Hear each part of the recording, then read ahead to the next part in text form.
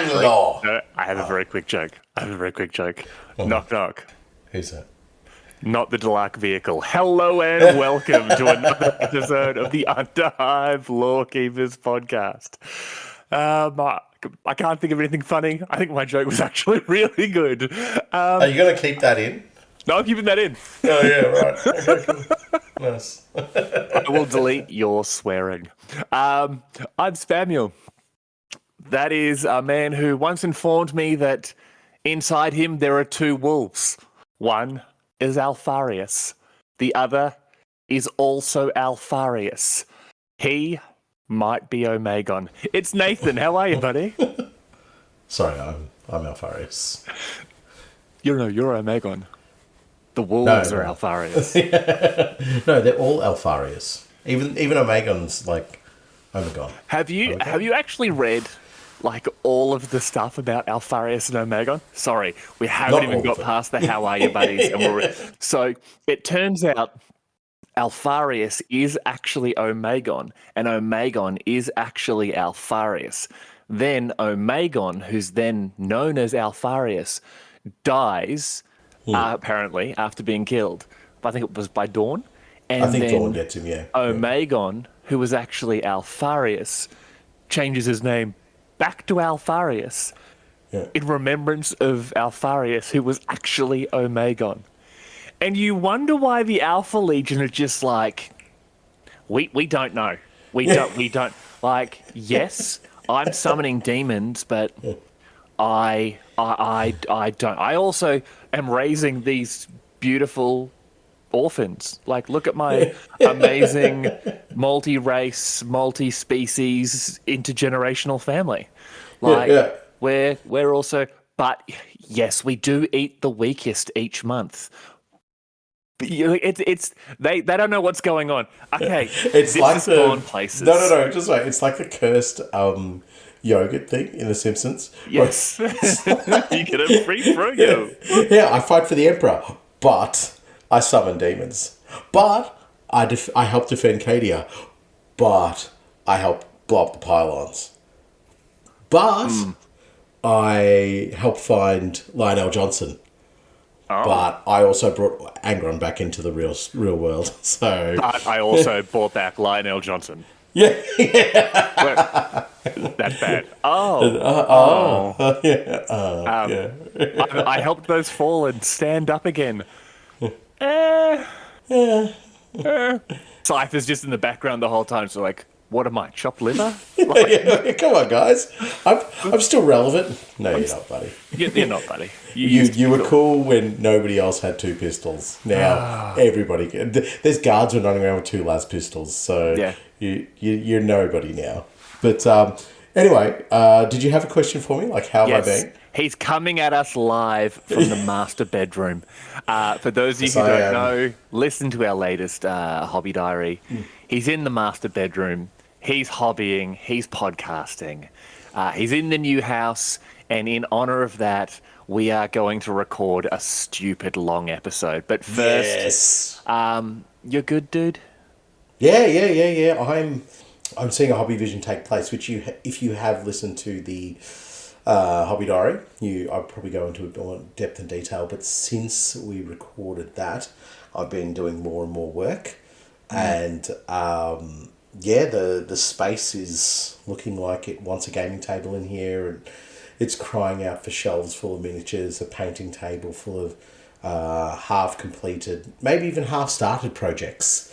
So just piles of sprue. I feel like I have a dream of doing a great cull of 30 odd years of miniatures. I want to say that I will get that cull done and reduce it down to, core elements of stuff that's still relevant to me. But I know me, and I have complete lack of faith in my ability to adhere to the cull. So that's one of my big hobby goals is to achieve a cull of things that I like. The never ever projects, like hundreds of dollars worth of miniatures, just sitting there, just going, oh yeah, that project, and just go, it's a never ever project. It's never happening, bud. No, not in Yeah. this line. Not in this lifetime. Probably not. If I had another lifetime, probably not in that either, because I would be red ballooned onto another project far too easily. So, but yeah, I'm in the master bedroom, within walking distance of a toilet, which is probably normal in any house, but I'm saying I can see it from where I'm sitting, which is fantastic. Yeah. I've got my shower. I've got my kitchen right next to me. I am in podcast/hobby heaven. Now, if you do see any more visions, please stop using rattle cans inside the house. Open a window, for the love of God. And if you do start culling, maybe start with the Valhallans. Most metal miniatures do nothing but weigh you down. You're damn right. You want them all, yeah? I do. Yeah. You add them to your terrain collection, which somehow you got from me as well. Yeah, I actually should have. I helped you move house. I really should have brought your terrain with me. You should have, yes. The latest box, that first box, I'd never had my hands You're on. a liar. Now, for those of you who are not aware, we are also running our hobby competition, our listener law for our birthday, and I've come up with another ridiculous name for it. Because I remember it used to be the Ginormagantuan Hyper Megasode, but this latest one, because it's now the third episode of sort of our birthday or our third birthday, we have changed it to. Okay, and I need to prepare myself for this. Ginormagantuan Hyper Megasodiversary third birthday listener lore episode Megascope larger than life audiographic spectacular. That's something. Most of those words are made up. I'm really happy you even if you dedicated no time to it, I'm really happy that you dedicated time to that, because it was it's very catchy. Like you just That was an entire workday. It was literally, I had my apprentices doing my work for me. Yeah. It took me an entire workday to come up with that. Yep. No, that's Worth that it. makes sense. Worth every set. Not according to my boss, who follows us on Instagram, and Shout out to yet another lazy electrician. Yep. yes, yeah, no, he's a plumber. Boo. Yep. But you have until, I think I said the 28th of August, and then we'll start recording that last weekend. So get in there. The theme is action. We want an action scene based on Necromunda. We want something fun, something light-hearted, but with also gunshots, grenades, maybe someone getting their face burnt off. We aren't here to critique you until we actually read them. So then we will critique you. So yes, I want burning faces. So I thought about this in the last week, about how to define it, and this is what we want is what we get out of Necromunda when we play a game. So, when you're playing Necromunda as an actual, you've got an opponent against you and you're rolling dice and you're shooting stuff. That's the moment we're looking at. It's not all the lore and the background and all. Like, obviously that still matters and it counts and so forth. But this is the dice rolling part of the story. This is where, bullets are bouncing off things and, plasma guns are blowing up and ammo rolls are being failed and so forth, depending on which version of the rules you're using.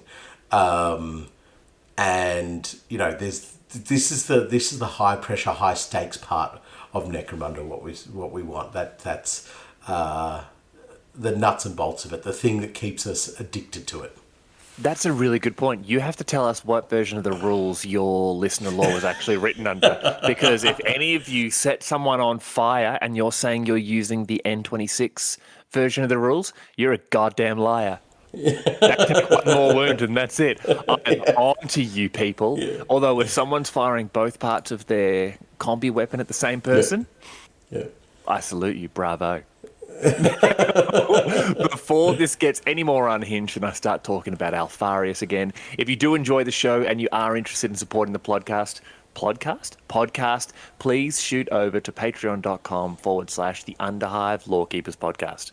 We are 100% funded by the goodwill of our audience, though we do this for the love of our hobby. Each month we have a Patreon exclusive episode, as well as competitions, polls on episodes, and other bonus content. If you are looking for another way to support us, get onto our social media, Instagram, Facebook, YouTube. A like, comment, and subscribe helps us grow and gets our particular brand of lore out to the world. All of our links will be in the show notes, and don't forget to give us a 5-star review on your preferred podcast platform.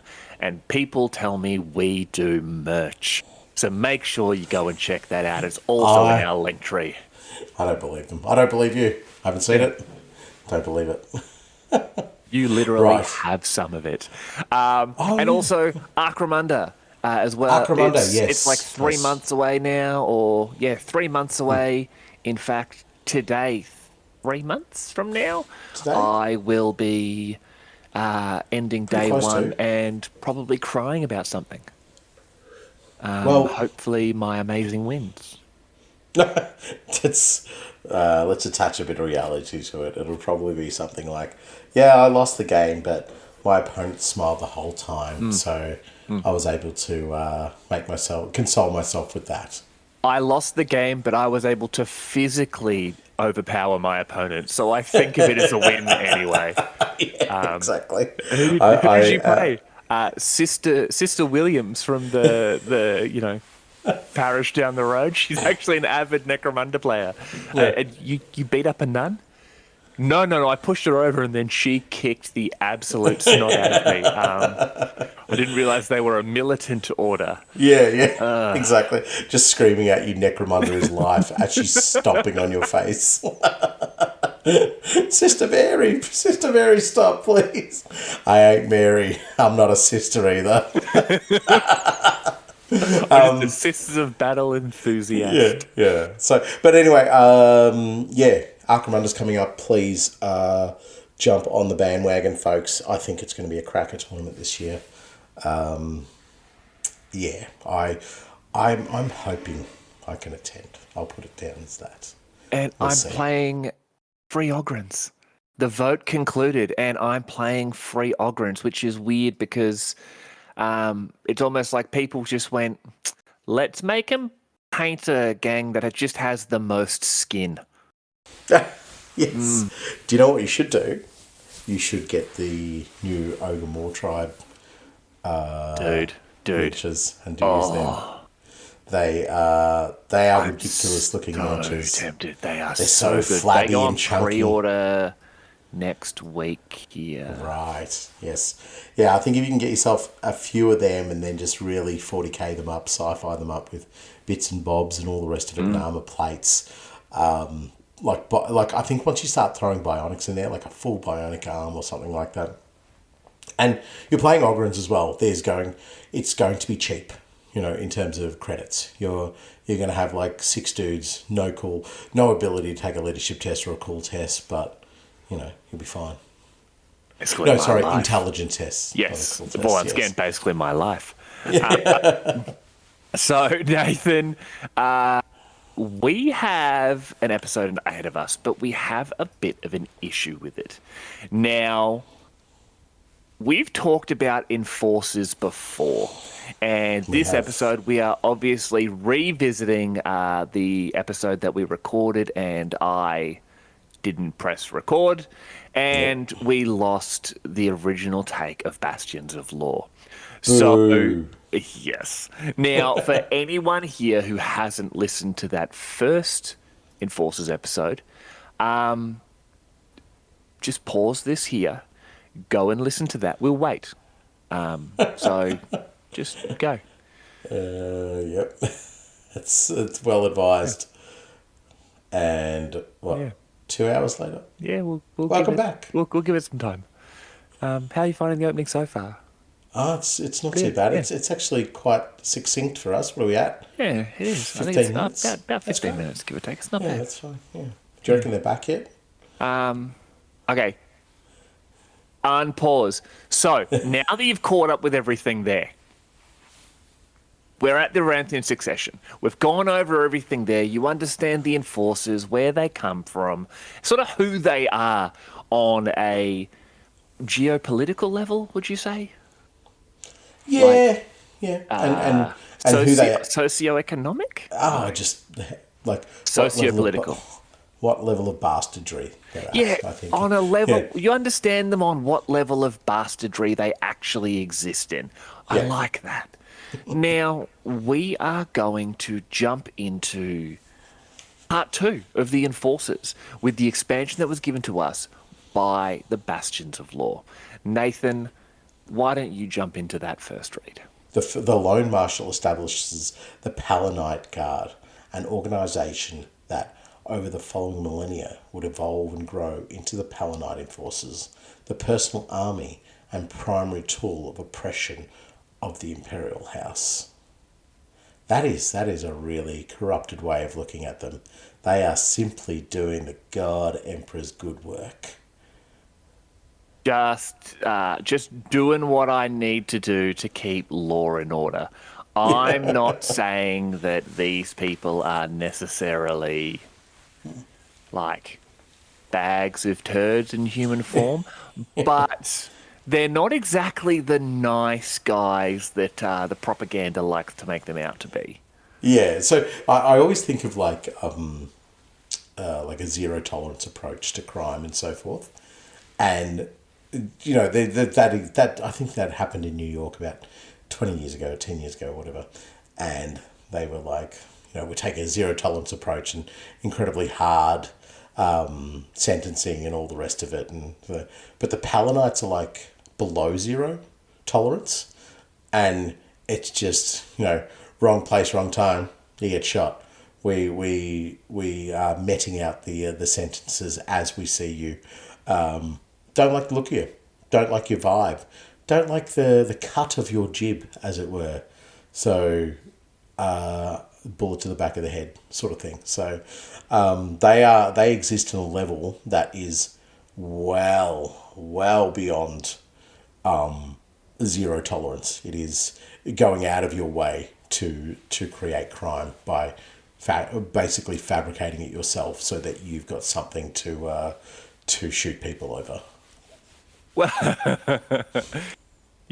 yes. In fact, one of the reads we had from back in episode 1, which all of our listeners would have just re-listened to, Legend among the criminal cabals and academy classes of Hive Primus tell a tale of the Lone Marshal, the first Palanite enforcer. In the time the term marshal would have been adopted by independent elements of the enforcers, used to designate the leaders of outland precincts, where the law meets the lawlessness at the edge of Helmor's control.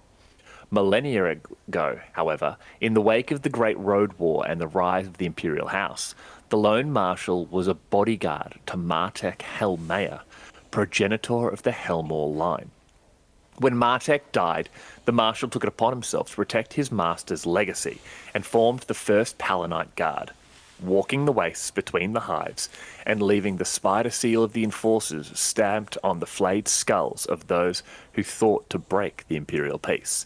What became of the Lone Marshal is unknown, though some stories have it that ancient but unbroken, the Marshal sealed himself in a stasis casket against the time where Martek's descendants might call upon his skills once more. So they basically just turned around and were like, all right, here's my plan. We are going to be a traveling group of troubadours, except troubadour, is a troubadour like an entertainer? Yeah. Troubadours and minstrels, yet our songs are going to be the screams of our victims, and our entertainment is going to be the screams of our victims, and we're going to start screaming about the law. Are you with me? And no one answered straight away, so he punched a bunch of them in the head, and then they were all down with it. Like, they literally are just... they're travelling lawmen. The Lone Marshal... I can imagine just them saying, "Look at the crowd dancing for us." No, you're just continuously shooting them with a heavy stubber, and the bodies are just jigging about from the impacts of it. Yes. No, that's dancing. It's dancing. It's dancing, or you're dancing next. Okay, yeah, it's dancing. Absolutely, Mr. Troubadour. Yeah, so much dancing. But yeah, it does really sort of cover a bunch of the the reads sort of over it all, the next couple of posts. So, for example, the next one here, the Lone Marshal. In the midst of the Great Road War, while Martek Halmaya fights to bring Necromunda under his personal control, a mysterious figure known only as the Lone Marshal dedicates himself to protect Martek's life, to repay a great debt owed to the warlord. This could literally be something as simple as, I have stomped your gang into submission, but because you fought real well, or you were willing to face me and not sort of shy away from the risk of being defeated, I'm just going to let you live. You can survive for another day, and you know what? You can just keep me alive. He's a bodyguard, not necessarily an indentured servant, but my gift to you is life, so your gift to me will be protection. Yeah, It could be something as simple as that. I think so, and it's one of those moments in forever moments that we have with Necromundan lore, is that we're not necessarily given too much more detail, other than the fact that, you know, this the crux of what we're trying to talk about is that the Lone Marshal defends Martek. You know, that's the basis of it, and where it derives from that, I guess, it allows the Palanite enforcers in later periods to then create some sort of a lore or fantasy or, you know, tale as to what exactly Martek did for the Lone Marshal. So, yeah. And that in a way allows the Palanites to then create things that they can lean on to inspire their current batch or their current crew or whatever. So I think, you know, especially within the breadth of the Imperium, when you talk about saints and martyrs and all the rest of it, a lot of those stories over time, over millennia, over centuries, whatever, begin to get manipulated and changed on the basis of what's required to motivate the guardsman or motivate the PDF and whatsoever. So I think the story of the Lone Marshal will change and modify based on what's required to really drive forward the current batch of Palanites. But the key presence is that the Lone Marshal showed complete deference and loyalty to Martek, as we do as Palanites. We show that exact same loyalty to Helmor, and we see their loyalty in the Eranthian succession. It's like to the letter. Mostly. But but there's those who are getting stomped out. I think. Where is it? Where they close the gates. Basically, it's the entrance to the upper hives, and they're fighting their way back there, and they're just, you know, they're getting hammered, but they're still doing it because of that sense of loyalty and that sense of commitment to the Imperial House.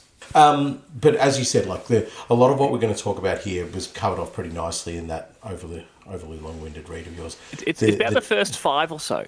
The first five or so, honestly, are really just about the Lone Marshal.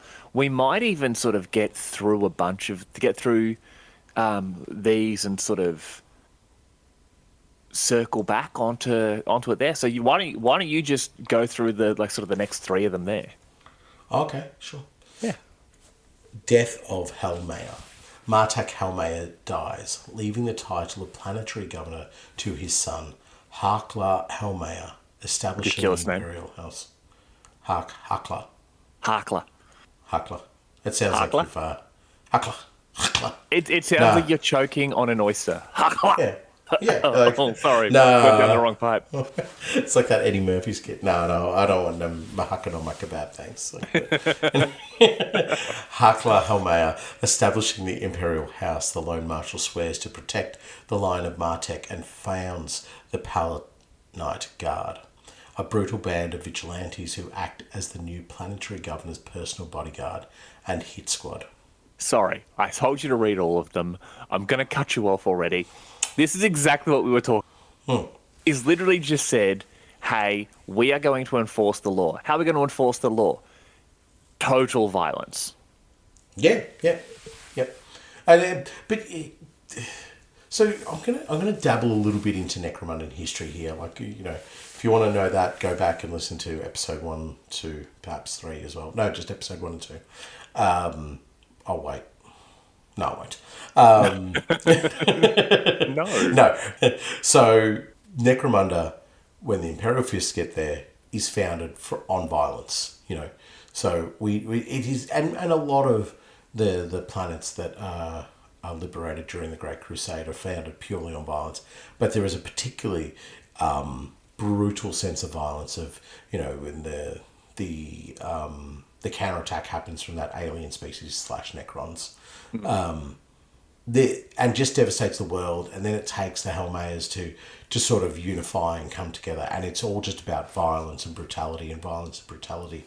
So these vigilante squads, all they've ever known is violence and brutality, and they know that those that they need to control understand violence and brutality, and any sort of negotiation that looks peaceful is more about saying, I'm not going to bring upon you violence and brutality if you do what I say. Yes. But otherwise, I'm bringing to you violence and brutality. So the Palanite Guard, I think in the early days, is akin to like just rounding up soldiers and warriors and what was left from the unification of Necromunda, and saying, just go stomp heads, and here's a badge that's going to allow you to do it. So the descriptions of brutal band of vigilantes totally make sense. Like, I think there would be, even at that time, members who would be calling themselves Palanites, who certainly are not. They would have found themselves going, those guys are up to no good, and nobody seems to bother them because they've all got semi-standardized weaponry, and they're claiming that they're fighting for Hakla Martek. Helmaya, sorry. Helmaya. So I'm just going to start doing the same. So for me, I think there's a really good arc in here of looking at vigilante groups in the early days of, the Hakla Helmaya's establishing of the Imperial House.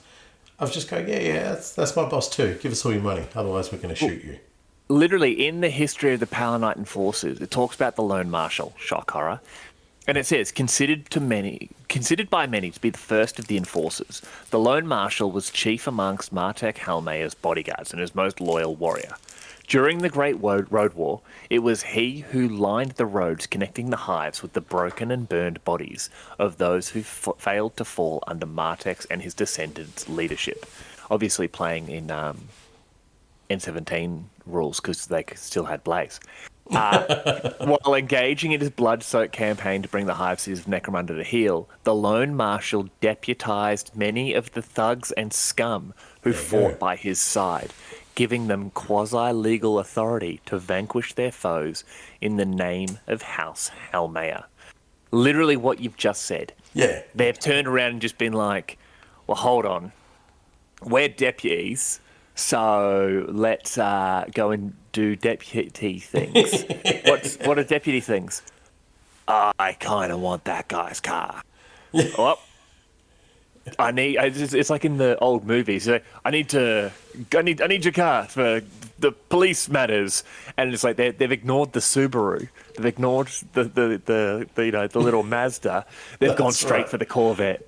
Yeah. What's it called? What would they say? I'm commandeering. I'm commandeering your vehicle. And you can imagine something, they pull a stubber so the enforcers annihilate this poor guy. They're like, yep, I'm taking this. Just Yeah.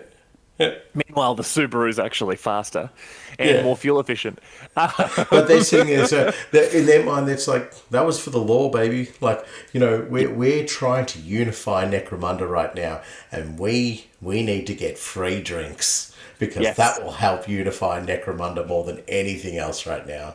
So let us go to, they wouldn't even be lucky 7s now, they'd be like unlucky 13s or something. Yes. Let's go to an unlucky 13 and just drain it of anything that resembles alcohol in the name of unification. Perfect. And they're just patting each other on the back, just like, yeah, man, yeah, this is the best thing ever.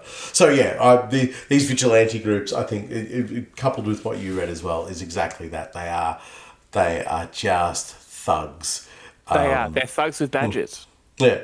It sort of reminds me, and I'm not going to hold on this too long, but it's kind of like when the Emperor was unifying Terra and just going, Techno-Barbarian, I'll smash you into the dirt. Okay, now, you're on my side.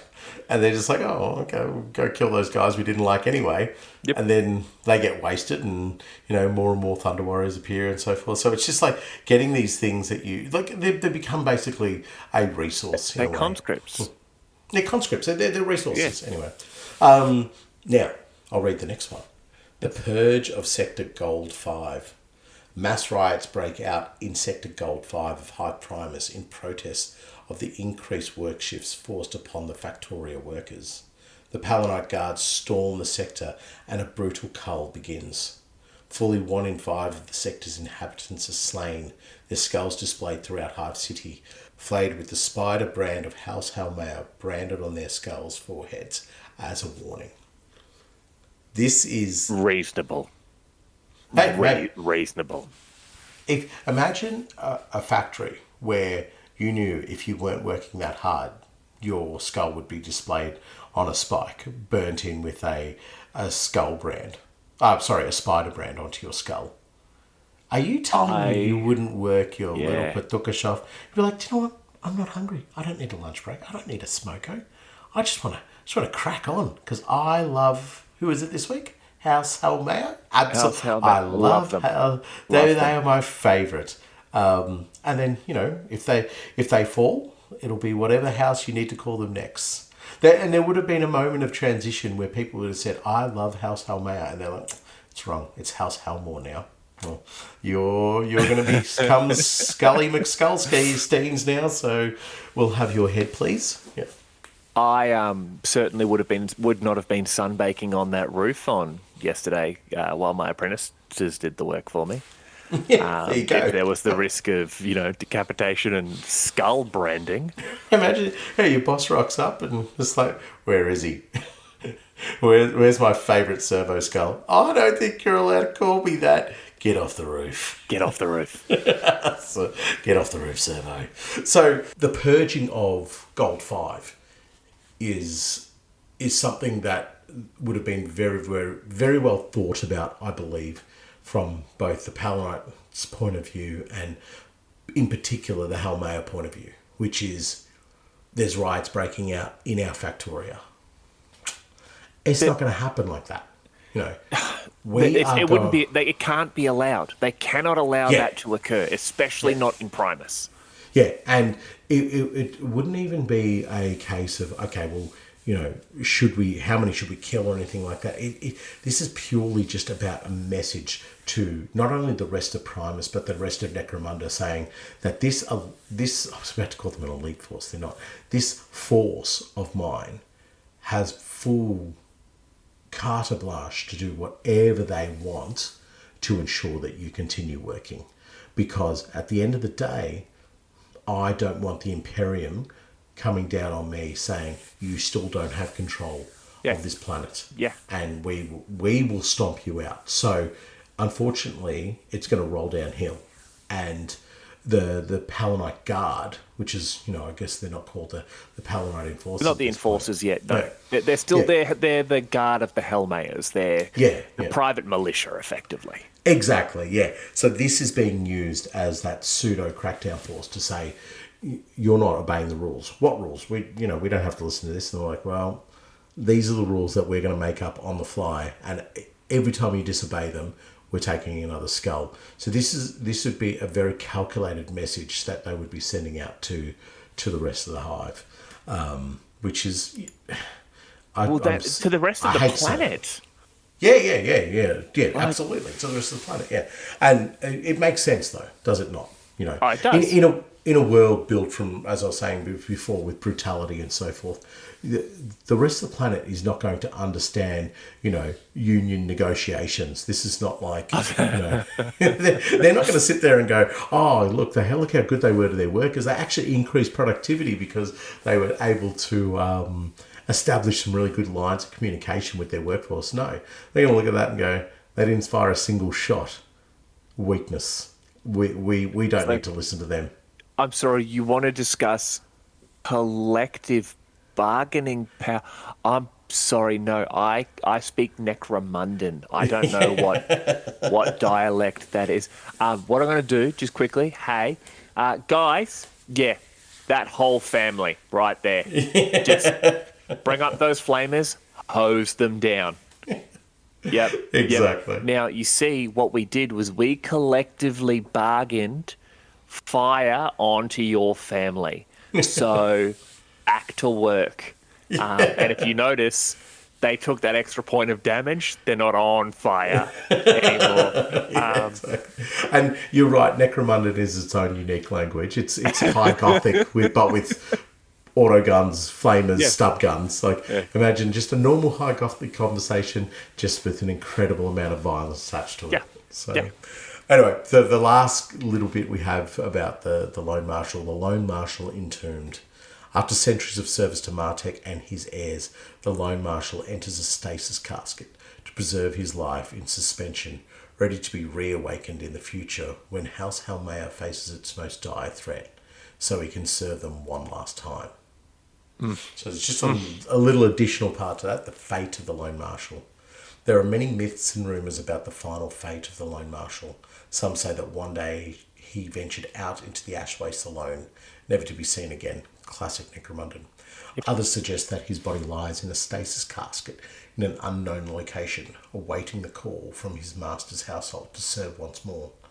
Others whisper that his body and its protective capsule were lost in the halls of Hive Secundus and now lies buried deep beneath the earth. I'm torn by this because, firstly, in the Book of Judgment, where the original read came from, it was suspected or it was rumoured. And the fate of the Lone Marshal does say there are many myths and rumours. Whereas this read almost confirms that, firstly, he's been alive for centuries. Now, for a servant to receive Juvenat treatment of that degree is unheard of. He's a man of iron, obviously, but go on. He's not a man of iron. No, I know. Oh, God, no. Imagine if he... No. I'm not going down this rabbit hole. No, we can't. It could be an Oranthian. Who knows? You will not bait me, sir. Imagine he's an Oranthian. That would make total sense. No, he's an actual Thunder Warrior. No, but yes. for a servant to be given that amount of life outside of members of the Administratum or the Inquisition and that sort of thing is amazing. But this almost says no. He's had centuries of service to Martek and L'chaim and whatever the rest of their names were, and he's gotten there and he's like, all right, good. I'm at a point now where everything is okay. Things have almost settled slightly. So what I'm going to do, I'm going to finally have some sleep because let me tell you, I'm tired. I'm going to climb into this. He doesn't realize it's a stasis casket, which means he's not actually sleeping. He's going to wake up or be reawakened and still be very tired because it freezes time. Because he's just going to do a fry. Yeah, he's not getting that REM sleep. But he's going to wake up so angry. Yeah, he's going to wake up so angry. Oh my God, he's Ozzy No, but this to me says it's confirmed that he's gone into the stasis casket. But the thing that is rumoured is the location of the casket. Obviously, he didn't walk out into the waste never to be seen again. No, he's too cool for that. So we know it's an unknown location waiting for a call from his master's household. This could be literally a button in Ronti's desk. I would love that. Basically, he hits it and this coffin just drops from the ceiling, opens up, and the world's most pissed off enforcer climbs out. But others whisper that his body and its protective capsule were lost in the fall of Hive Secundus and now lies buried deep beneath the earth. I would love for him to have been put in stasis in like this super high protected facility inside Secundus that not even the hive mind's gotten into, and for him to wake up and basically it's he's Doom Guy coming out of Yes. like the game Doom, where he's basically starts with just a chainsaw and a pistol, and by the end of it he's just like Imperial fisting Malstrains, just like that would be phenomenal. I have a bone to pick with the Lone Marshal, though, in that ready to be awakened in the future when House Helmaya faces its most dire threat. Yep. So are we saying the Aranthian succession was not enough? That Gerontius getting turned into a holy delicacy? A pink cushion, a block of switch seeds, and the Lone Marshal's gone, nah, that's, you guys will be alright. You'll sort it. Yeah, nobody hit the button. Nobody hit the button. You will be fine. Or I like to think that he rose up and said, I'm here to defend House Helmaya. And they went, oh no, sorry, it's Helmore now. And he's just gone, well, that's... my service is ended, and vanishes like the ghosts from Lord of the Rings. Just like, I can rest. And just... no, that's a technicality. It's a technicality. I mean, okay, I guess. Like, it's just a name change. It's no, it's still the same blood. No. It's just I'm checking out. See you later. And they go back and they're like, I wonder what he's up to now. And it flashes past. He's on like some paradise planet. He's still got the boots on and the helmet, but he's in like board shorts. He's got incredible like pale skin because he's never actually had a tan, and he's just got like the aviators on. He's just, excuse me, waiter. I would like another pina colada. Thank you. And they're like, he's just so lovely. It's like... I agree wholeheartedly. You got one detail wrong, though. It's not board shorts. It's definitely a mankini. He would have seen that and he would have just gone, I've never had that freedom in my life. I need to let the boys free, if you know what I mean. The patrol needs to be out of patrol. I'm probably going to cut this. But, hey, excuse me.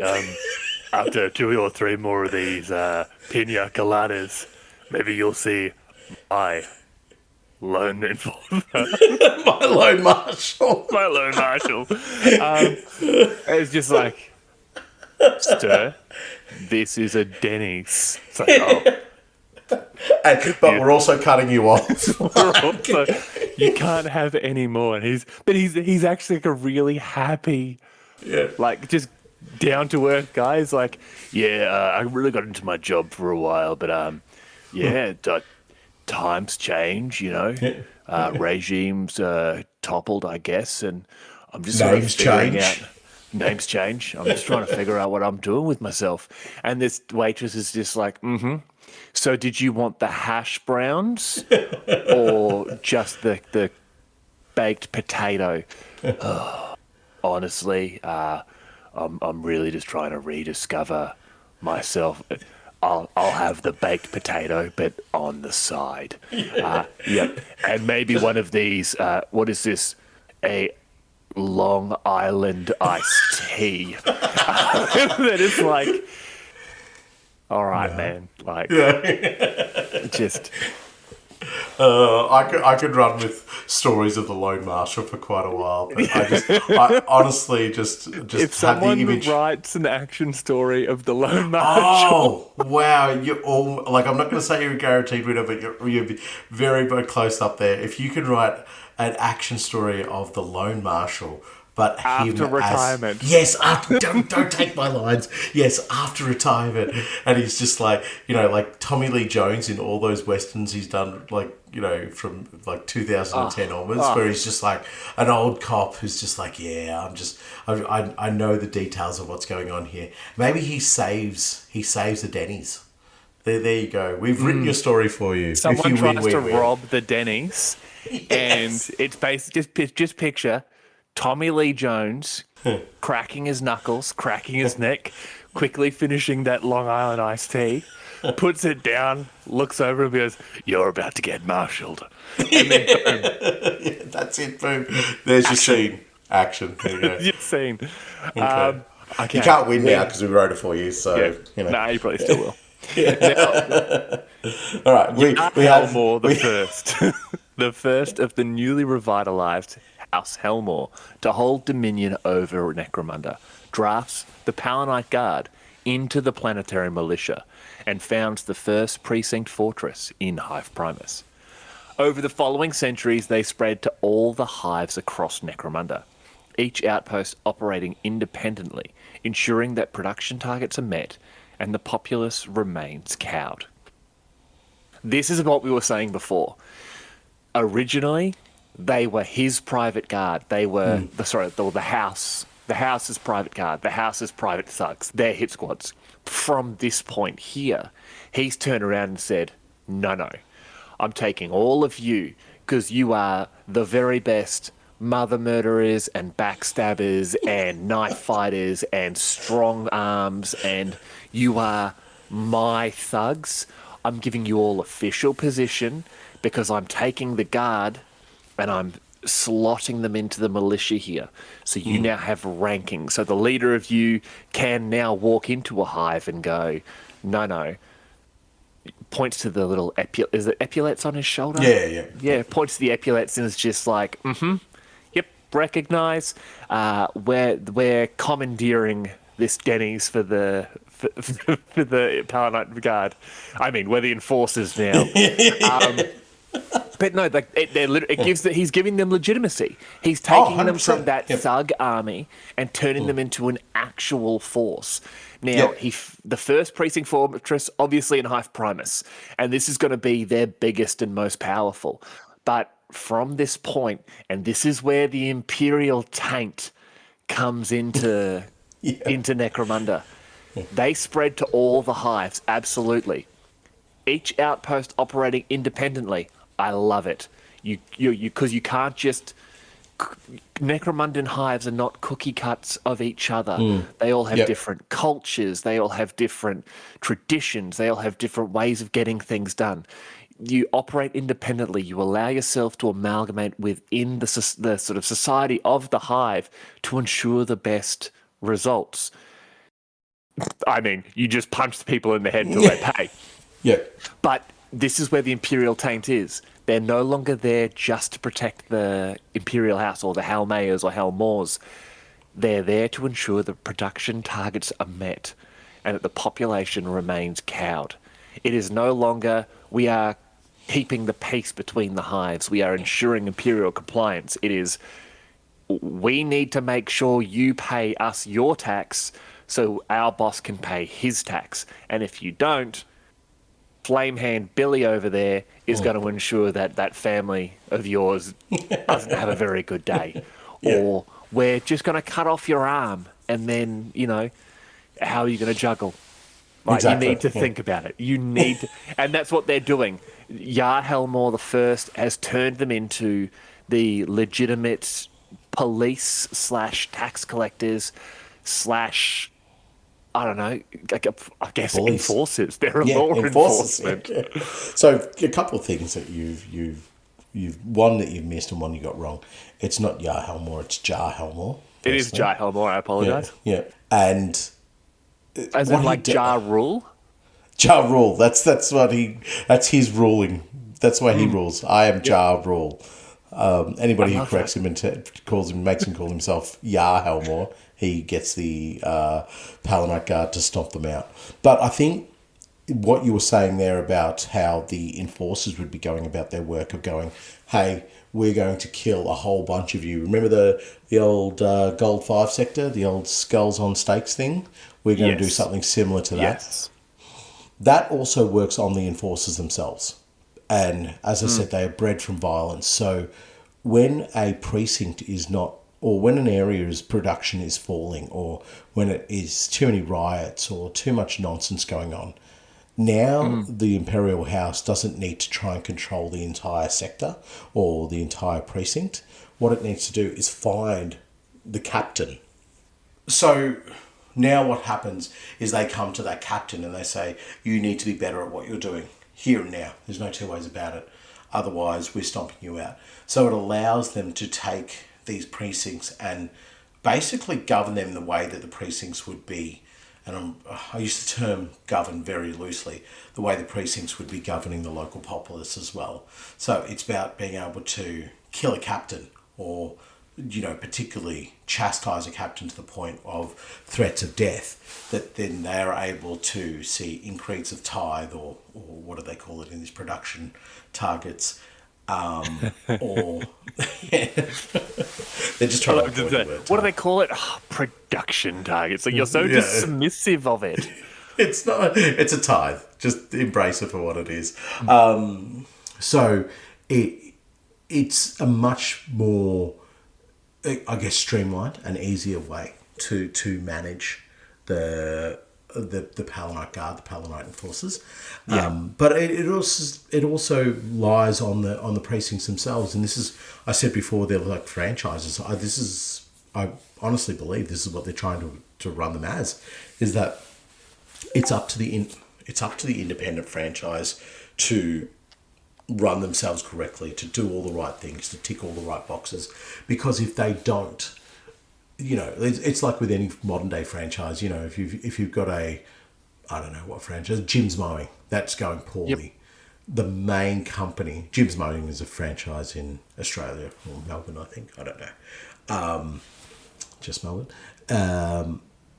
Now, if that Jim's Mowing franchise is letting down the whole brand name, then they get a word from the higher up saying, excuse me, what are you doing? And that's what would be happening with these precincts as well. If their precinct is particularly unruly, particularly unproductive, or just probably not corrupt enough, not bringing in enough sort of residual coin from bribes and other nefarious means, they are going to get a questioning from that militia leader that you were talking about before, who's saying, what is going on? Why am I not getting my cut? And so it becomes, the onus gets put onto the captains and everybody else below them to really turn the screw on the populace. And that's, this is the beginnings of the foundations of why the Palanites are hated so much across Necromunda. I also think you've raised a really good point there. By removing almost all connection to the different precinct houses themselves, except that of the central authority, like exactly what you said, if allowing them to operate independently, you're able to then turn around and go, well, if one cell becomes cancerous, we can excise that from the body entirely. We can wipe them out. There's no true connection beyond reports up the pyramid. So they get taken out. We can then put a whole new crew in there. Yep. We go, bang, we transplant fresh meat, and all of a sudden it's all gravy. We are good from there. I really like that idea. Yeah. Yeah, and I think it would work exactly what you're saying there. Just like pull it out, plug it with a new one. So But I'll go on to our next read, which is Suppression of the Dark Orb. Once again, independent of the planetary militia and now their own distinct force, the newly formed Palanite enforcers face their first major test. With the rogue planet Somnus' proximity to Necromunda causing many within the hives to believe the end times are coming, the enforcers are mobilised en masse to maintain order. After Somnus has moved on, it is revealed that they have been largely successful. Although population casualties were high, very little damage has been inflicted upon the great machines and Factoria. and thus production is able to be resumed with little additional expenditure. So, but that's what they're there for. Like, it sounds brutal to us. Like, I can say I'm probably not a Palanite fan because they are too corrupt. But at the end of the day, they're ticking the box for the Imperium. They're supplying the lasgun power packs to some Astra Militarum force on the other side of the galaxy. You know, they're doing their part. And so this is where we're talking about the independence. This is where it becomes something different. So the Palanite enforcers now are facing a collective threat because of Somnus and the proximity of basically it's moon madness is what Somnus does. Yes, is what Somnus does to Necromunda. But because you have that central authority, your now satellites, your franchisees, can all be mobilised and pointing in the right direction. You have the advantage of being able to pluck out little cancerous precincts and removing them without affecting the rest of the precincts, even in probably local proximity. But when you have a greater overarching threat, you are then able to mobilise this because it's all linked to a central authority.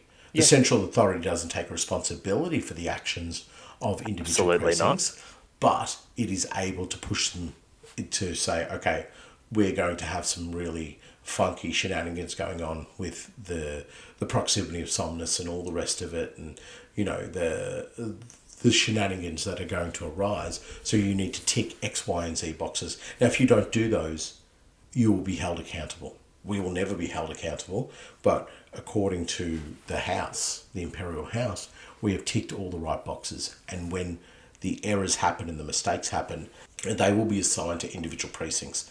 And guess what we're going to do? The same thing we used to do. Cut out that one little cancerous precinct, see you later, and just bang in a new cohort or cadre of individuals.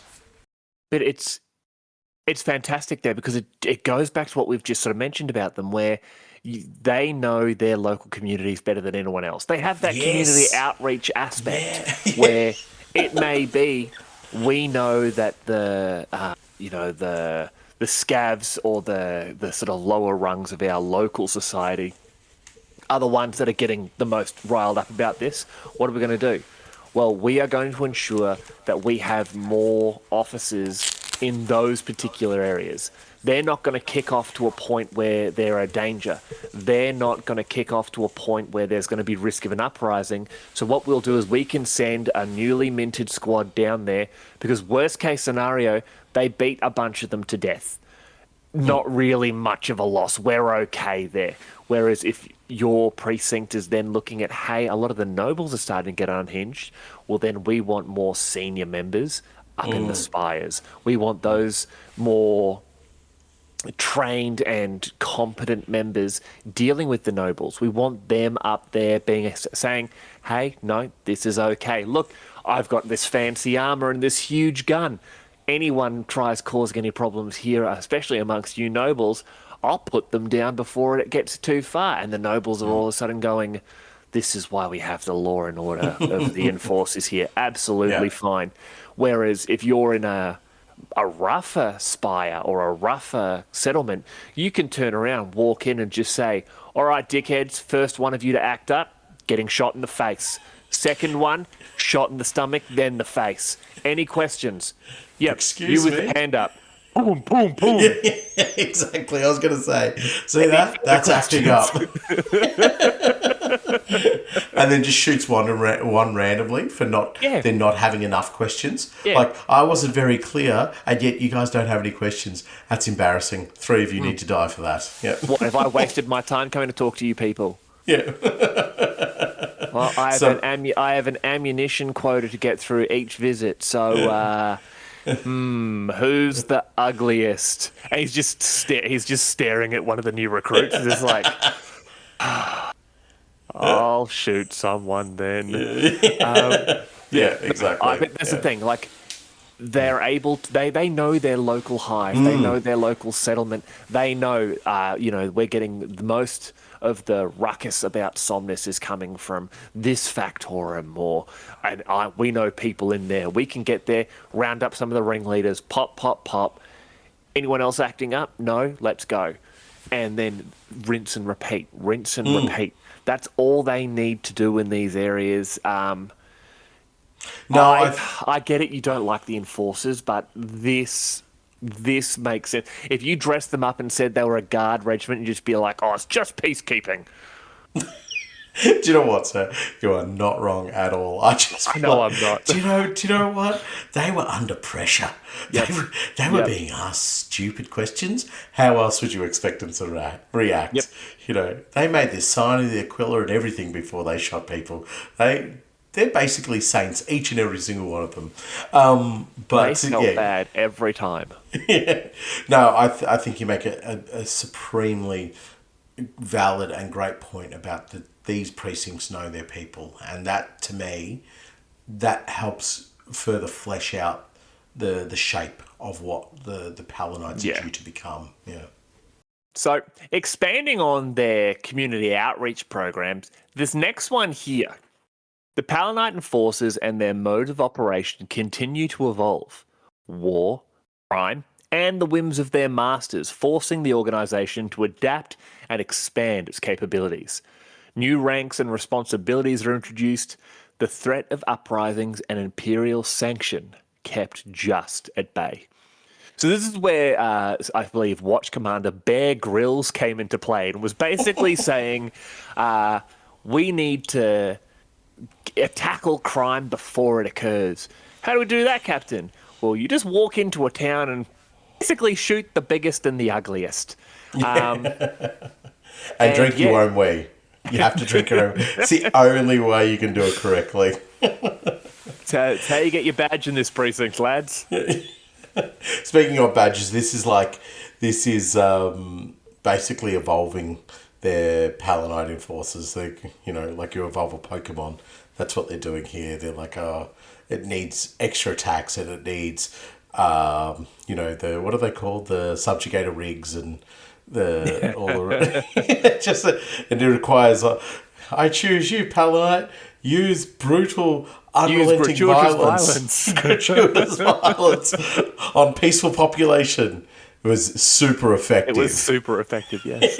I love that. So, but I think this is a cool part of the Palanite enforcers. This is something that, again, probably doesn't get much more than what we're going to see written about it here.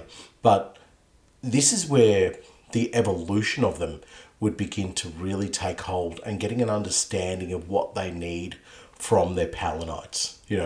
I think in terms of what we see on the tabletop of the Palanite enforcers, I believe that, to me personally, that's just a drop in the ocean of what the true capabilities of the Palanite enforcers could or should be. Yes. I can imagine them having some serious equipment behind them, but would completely throw off and unbalance the game if they were to rock up with, modified chimeras and Lehman Russes and things that are commonplace within guard regiments, and being then, I wouldn't say necessarily scaled back because I can't see them doing that, but being modified and adjusted to the specific needs and requirements of the Palanites. So I think with the Palanites structuring of what we're talking about and organisation, this is a moment where I think there would be loads of trial and error. Can we get units that are highly specialised, that are almost like SWAT teams? Can we get units that are dedicated to just heavy duty work? Can we begin to gear up and equip ourselves in a way that is going to manage specific factions within our particular hive? So if you're up against a lot of Goliath, do we make sure they have X amount of weaponry, X amount of training? Or do we make specialist units that are going to be able to go toe-to-toe with House Goliath, because they are the ones who we're going to see on the streets more than anything else? We're not necessarily going to always be fighting them, but when we're always fighting Goliath. You know what I mean? So I think a lot of that would come back down to what we said before, where they know their local communities. So when they're saying we need X number of men or we need X type of equipment, they're going to be saying, because we keep going up against Goliath, for example, and they're big and they're tough, but they're slow. So we want people who are quick. We want snipers. We want etc. etc. Like we want specialist troopers or equipment, or we have a lot of cultist activity here. So we want maybe representatives from the ecclesiarchy, or we want people who are trained in finding this sort of stuff. That's really sort of the aspect there. And I'm going to give it back to you because I'm about to sort of go on a tangent here. But finish your tangent first. Yeah. So what I was going to say is the trial and error period during this wars and upheaval point for the Paladin forces now at this stage would be, I think it'd be such a wonderful area to explore. There would be units that would have been formed and maybe even had a little bit of a career that eventually led to a dead end because they were not something that was either sustainable within Necromunda, whether it be from a supply issue or whether it be from, a manpower issue or whatever the case might be. But they lead to these dead ends. And that is something that I think, you could really brainstorm and take to a whole nother level. Just straight off the top of my head, Paladin forces with sentinels, Paladin forces with some sort of Escher cutter. They've seen the tech, they've commandeered it. They've left the Subaru behind. They said we want the cutter instead, and they begin to train themselves up to use this. And they go, okay, is this a way we can take on the other Escher cutters that are out there? Paladin forces that are particularly focused on taking down Ashwaste nomads. So, having to fight them on their own terms. Otherwise, it's a no-win situation. Yeah. So they begin to break and shift the rules so much about how they engage that's where their dead end comes, because they get so far down the path that they get reprimanded and sanctioned, and that entire force then just gets outlawed or killed off or booted off into the waste, never to be seen again. Yep. And this is something that I think would just be so much fun to look at, is what kind of different enforcer could you have? And you got to think, this is with the full backing of the Imperial House, so there is no tightening of the purse strings or anything at this point. This is, mate, you've got an idea of how to make our force better, and then we want to try and standardise that across all precincts. Here's some money. Here's some objectives. Go for it. Now, if you screw it up, you're probably going to be a head on a spike or a skull on a spike. But there is the great opportunity to create something that will be like the subjugators you take, for example. They would have started off as an idea of, we need something heavier to take on what we're encountering on the streets of Necromunda. And there would have been multiple different facets of subjugator turn up. And, there could have been heavier weaponry, not just big bulky shields or something like that. Or it could have been exoskeleton suits that just weren't able to maintain the technology. Or it could have been enlisting Ogrins to, can we use these as dogs on a leash within our Paladin forces? All these different facets that eventually whittled its way down into the modern day subjugator that we see. Firstly, gang idea. A single guy, actually a single Juve, I'm thinking no older than about 16, trying to take half a dozen Ogrins on walkies, and they're all got long chain leashes, and they are charging after someone, and she is just being dragged and screaming the whole time. She's just someone please stop them. That's the whole. In fact, that's my Necromunda gang. I'm just gonna build 6 Ogryn, all completely nude, bar loincloths and collars and leashes, and just have them dragging an Orlock Juve. It's actually perfect. Done. Yep. But touching on what you were saying, this is 100% the way I see it. And what you're saying about them saying, hey, we need this sort of equipment, that sort of equipment. Necromunda is a planet that makes a lot of this stuff. Yeah. And it actually goes back to the way that the isolated precincts were managing themselves and running themselves. Like, it's even backed up in the actual Bastions of Law book. So it talks about here the first enforcers, how they were basically sent to these hives, established the precinct houses, and being left to run alone. These isolated precincts were left largely to their own devices, so long as industrial quotas were met. Officially reported crime levels did not exceed certain thresholds, and tithes destined for Hive Primus were paid promptly. For the most part, these newly branded enforcer precincts proved to be a resounding success as far as Hive Primus was concerned. Crime rates were down, manufacturing quotas were consistently on target, and tithes flowed from across the planet. However, far from the eyes of Hive Primus, bribes were collected in darkened alleyways, deals were struck between patrolman and ganger, and population centres found themselves under the heel of the enforcers. Your idea of enforcers with sentinels, you cannot tell me that if there is a factorum on Necromunda that is producing sentinels, that the enforcers haven't turned around and said, BT dubs, baby, your tide's gone up by 2. So you need to make 2 extra sentinels. And, but we don't have enough time. Well, that's fine, because we're taking these 2 now. You owe us 2 more. And if you don't, you haven't paid your tithe. Yeah. A week later, they're painted in the colours of the local patrol house, and you've got 2 enforcers doing patrol on them, at the shanties at the base of the hive. Like, exactly. It makes sense. And as far as Hive Primus is concerned, we don't give a damn. We got our tithe. Crime is down. Yep. Like, we're paying. We've sent the guard the number of sentinels we were supposed to send them.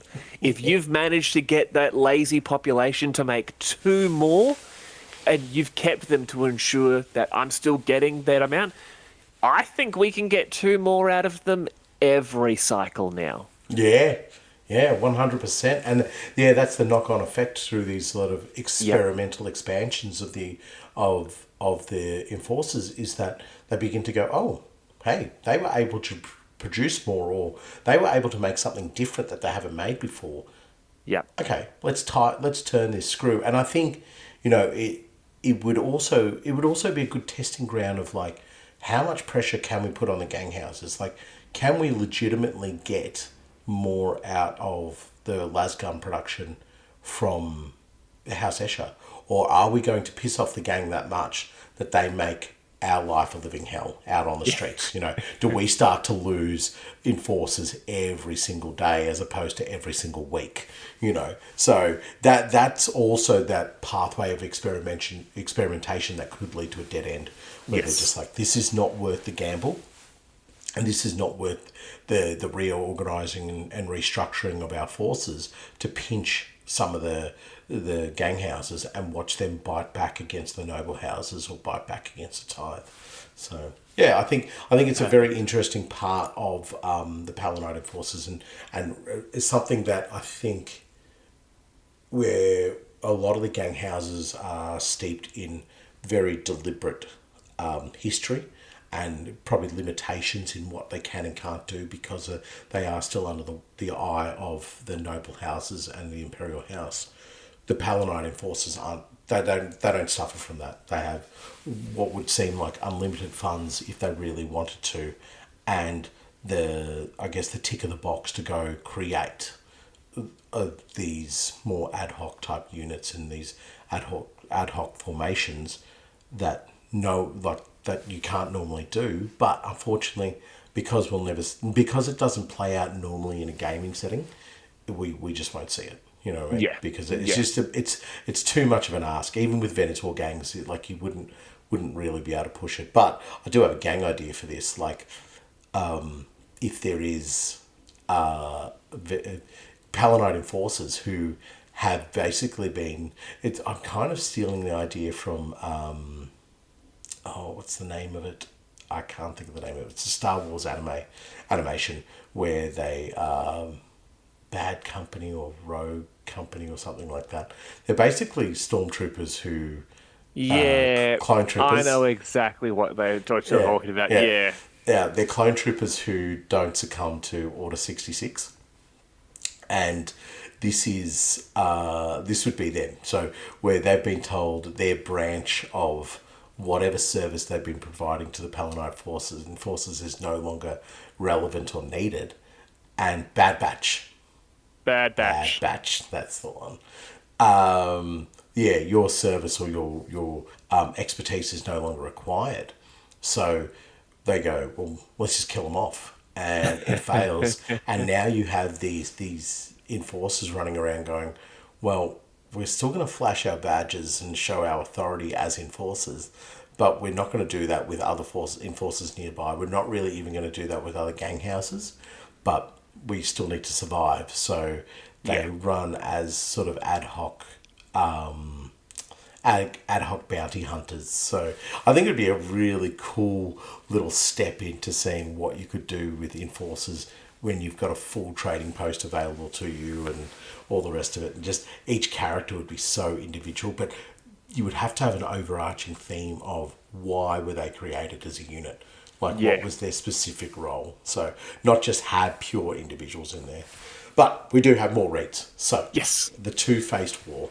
Lady Cinderac and Lord Gothril go to war. Vast portions of Primus and the Needles populace are mobilised in the century-long conflict, with enforcer battalions wielded like sledgehammers, clashing with others of their own kind in the vanguard of the assaults. In the aftermath, all surviving enforcers are made to swear fealty to Cinderac, with the rank of Lord Provost Marshal created to ensure obedience. So, Yeah. given our previous read, right, the when you begin, so you begin to change the organisation of the Palanite enforcers, and you begin to develop it a little bit more differently. That would step away from what we were talking about that centralised authority, where you have the man with the epaulets coming down to each precinct and able to stomp heads in. It begins to then go, okay, we're beginning to shape ourselves and modify ourselves in a way that we don't resemble other precincts. And I guess this is why you could have something like, precincts versus other precincts in this, because they would be loyal to their closest form of authority, not to that Yeah. centralized authority. But the idea of groups of enforcers smashing into other groups of enforcers, whew, mate, that's like heavy infantry versus heavy infantry Oh, in the it's a Necromunda scene. meat grinder. Oh, it just sounds so cool, man. But it's ironic in that and once again, it goes over this in the book, that it was the fact that they were all so individual that led to this conflict. So each precinct was left to govern its own affairs with no oversight, a decision which would have dire consequences. When the Two-Faced War started, the precincts were as split as the Imperial House, each one deciding for themselves which sibling to back. That there would be, I can imagine in some precincts, it would be the captain going, we are loyal to Lady Cinderac, or we are loyal to Lord Gothril. Anyone who disagrees, get out of my precinct. Or you can imagine Lady Cinderac sending supplies or reinforcements or weapons or just money or whatever, or the individuals in Cinderac City, basically those enforcers being told, do what you want. I don't care. Just be loyal to me.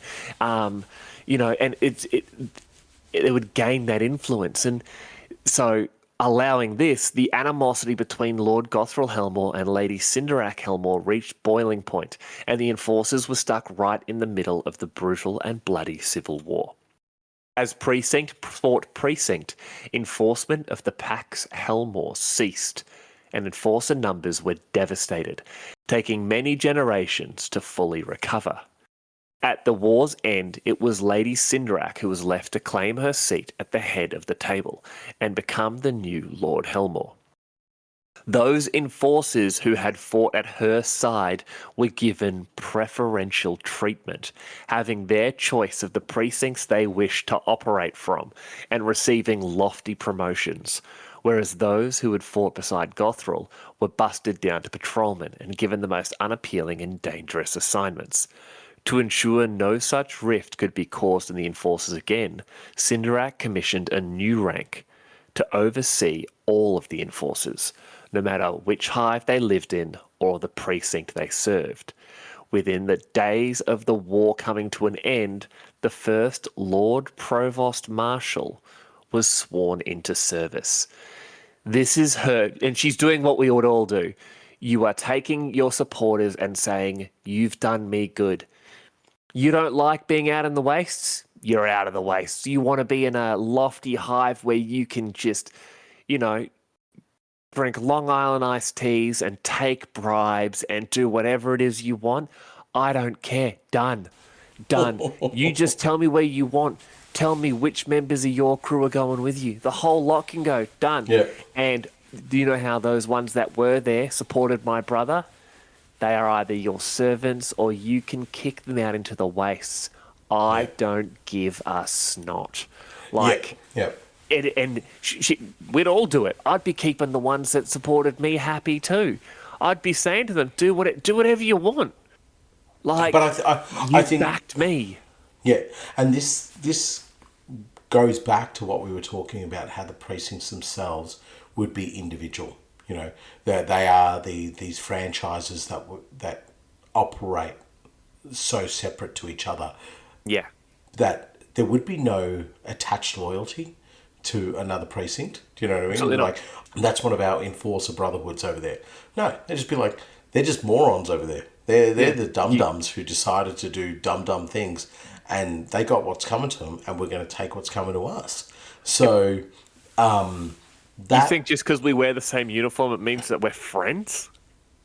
Yeah, exactly. Absolutely no attachment. Whereas I think it's a risky statement to make, but I'll make it. I think within the houses, there is still an attachment to we're a Vansar brotherhood. We definitely fight amongst each other. We definitely have different viewpoints, but collectively we are House Vansar. Whereas I think within the Palanite enforcers, especially until the Lord Provost Marshal is created, there would definitely be a sense of you mind yours and we'll mind ours. But if you get into trouble, we might come and help you because we're being ordered to, or because it's better for us. But in the moment where we have to go toe to toe with each other, I got no problems gunning you down.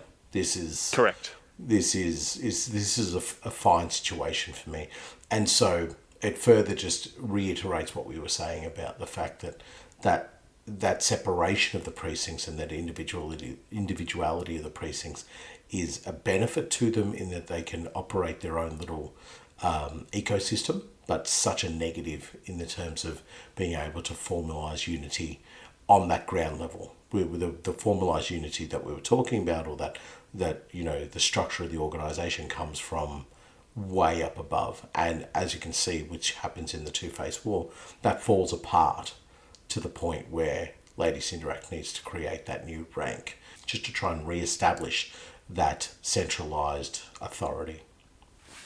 But she's basically created the commissariat for the enforcers. You've got 100%.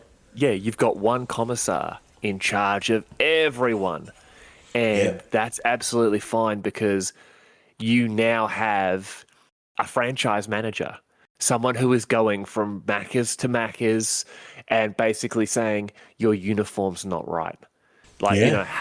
You exist for the glory of Lady Helmore. Remember that. That's who you should be loyal to. Who did you serve in the war? We served Lady Helmore. That's right. That's why you've got this easy job. back in my day, we patrolled barefoot, uphill, 14 hours a day. We slept for 1 hour, and then we had to stay awake an extra hour because we slept. Like, it's not, we're not soft like you enforcers now. We didn't even have guns. We had slingshots, and you know what they fired? Our supplies. We had to shoot our supplies at the enemy, then go and beat them up and get it back. Like, you kids That's motivation, now, son. you're soft. You're soft. And yeah, it's basically what the Lord Provost Marshal is. He's just a manager that basically just negs you into loving Lady Helmore. Yeah, it's just like, you've got it so good now. Imagine it was back then. And that's good. that's the way it could be if you don't forever love Lady Cinderak. Yeah. No, that's great. What a wonderful way of looking at it. All right, so the first of the Scrutinators. Well, I'll actually take this one because it is my read, so there's no need for you to be prompting me along like some uppity Scrutinator. The first Scrutinators. Could you just read the first Scrutinators, please? Thank you. You just felt like you needed a prompt. Sorry, mate. Go on. An increasingly paranoid Volriana Helmore provisions the founding of the rank of Scrutinator. Initially responsible for rooting out sedition in the noble houses, the Scrutinators are given license to go anywhere they require, with the duty of investigating criminal activity as opposed to simply punishing suspects. Where the Lord Provost Marshal is the commissariat of the enforcers, the Scrutinators are the Inquisition. I knew you were going to call them Inquisition. And I just thought to myself, that is a lofty comparison to make. No, in the realm of enforcers, they are the Inquisition. I understand what you're saying. It's just like, it would have been better not to refer to them as Inquisitors, but... they are interrogators then. They're interrogators. They're Dark Angel interrogator chaplains, so they've fallen quite a few pegs. Fair enough. Wait. No, hold on. Are we actually going to pick a fight with Dark Angels players? Well... Like 40k Dark Angels players? Yeah, you quite easily can, because they won't know whether to fight you or back you. You know? And just sit on the fence about it. I'm really upset with you, but I'm just going to wait to see how good a result this is going to be for me. No. I am going to be the bigger man. I am not going to do this. So yes, this Volriana, or Volley as we like to call her, Dunlop, to her friends. Dunlop is basically saying, hey, I don't trust the nobility, which on a planet like Necromunda is such an odd thing to feel. I can't imagine the nobility being anything but quite friendly with each other. So she has literally created the Scrutinators as her own form of Inquisition, where they have the ability to go wherever they want. Private dicks. You know what they are? They're Scrutinators are now only going to be referred to as Tracies. So the Tracies can effectively go wherever they want and say, hold on, no. I need you to do as you're told here because I am an enforcer of the Imperial House, but I have no problem slapping you at Magnicals and dragging you out of here. And your guards and your protectors and your life wards aren't going to do dick about squat. Because I'm a private dick. I am a Tracy. Yeah. So I think it just exactly the same as what you're saying, but just a slight little variation is that they are able to execute, I guess, judgment as well, like a lot of Palinites are able to. You know, so... Oh, absolutely, yeah. Yeah. The punishment can be meted out straight away. So not only do you have somebody undertaking an investigation, but it's also they're also in the situation where they can just be like, Yep, bullet in the brain pan, because Yeah. we've been told we just need the slightest little bit of evidence against you, and that is going to be enough for us to kill X amount of members of your noble house. I also think that, you know, when you're talking about the first scrutinators, a lot of 40k is very brutal in the sense that if there is a suspicion of something, then it is come down upon with like the utmost amount of violence and the utmost amount of prejudice. And then there's the other side of it where it's probably almost a little bit too clandestine. So the scrutinators are, for me, in the middle band, where they're as loud and as enigmatic a force that you can find, that it would be very obvious that they're running an investigation. You know, I don't think it would be something that you might have, you know, the House to Lark running or something like that. It would be a little bit more noisy, a little bit more open. It's most certainly letting whichever noble house they're investigating, letting them know that they are on their case, that they're knocking on their doors 24/7. But it also has the capacity to go to that extreme brutal violence that I'm talking about, but also has the capacity to be a more clandestine operation as well. So they're like the perfect balance of what 40k needs when it's trying to solve a mystery or a clue, is that you have investigators with the capacity to met out the justice that they've been empowered to do. But at the same time, it isn't this, you know, purge the hive sort of approach where it's, okay, well, and when I say that, you think about a noble house, like, say, Ranlow or something like that. They may only want to purge some part of the house, an element that is just getting a little bit too big for its boots, and it's a little bit too much of a ask to speak to the senior members of Ranlow and say, sort these guys out, because, you know, Ranlow is just going to be like, oh, you know, you don't tell us how to run our house. But when you have the scrutinators there, the scrutinators are coming along and saying, you're going against the will of Necromunda. You know, this is not just the Imperial House, this is the will of Necromunda. And this part of your family, or this part of your house, has stepped so far out of line that us lowly Palinites are now in a position that we can stomp you out. Well, interestingly enough, the scrutinators hold the effective same rank as a captain. So they could walk into... because there are scrutinators, if in the Bastions of Law, there is the enforcer hierarchy where it breaks down everything from the top of the sort of pyramid here, being Lord Helmore, of course, down to the Lord Provost Marshals, the regular Provost Marshals, etc., etc.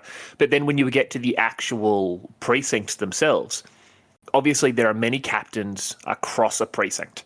And the precinct fortresses have scrutinators and proclamators. Scrutinators being specialist investigators equal in rank to a captain, and the proclamators, who are specialist Lorekeepers, equal in rank to a captain. So the scrutinators are the investigatory arm of like captainhood, and the proclamators are like the nerds who basically, like, their uncle was also like was a provost marshal, whatever, or their father-in-law, or their sister was a really badass like provost marshal, and was like, my nerdy little brother needs a job, I'll make him a proclamator. You know, he loves his books. Turns out he's like, turns out, wait, we supported Horus in the heresy. Execute him. Yeah. I love this book. Hey, who's Logar? I've got a book of his here, apparently. So they're map nerds. There's a lot of doodles in the columns. But no, so the scrutinators effectively in their precincts can do their investigation, and I can then imagine them turning around and going, well, I've got the evidence I need. I go back to my precinct, round up effectively a posse of my subordinates, and check it out. Now I am the law. I've done the investigation, and now I'm doing the punishment. Yep. Yeah, 100%. And I guess, like with anything, you need the support networks in place, and that's what the Proclamators would be providing as well. So, but the Scrutinators, I think, were almost like an inevitable outcome of having Palinites. You know, you get to because you would get to a certain point where the underhanded operations would begin to get more clandestine, more hidden away from the Palinites, and the ability to swing the sledgehammer that is the Palinites becomes more and more reduced, because it would be very hard to necessarily pin the crime on anybody, and especially a noble house. Yes. So I could even say that, you know, the gang houses, as though they might be a bit more open and, violent in the streets of Necromunda, they're also still going to try and hide away what they can from the Palinites, because they don't need that kind of noise in their area. So that's where the Scrutinators can step into those areas as well, actually investigating gang houses and going, you're up to shenanigans. And now we have this small amount of excuse that we have is enough for us to, send you to Somnus. Yeah, you're going to what we call the permanent naughty corner. Is it a bad thing? Oh, it's terrible. For you, yeah. For you, but I'm a scion of House Ran Low, and the only other thing running low is your ability to get out of trouble here. But Billy, sorry, Billy ran low. Billy ran low. Billy ran low on those chances to listen to us, and we said stop resisting. I was asleep, and you should have stopped resisting. Exactly. How dare you have night terrors while we try to arrest you? Can you imagine that? You're sleeping, you have night terrors, and you accidentally swing your arm and smack a Scrutinator, and you wake up and you're just staring, you're staring up, they're just staring down at you and be like, "Oh, buddy. This looks like a stuffy uppy." Terrifying. Well, you'd go back to the night terror for just for a bit of peace. But right, next read, the dangerous hardware. Factoria LF90 exceeds its lasgun quota for a full grand cycle, resulting Minotaurum audit uncovering millimetre discrepancies in the eye of their Aquillas. Raids by Precinct Fortress of Vermilon 9 find their outpost supplemented by rogue Factoria. Counterfeit lasguns having important prayers of safety skipped in their production. As punishment, the Factorum workers are drafted into a penal battalion armed with their own hazardous equipment. Totally justified. Justified. This would be the kind of punishment you can imagine a Scrutinator meting out. It's just like, okay, how are we going to be very creative with this? Obviously we're going to put a few bolt rounds into people just because, we can't not. It's happy hour. That would be a missed opportunity. But how can we get the most out of these Factoria workers that had no clue they were doing anything wrong? And this is what I mean about that brutality of the 40K. The Factoria workers did nothing wrong. Management literally got a subcontractor who's done a piss poor job, and not even piss poor, just a little bit not good enough. And it's just oh, mate, shouldn't have done that. Well, but see, that's the crazy thing. The read there indicates that the quota is exceeded, right? Yeah, because they were getting materials from the rogue Factoria. No, but that's my point. is that they're probably giving, let's say they need to deliver 10,000 lasguns, and they're delivering 12,000 or 15,000 lasguns. Yep. And the Minotaurum's just going, no. Your factory can produce X amount over X period of time. That's what we expect. That's what we want. So because you're unbalancing our books, we're going to send the Palinites after you. Yep. We need to figure out how you managed to achieve the ridiculous and unachievable targets we've given you. Yeah, exactly. So having an excess amount is not the pat on the back that you would expect to get, or the plaudits that you would be hoping. It is, okay, audit them properly, really drive into them, absolutely everything. And it probably, given the nature of Necromunda, it would not surprise me if there was a particular grudge held by Vermilion 9, the precinct fortress, against this particular Factorio. And they would have set up, these subcontractors to go, hey, we can make weapons for you. And it's like, okay, now make sure they're shonky. And Yep. And it would have just been a ploy for them to do something to go, okay, we got them. And this is that nature that we know of the Palinites, that they are going to be like naughty no goodniks who will try and play out certain pathways and choices. And it might even be involve somebody like House Grime who say, we need more penal battalions. Okay, cool. We'll get you men. We'll get you your individuals. We just need to, have enough bodies to activate a battalion. No problem. The local Factorio, which is LF90, has more than enough. We just got to work out a really creative way to get those people off the factory floor and into the killing fields of Secundus. And you want to know why I think their target was unachievable? Because Precinct Fortress Vermilion 9 needed last guns last cycle. Yeah. And went in and ripped off just half a dozen crates. Yeah. They literally went in and went, we're taking these, we're commandeering these as part of our investigation. Like, what are you talking about? They're for our tithe. Just make more, idiot.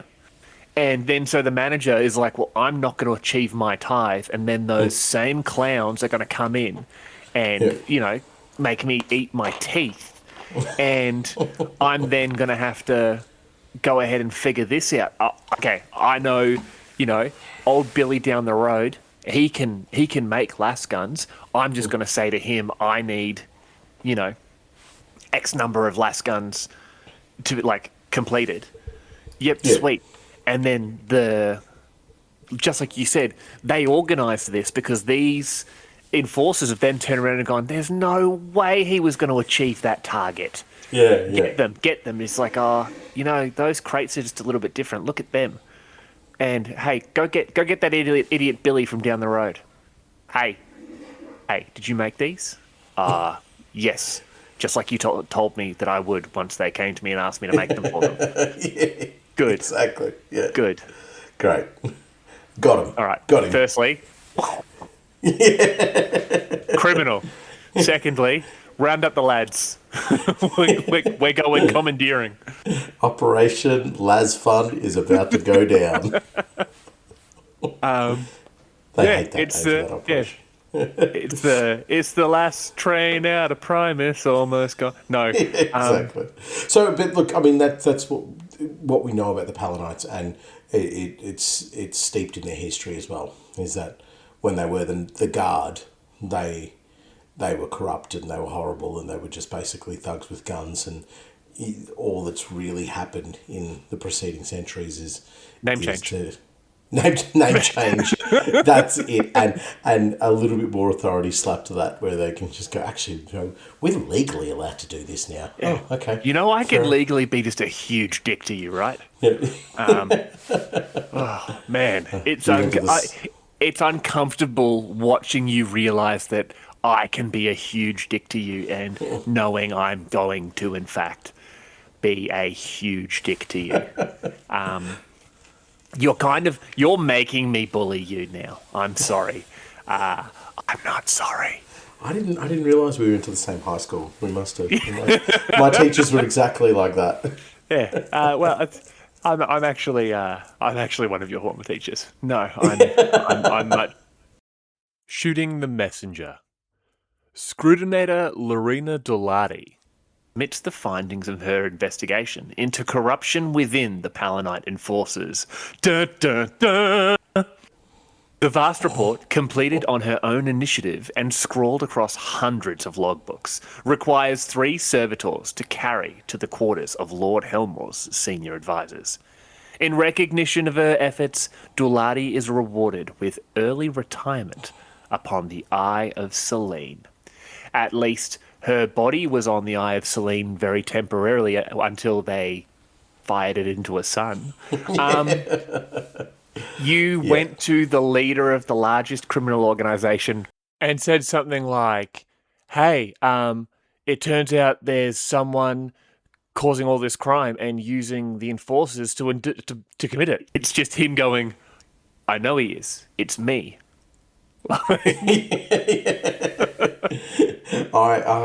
I am the Batman. Yeah. Yeah. I literally invented the laws for people to break so I could get more stuff. How have you not realized this? And so this is the kind of like legitimacy and freedom that a scrutinator would have. Like, do you know what? I'm going to investigate the corruption of the Palanite forces, or perhaps there was again, we err on the side that the Palanites are complete, actual like dog poo, but there would be some genuinely good ones. We are tarring a lot of them with a very dirty brush.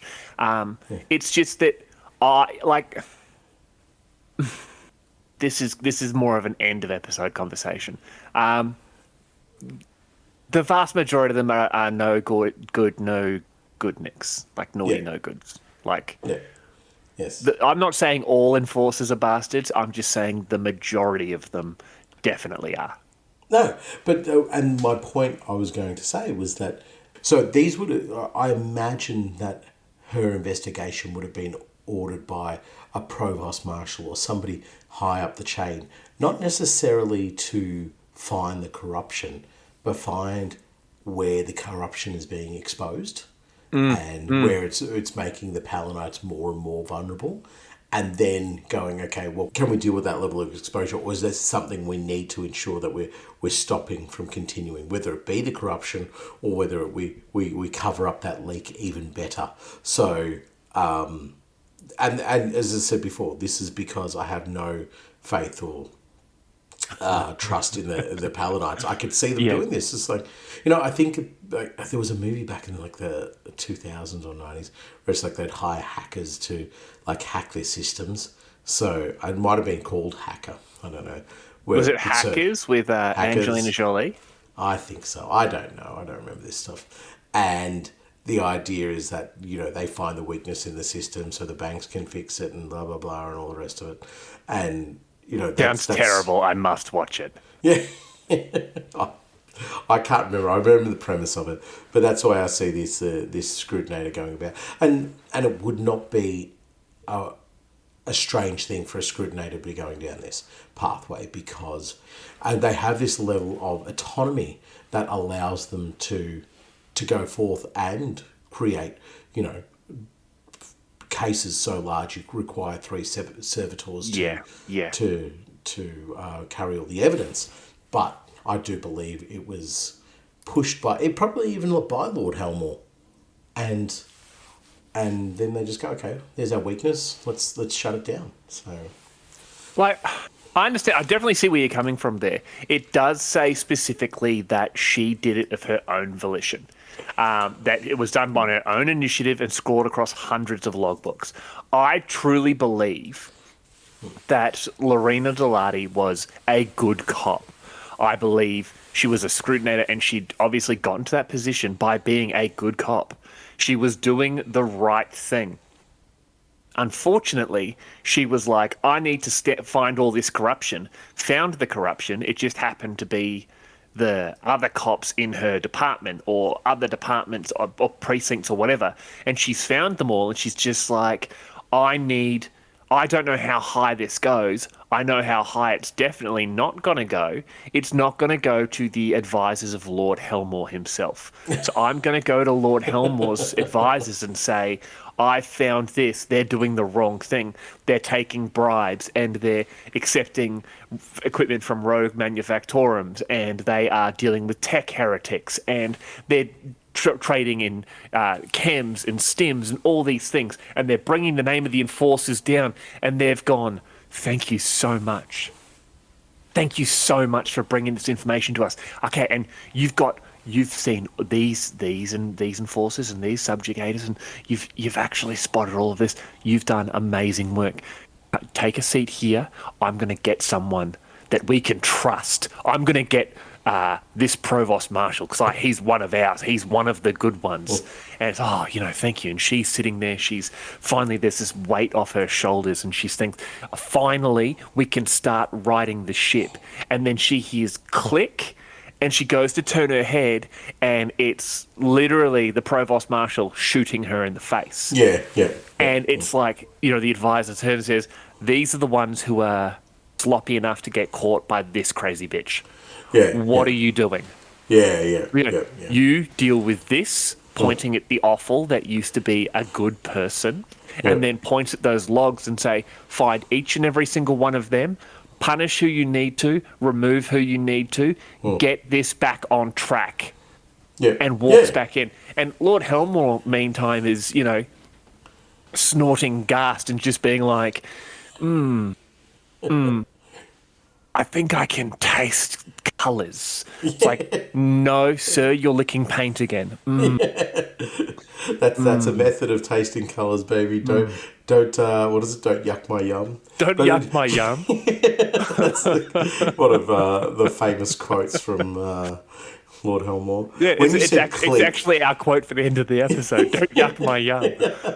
When you said that click noise, all I imagined is that a trapdoor opened up next to where she was sitting, and they're just like, "Damn it! Damn it! What? Who moved the chair?" She just looks at it. They're just like, yeah, you're dead now. Sorry. This is supposed to be a little bit more dramatic, but we're just going to shoot you." But anyway. Less about Lorena Delati, who's vacationing on the Eye of Selene. Yes. Necromunda. Off-world campaign. Necromunda receives a sudden request to reinforce Baal Alpha ahead of the invasion of War Gorgrad. Facing dire odds, all enforcers on the planet are drafted into the emergency regiment to supplement the 8th Spiders in the campaign. This leads to a massive upswell in crime and lawlessness, followed by an inevitable brutal purge when the battle-hardened veterans return to the planet. Oh, no, sure. This is absolute gold. Like, I could just imagine these drop ships coming back in. And there's not a word spoken on the dropships as they descend back down to Necromunda, or the transports descend back down. They're given their precinct assignments. Most of them get sent back to where they've come from and whatever. And there's just no words spoken. The kind of nonsense, like watching Grotz and Gretchen pull apart brothers and sister enforcers, watching it all cleave through a mountain of enforcers, watching guns that shouldn't fire, devastating clusters of enforcers in the vehicles that they've been assigned to by the Astra Militarum and so forth. So there's just this blankness, and Necromunda's almost like a holiday resort in comparison to what they've had to fight against War Gorgard. And they touch down, they go out on their first patrol, and somebody just does the most innocuous thing, like tries to sell them a trinket, and they just open up. They're just not even a moment's notice of like, hey, look, we know you're selling knockoff gear. That's what the normal conversation is. This is just like, kill them. Just start killing. Like, imagine they're all green. That's it. And just open up, baby. Oh, my God, yeah. That's what's done it. Imagine they're all green, and you're just like, it's the Chris Benoit music, just no,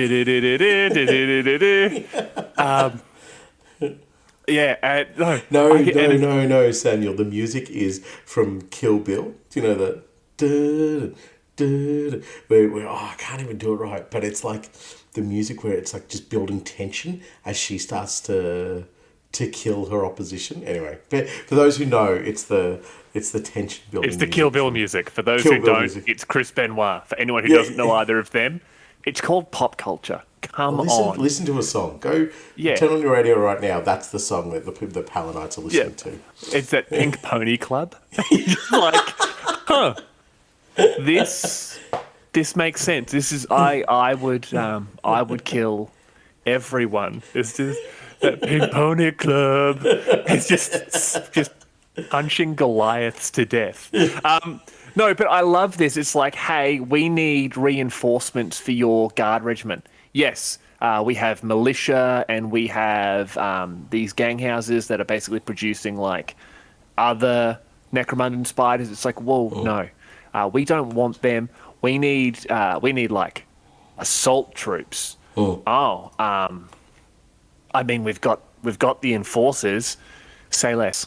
Say less. Let's take all of the police from a planet that is routinely purged of gang members to send to war, who commit war crimes that even the Imperium sort of goes, oof, Buddy.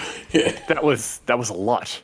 But then you teach them not just police combat, but yeah, you are teaching them genuine war combat. Then they come back and see all the people that have been acting up while, like you said, they have watched greenskins rip and tear their brothers and sisters for who knows, like for how long? How long were they like genuinely fighting up against an orc war? Like they come back and it's just okay, what's it called? Woosah.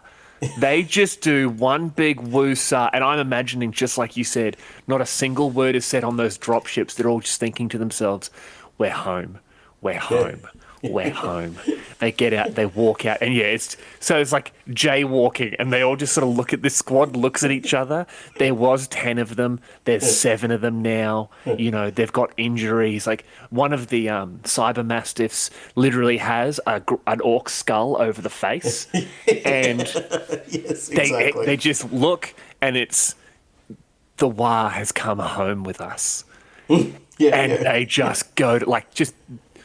Someone jaywalks and it's just automatic weapon fire going down the streets. Yeah, I was going to say, they just light up the street. It's like, let this be a lesson to you. Well, there's nobody left. Let this be a lesson to anybody who sees this. And that's just scrawled across the walls in one of the paint. Learn from these people. I love it.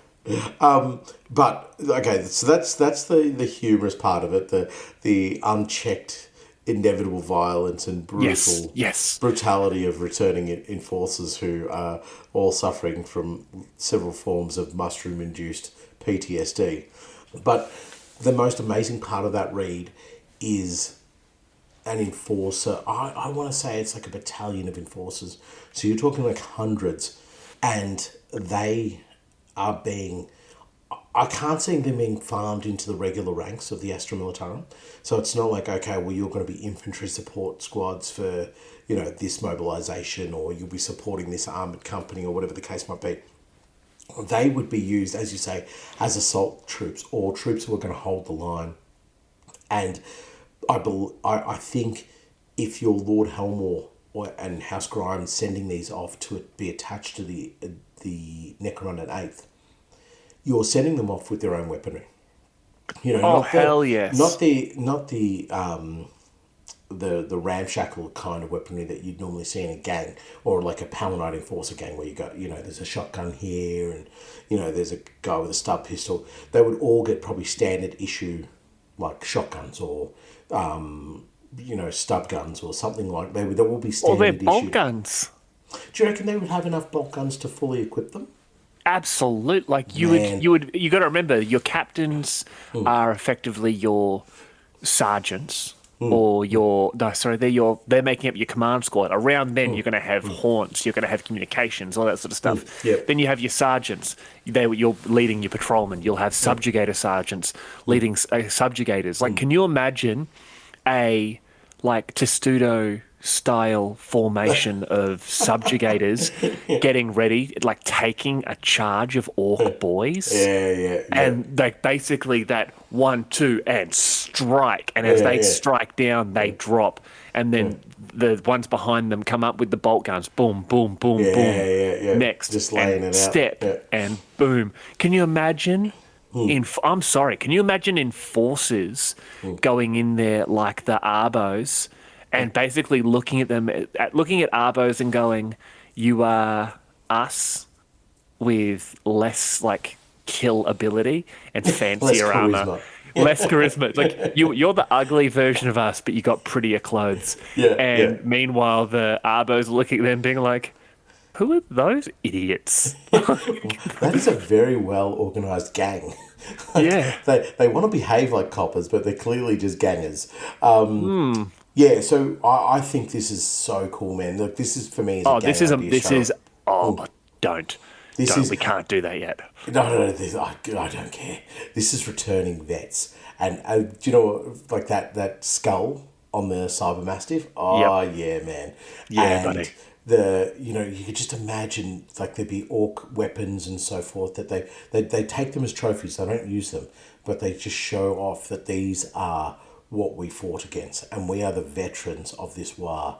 And if we're coming to kick in your bar, you're taking a lot of casualties. We are going to kill a lot of you purely for the fact that we know that sends the appropriate message.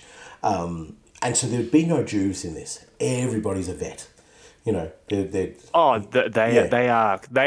I'm remember the obviously. I don't know why I'm asking you. You remember the old Imperial Guard veteran squads? Of course I do. Yes. Yep. They're literally the greatest thing to ever, in my opinion, come out of an Imperial Guard Codex. Yep. That's how I'm picturing these. I'm picturing you've got the squad who, during combat, have picked up a heavy weapon team, heavy bolter.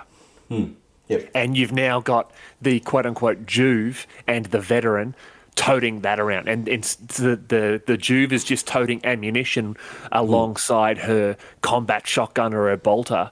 And the veteran, she's got that heavy bolter. It's still got the bipod or tripod on it, whatever, but she's just jacked. So she's just carrying that thing like try again brag and just being I'm sorry. You've got a stub gun. Okay, now you don't have a building. And but they're looking at it because it's just like, why would I be scared of gangers, regular people, when a month ago I was fighting like Orcs the size of yeah. sentinels and stuff like that. Yeah, I was just, fighting taking orcs this that made stuff the down. Goliaths look like human children. Yeah, exactly. So I think the type of game you could derive from this would be so cool. And I think for me the main restriction would be they all have to have some sort of standardized basic weapon. If it's going to be a shotgun, everybody has a shotgun except for the gang leader. You know what I mean? Or except your special weapon or your heavy weapon guys. But everybody else has that same standard issue because that's the way they would have had to send them off world. They couldn't just say, we're going to have, 100 enforcers, but there's going to be such an eclectic mix of weapons that we need so many different types of ammunition and so many different types of cleaning kits and all the rest of it. Instead, everybody gets a shotgun and everybody gets his standard ammunition and everybody gets his standard cleaning kit for your weapon. And then we have X amount of spares and spare parts and whatever the case might be. So that would be the only restriction you really need to put on yourself. But other than that, man, you could have some wonderful looking miniatures from this. I'll reiterate my point of they wouldn't have a lot of orc iconography on them. They're not trying to show off like the Armageddon orc hunters. They're not trying to put the fear into the orcs or anything like that. But they're certainly letting the inhabitants of Necromunda know that they have come from a war zone where they have taken on things far greater and deadlier than what the basic person on Necromunda can imagine up. I totally disagree. I genuinely think you would see them having all sorts of I genuinely picture them having all sorts of orc trophies, and I wasn't thinking about it until then, except for the skull on the front of the Mastiff. I think, hell yes, I would love to see these enforcers toting around orc skulls and teeth and orc combat knives, all that sort of stuff connected to their armor because they saw the effect it had on the orcs, because orcs don't respect lasguns. They're weedy little weapons that the Umis use that, like, if you wanted a real gun, you'd get a shooter or a slugger.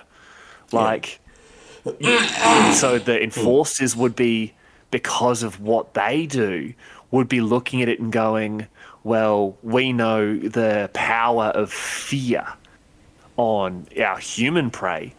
We know the power of fear on the orc prey. So why would we not continue that fear and bring it back with us, bring it back home? Oh, look, I understand where you're coming from. I just don't... I would imagine that they would still try to keep themselves looking like Palinites. You know, the representation of who and what they are is probably more or just as important as that fear that they're trying to put in. But I totally get where you're coming from. Yeah, you want to establish that fear. I just see them as making sure that everybody understands that they're still Palinites. Like, yes, we've got this orc iconography on us, but that doesn't mean we're just some ramshackle band that has managed to survive a war zone. No, I understand where you're coming from there. I see them more as I'm going to take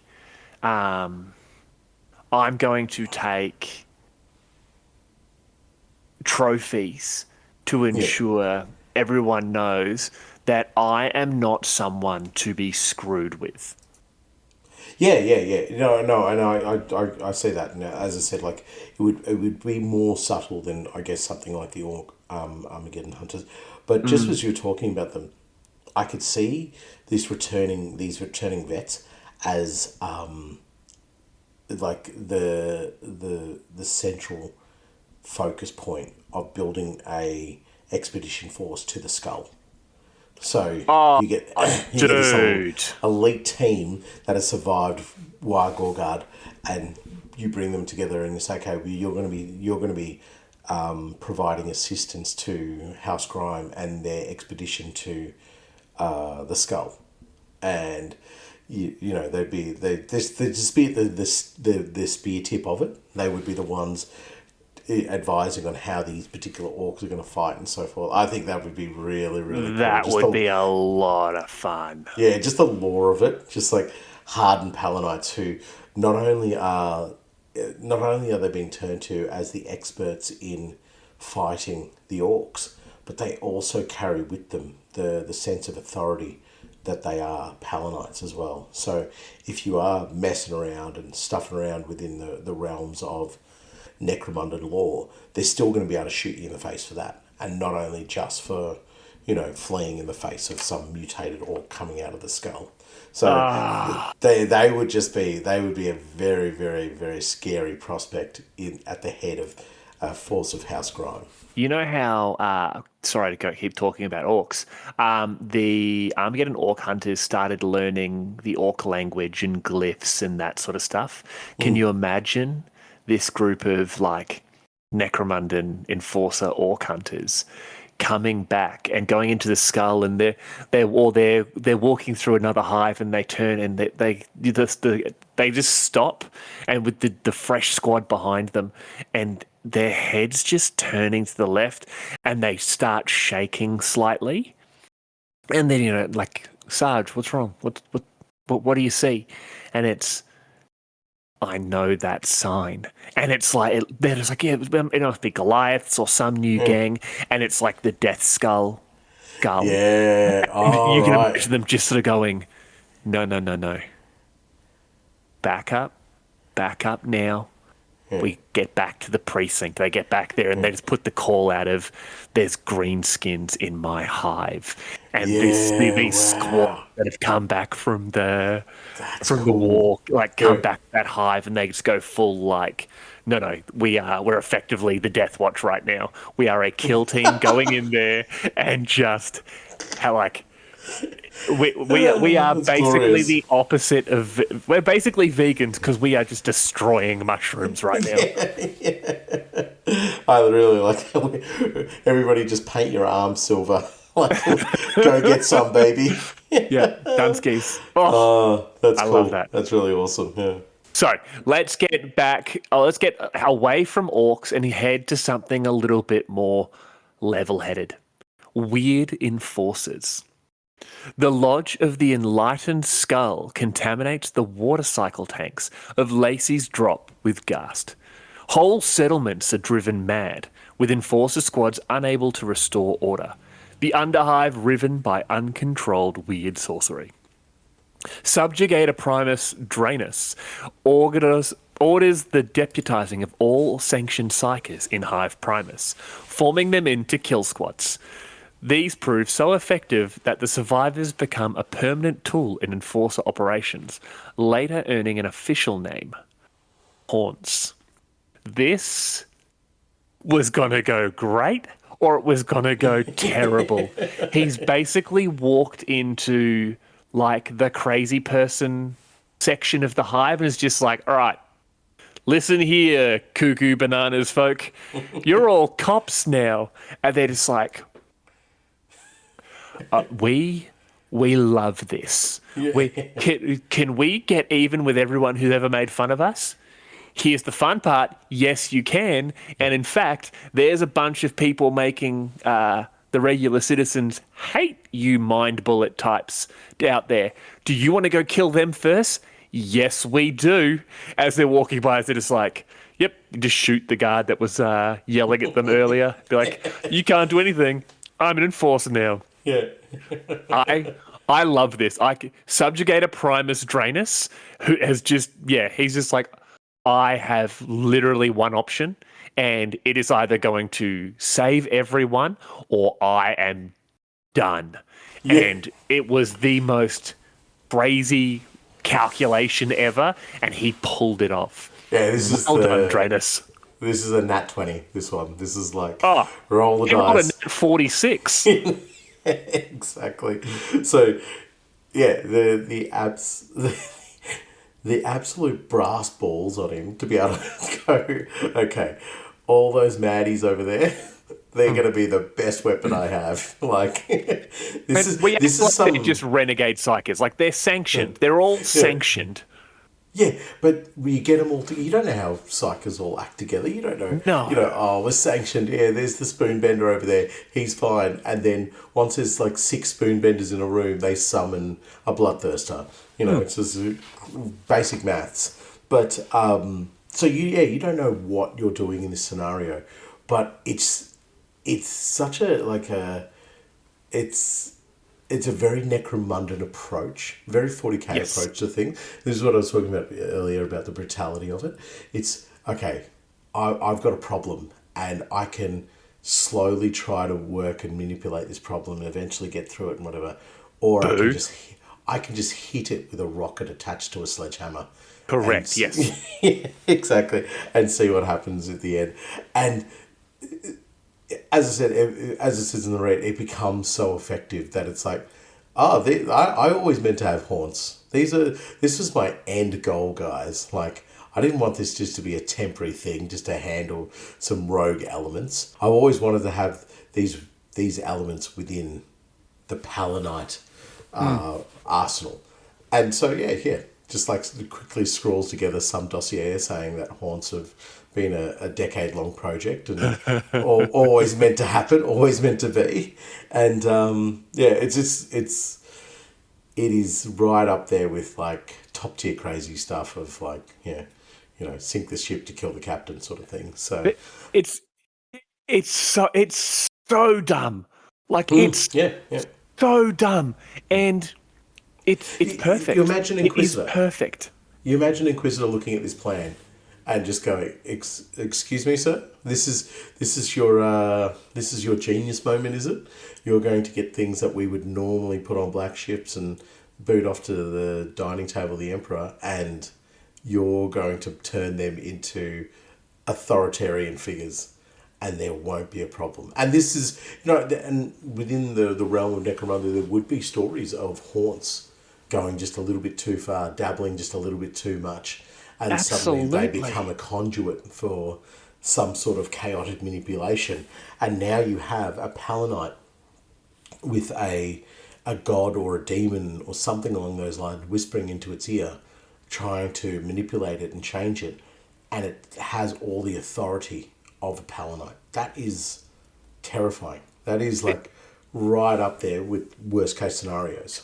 Correct, and it's perfect. Can you imagine one of these demon affected Palanites, right? One of these haunts getting to a position where they're like, I'm going to go investigate a bunch of chaos cults. All right. No, I don't need any backup. It's cool. And all of a sudden, the chaos cults, all the activity dies down. It's like, that's how good I am. I went in, I killed a bunch of cultists. Yeah, no, it's all good. It's all good. No, these are my new recruits. Don't worry about them.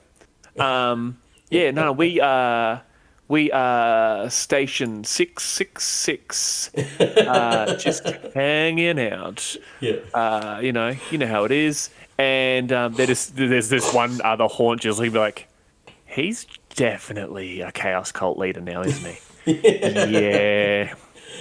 Is it the horns? No, it's him just muttering blood for the blood god. Yeah, it's like, honestly, I'm convinced that's just a bloodletter they stuck a helmet on. Look, just with a badge? They just nailed the badge to his head. He's like, what do you reckon, Officer Hornhead? Yes, no, you're right. He is definitely guilty. We should eat his soul. Good point. That's the punishment for this now. No, haunts were either going to be the perfect feather in the cap of the enforcers in regards to this type of combat, or they were going to be just the worst idea known to man. And the fact they've worked so well because the Lodge of the Enlightened Skull were just like, they were the ultimate hippies of, we should just put acid in the water and let everyone communicate with God. Except God was sitting there being like, don't take antibiotics. Don't vaccinate your kids. Don't worry about it. Hey, you know what you should do? Eat that dead rat. Do it. Yummy. Do it. Eat the dead. It's fine. You're cool. No, that's what they did. And then I love haunts. I think haunts are the best. I want a bunch of haunts and those orc veterans to make a TV show about who has the worst life. I didn't know their backstory, but their backstory just makes them so much cooler because it's, for me, the idea is that they still recruit in a very similar way. They're not necessarily looking for like pristine psychers who go through umpteen amounts of tests and so forth and some, incredibly rigorous and critical testing processes. This is more just sort of like, you make us feel weird and uncomfortable and not in a good way. Have you got psychic abilities? I do, boss. Okay, cool. You're a haunt now. And that's all the vetting that happens to them. So for me, this is like just old school, like, are you capable? Yep, here, slap a badge on you. Let's get it done. Yeah. We're going back to Palanite Guard days. I would love for them to be basically the squads that hunt down rogue psychers in the Underhive. If they catch you quickly, they're just like, nah, man, we're going to cut your eyeballs out. But if you actually challenge them, if you actually do it good, they're just going to be like, yeah, man, we could hand you over, or are you looking for gainful employment? I mean, I'm not saying no. That's the great thing. You technically can't say no. But if you do, we're going to cut your eyeballs out. If you want to if you want to be blood brothers or like blood sisters or like just best friends, like you can hang out with us and we can punish other people who have been cursed with our abilities. And say less. They just show an example of their authority by just shooting random people. And see this badge? Nothing they can do about it. How good is that? Literally nothing they can do about it. Hey, just pick someone. That guy. Yeah. You quickly shoot that guy. He's like, all right. He shoots that guy. He goes, you've just broken the law. we have to shoot you now. Or it's like, oh, you got me. You got me. So I can't, and I'm happy to be proved wrong on it, but I can't envisage Haunts being recruited in a very structured or standardized way. This is Absolutely just not. sort of like, your bleeding black ichor from your eyes. You look like the perfect candidate for our Haunt program. Come on Correct. board. But anyway, we're speaking of corruption and decadence.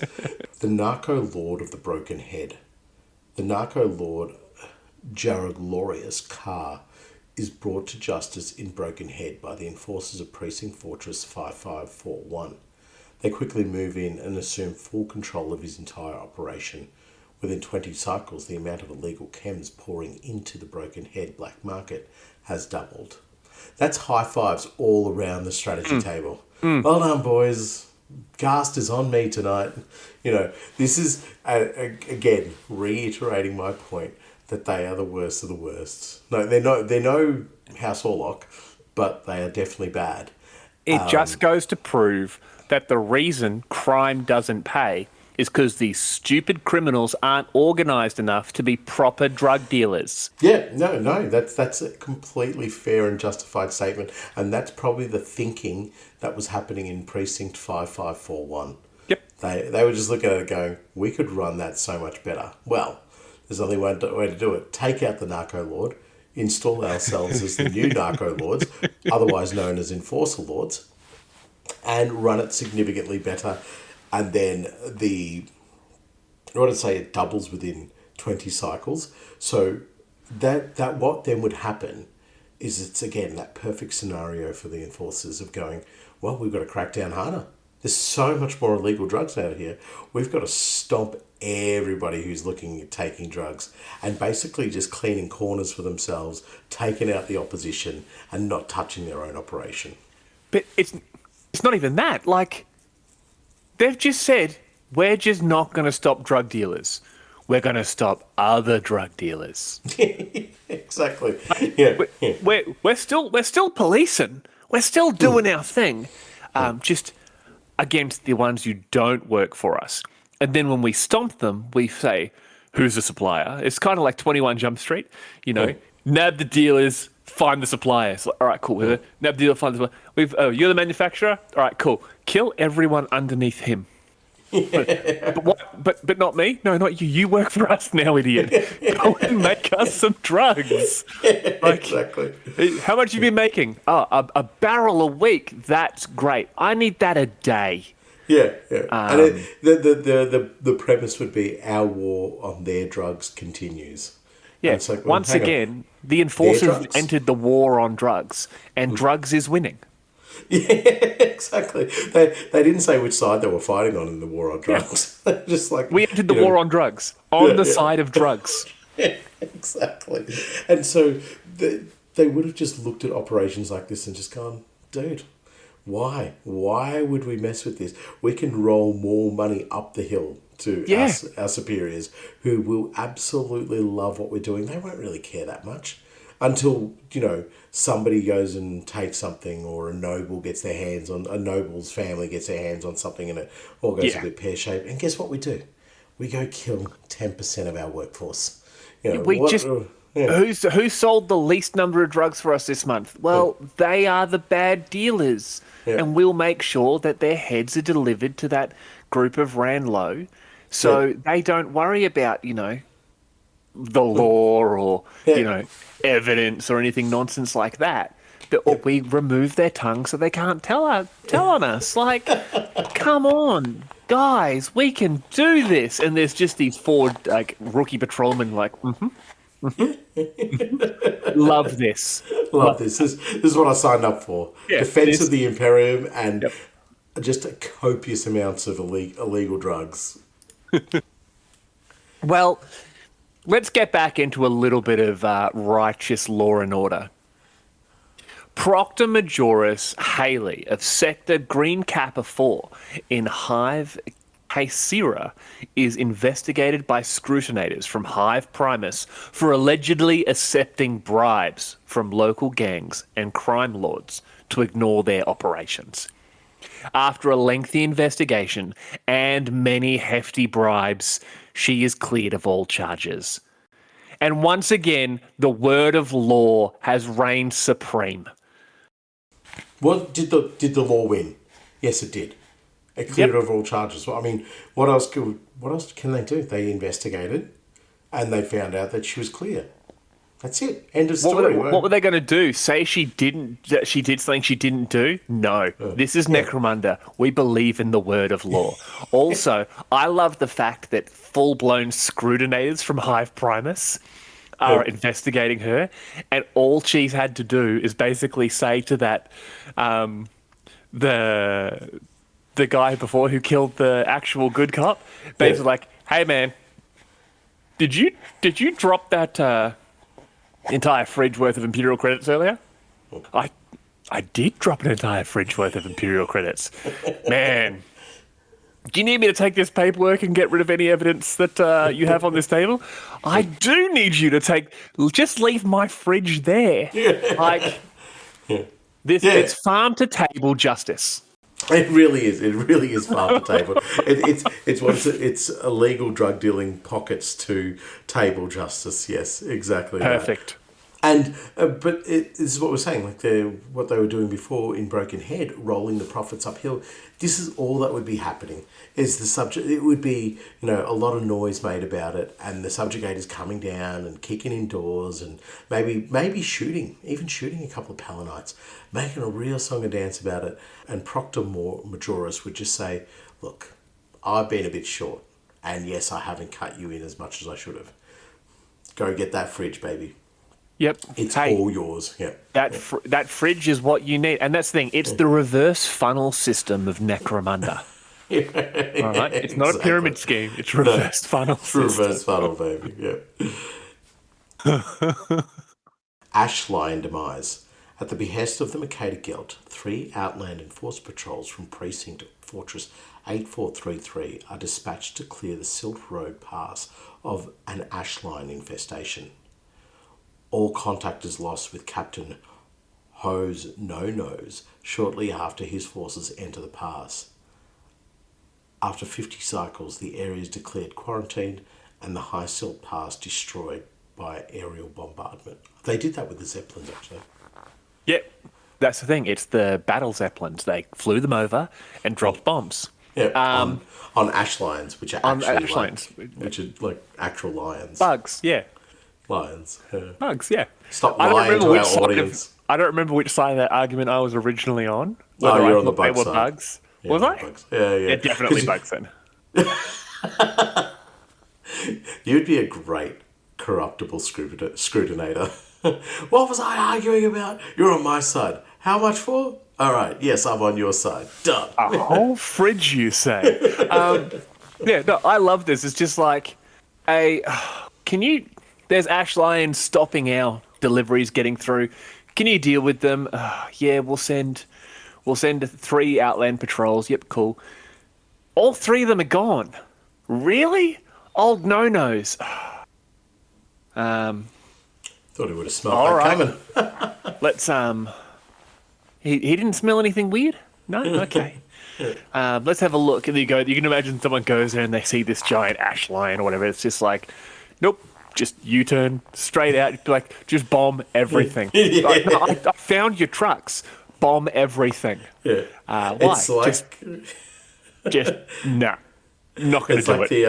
It's like the scene from Aliens where they're just like, I don't know, man. Like, I don't know what you were with. I can't do it verbatim, but it's like, we're going to get the hell out of here and just nuke the site from orbit. Just nuke the site from orbit. Yep. Yeah. Yep. The whole Alien series is basically Sigourney Weaver telling the story of just shut up and listen to the woman with the cat. Yeah. If people just listen to it, it's like, what's that? No. Oh, he's got a thing on his face. Leave him there. Just leave him there. What? No, we're going in. No, just nuke it from orbit. Yeah. Oh, it's gonna cost money. Doesn't matter. Just nuke it from orbit. Yeah. Alien 3. What's that? I'm on a prison. Just nuke it from orbit. Yeah. We don't have nukes or orbit. Doesn't matter. Yeah. Doesn't matter. I'm gonna hang out with what's his name? The old Tywin Lannister for a while, and then just nuke it from orbit. Blow I think it it was all up, Tywin baby. Lannister. I don't remember. I think so. I can't remember. It's a long time since I've seen those movies. But this to me also says there's the danger of being a Palanite as well, is that you are very much an expendable force.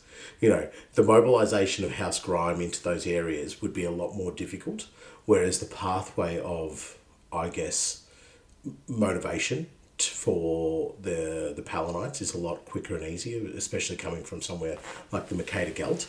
They would then be able to turn to, you know, the provost marshals and so forth and the higher ups within their range and say, send out 3 of your patrols. Otherwise, we're going to cut off funds for this. Otherwise, we're going to tax you higher on this or something along those lines.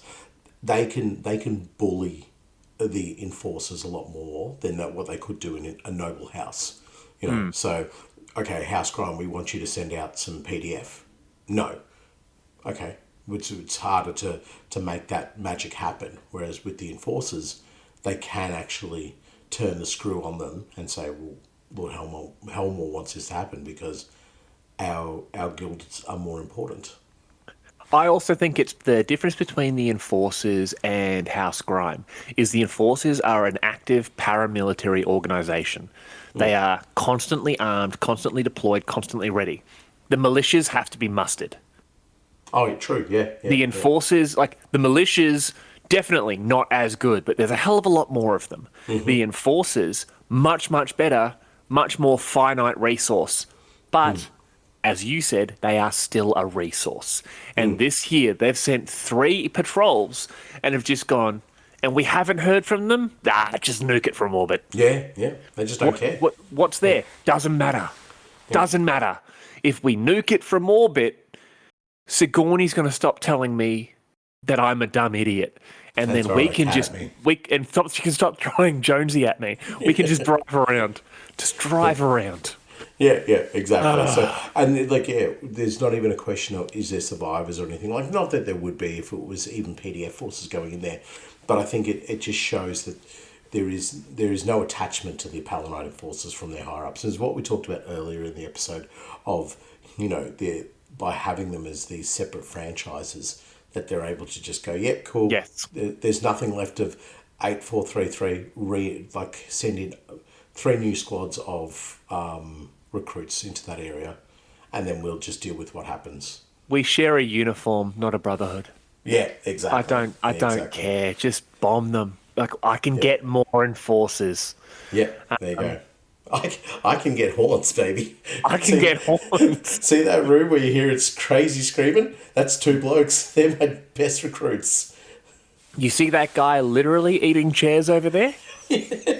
One of my best guys. Yeah. He's awesome. Anyway, Steeljaw's stalemate. The Goliaths of Hive Jocasta, led by the charismatic Steeljaw, rise up following their kin's success in other hives, demanding independence. The local enforcers move in to crush the nascent uprising, but are unable to quell it. They do manage, however, to contain the Goliaths within a single sector, which is fortified to prevent anything entering or leaving for the next 13 grand cycles. Just long enough for all the Goliath to die. Yeah, exactly. Just cut off that crayon supply. Just wandering the streets looking for anything. I'll take chalk, baby. I don't mind. I'll eat a pencil. You got a pencil? I'll eat a pencil. They build the walls and the enforcers are standing there on top. Crayola, Crayola, hey, all mine. And the Goliaths are just looking up like... they're all wearing their Manchester United jerseys. Yeah. Like, you clowns. No, I love it. The Goliaths are like, no, we can be independent like our brothers and sisters from the other hives. And the enforcers have done that classic. Just lock the doors. We don't even have to gas them. We can just wait. They'll eat each other. Yeah, exactly. Anything that's bat-born will be dead in 10 cycles. And yep. The rest a little longer. A little longer, and so be it. We're happy to hold out for that. And it's again that brutality of the the enforcers just going, just lock the doors, baby. We don't care what happens behind there. Disaster in the bad zones. When Proctor Halcyon reaches the location chosen for his new bad zone precinct fortress in Sector Gamma Epsilon 7, they discover an existing outpost on the site. Assuming the precinct fortress is a sham manned by a local gang in order to con the locals, Halcyon immediately orders his enforcers to storm the building. After a long and bitter battle, the precinct fortress is left a ruined husk and Halcyon's forces reduced to a mere handful of enforcers. Halcyon realises his mistake upon assessing the records kept within. They have just raised a bad zone precinct fortress established a mere 5 grand cycles ago. So let's step away. This is where that independence doesn't work. I was going to say, let's step away from the enforcers. Let's talk about administration and record keeping within Necromunda and 40k as a whole. This is... So, actually, I have a real world experience like this, right? I rated a bad stop. zone. You cannot talk about the time you shot a bunch of cops. We have one loose cannon on this show. It's me. They were bad zone enforcers, doesn't matter. No, we were drilling a hole in an area where they had removed the power lines from above and run them underground. And I remember this. Yes, they just didn't... Nobody put in the paperwork to say that these high voltage cables now existed 2.5 meters into the ground, as opposed to 6 meters above our head or 4.8 meters above our head. And I ended up drilling into an unused high voltage conduit. And all of this came about because nobody had put in the appropriate paperwork to... We have a service here in Australia called Die Before You Dig. Nobody had put in the paperwork to do that. So it was it could have been a very, very bad situation, and it all could have been averted had the right administration side of things been done. Everybody would have known what had happened, like where the cabling was, what the issues were going to be. Never would have got anywhere within QE of these locations. And this is exactly what's happened in the bad zone, where Proctor Halcyon has gone out there and gone, my paperwork says new fortress, and in classic Necromundan / Enforcer style has just seen fortress already there, precinct fortress. What? This is a con. Somebody's doing. And rather than knock on the door and say, hey, what's going on? He's just gone, let's go in, baby, guns are blazing. There's only one thing to do here. It's shoot, shoot, shoot, and then make a fool of myself later. I could ask who they are or send one of my subordinates to ask a question. Or can you grab that last cannon for me real quick? Yeah, exactly. Yeah. This was a bit of a stuffy uppy on his behalf. And yeah, the funny thing is, I know exactly what would have happened after this. He would have gotten rid of the records, said they found a bunch of gangers in here and fought them to reclaim the fortress. Yep. And that would have been the report that went through. Or they would have been accepting the reinforcements, manpower, and funding for 2 separate precinct fortresses.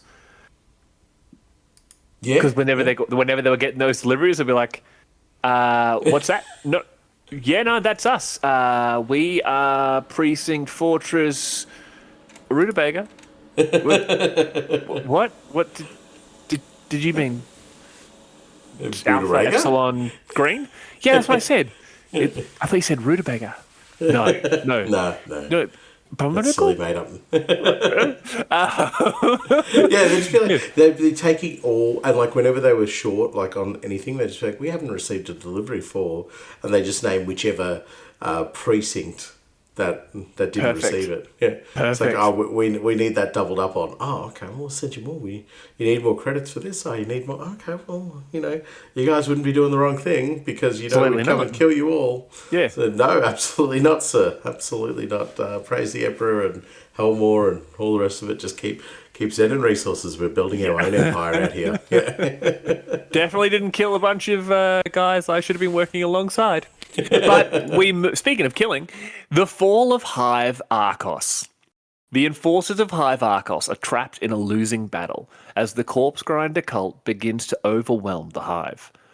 Lord Cornus resorts to suppression tactics and weaponry that haven't been seen since the Two-Faced War, with flame sanctioners and auto-scourgers unleashed upon the populace. Ultimately, even the arrival of Provost Marshal Hale is not enough against the tide of cultists, and the Hive is lost. So just quickly, flame sanctioners. Hear me out. Enforcers with just huge flamers, where like justice is hot, it is spicy. It's pepper spray that they literally light on fire. It blinds you and burns you in one go. Yeah, but still doesn't set you on fire. No, it still doesn't set you on fire. It just burns, like it's a chemical burn with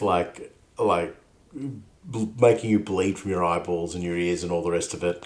And even within Necromundan scales, people are just like, "Oh, no, baby, no. That's a little bit too much spice for this curry. So let's tone it down." But I like the idea of the auto scourges, which is just like. Do you remember the Chaos Space Marine Dreadnought weapon, the Scourge? Do I? Basically, the Dreadnought version of an Arco-Flagellant. Yeah, exactly. I just imagine these set up like automated turrets, just with flailing. So it's not something that's mad, it's just set up. It's got these almost like tentacle things, like a watcher in the dark from a little ring, and anything that comes by just like electro whips just to death, just like bam, bam, bam. You're next, you win a prize. I'm picturing a bunch of servitors who are just walking through population centres, just whipping anyone that comes near them. Damn right. Perfect. Yep. Perfect. No, I don't care what they are. That is canon. Yeah, exactly.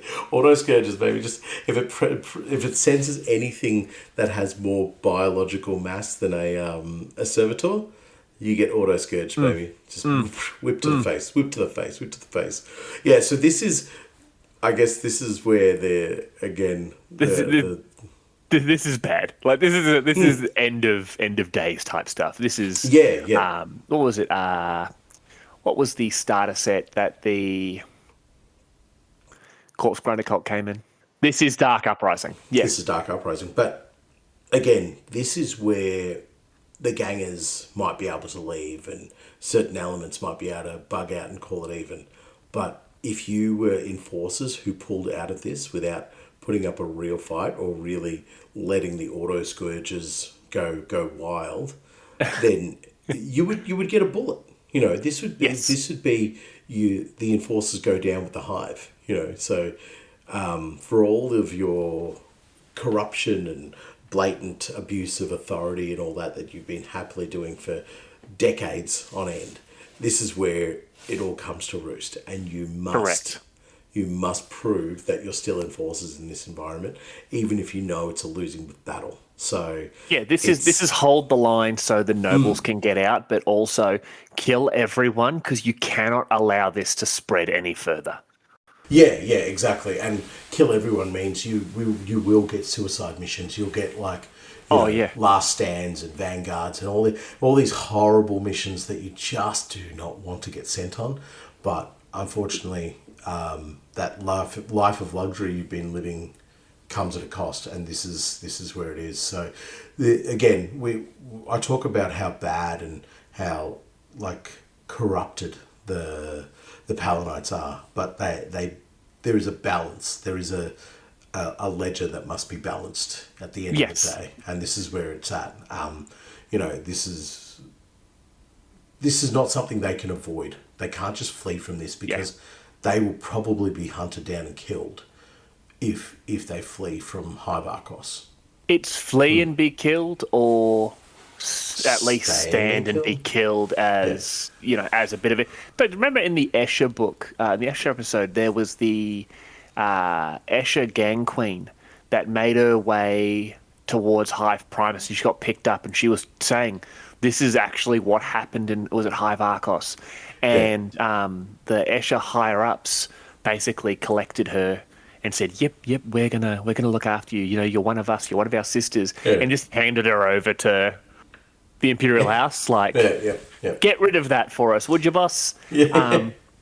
That's what the Enforcers knew would happen. If you fled Arcos during this uprising of the Corpse Grinder cults, you were worse than dead. Like, best case scenario, someone shot you in the face. Worst case, they took you alive. Yeah, exactly. And then you become probably the worst kind of servitor, just embedded in a wall or something like that. Butt scratcher. But yeah, I think that's the horrible part of being a servitor. Now, onto something lighter, darkness and despair.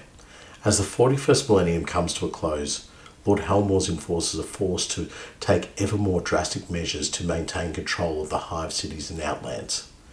Though they have dealt with numerous crises in their long history, the dawn of the 42nd millennium may hold their greatest yet. Unionization. Unionization, socialism, a living wage. Oh, good Lord. Public libraries. Acceptable working conditions. These haunts are just getting chills up their spine. They've been caressed by demons of the warp, but the concept of an 8-hour working day just makes them keel over. Just like a civilian outreach program that doesn't include you smashing someone with a shock maul. Just the idea that, as they come into the 42nd millennium, they're just like, it's like when people talk about, it's AFL. Do you know what that is? It's like that loser version of rugby, isn't it? Oh, good Lord. Anyway, a lot of high contact sports like AFL, rugby and all that, and if you don't know what AFL is, Australian rules, a lot of those games have changed in the last 20 years to account for head knocks and everything like that. And there's just like a consensus amongst the fans. It's not the same game I used to watch, mate. It's so much softer now. You can't do anything. And that's what I imagine like the old vets in the Enforcers are like, as the 42nd millennium. Yep. I can't go and just slap somebody anymore. I have to have, probable cause or some, I don't know, it's just made up high gothic rubbish. I can't, and you know what, I have to actually let them know that I'm shooting at them. Stop or I'll shoot. When did this kind of nanny state nonsense come into place? I've been an enforcer all my life. I have taken many a skull, and I have done it all for the right reasons. Myself, but it's the right reasons. Also, because they stood in the way of my profits. It's funny what you say about sport. I'm not a sporty guy. A lot of my family are very heavily involved. I have multiple cousins who have played for the Māori All Blacks or the Highlanders. The All Blacks. What was that word you said before it? All Blacks? The Māori All Blacks, yes. The Maori. Oh, like Marie. Okay. The Maori All Blacks, yes. Yeah. Or who've played professional rugby and all that sort of stuff, and all around the world. And even my uncles, my dad, a lot of my cousins, they play sport at that sort of level. Yeah. I have cousins who play AFL here. Is this another uncle cousin story that you've done before? No. It's funny that you mention that because you talk to them and they're just like, oh yeah, it's not the same. It's a bit soft now. It's basically all like the women's league. So you're just like, no, they're doing this so you don't have the amount of brain injuries that you all have in the next generation of players. They're like, what do you mean? I wouldn't have been concussed more than a dozen times. You're like, and that's why you read at a 4th grade level. What do you mean? I wouldn't have been concussed more than a dozen times. No, you've already said that. What do you mean? I wouldn't have been concussed more than a dozen times. Oh, we're just going to leave him for an hour now like that. Once he hits that loop, you got to let him burn himself out. But no, and that's I love that. I love the fact it's just back in our day, we really dealt with some stuff. You kids, what's that? Sitka Drix Mauler Dorkdom? Yeah, whatever, mate. You know what I dealt with? Orcs. All right? Oh, Orcs. bloody war, mate. A bloody full-blown bloody war. You ever had a snotling try to sneak into your tent? Not fun, mate. Not fun at all. You ever been in the latrine and looked down and there's a snotling looking up at you? If you weren't already at, you would crap your dax. Wealth beyond reason. Outland Patrol moves Sienna B, clash with Goliaths, intercepting a cold trade dead drop. The chase leaving burning wrecks over a 3-kilometre stretch of the Badlands. A deadly firefight ensues amongst the still glowing containers until a stray melt blast spills that rarest of cargoes, pure, uncontaminated water. The two sides immediately drop their weapons to fill helmets and ammo containers, all thoughts of profit or the law forgotten. This reminds me of the scenes you see from like during the Great War at Christmas, where everyone just sort of was like, stop, put the guns down, like we're all fellow like Christians, and you know we're going to celebrate Christmas, and they start singing and eating chocolate. And that you can just imagine these Goliaths like pouring it into their like really exaggerating, pouring it down onto them while they're throwing it at each other, and like finally experiencing what showering's like. And these enforcers are filling up canteens and they're just getting it back to the vehicles, and they're all just sort of sitting there looking at each other, and it's just like, let's just drink, like let's just leave it like where we are now. Let's just go. And like absolutely fine. Then as the Goliaths do, the enforcers shoot them all in the back. 100%. Yeah. 100%. And just steal whatever water they collect. Yeah. Whatever water they collected. So, I just love at the end of all thoughts of profit or the law are forgotten. I just like all thoughts of law are forgotten. No, they're not. Absolutely not. They're just the law is maybe not profit.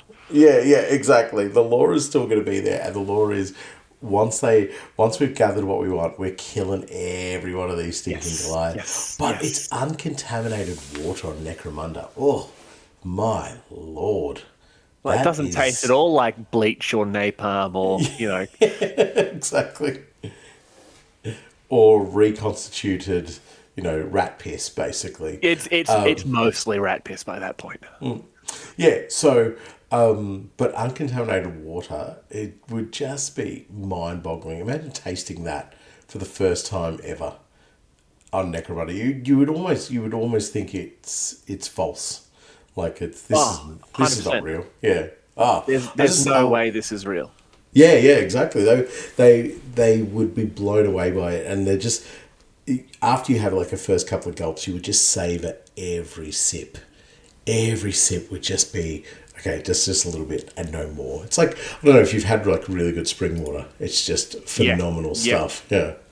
But Dogs of War, a botched attempt on the life of Lord Halmore. Jeremiah Amott and his followers have 100-strong hard-case cybermassive pack unleashed upon their besieged holdout. Unknown to the enforcers, Amott's crew includes a powerful technomancer, and midway through their charge, the hounds turn tail, heading straight for the enforcer lines. Scores of the blood-drenched creatures escape into the Underhive, there to become subject of dark legend and terror. So we've got... The old Uno reverse card. The technomancer just holds up that card. They're just like, what's he doing? And then the dogs go mad. I actually was reading a short story from Necromunda recently, and they have cybermassive hounds that get unleashed, and they're hunting I think it's a squat and like an orlock, and the way it's written, it's the terror of it, It's not the terror of the dog itself in terms of what it can do to you. It's how quick it would move. You know? And then that's just one dog. But then you've got like packs of them. And that's how they're written in this book. There's packs of them. So you might kill 3, maybe 4. But that's only making a small dent in them. You might turn them away, but they'll come back.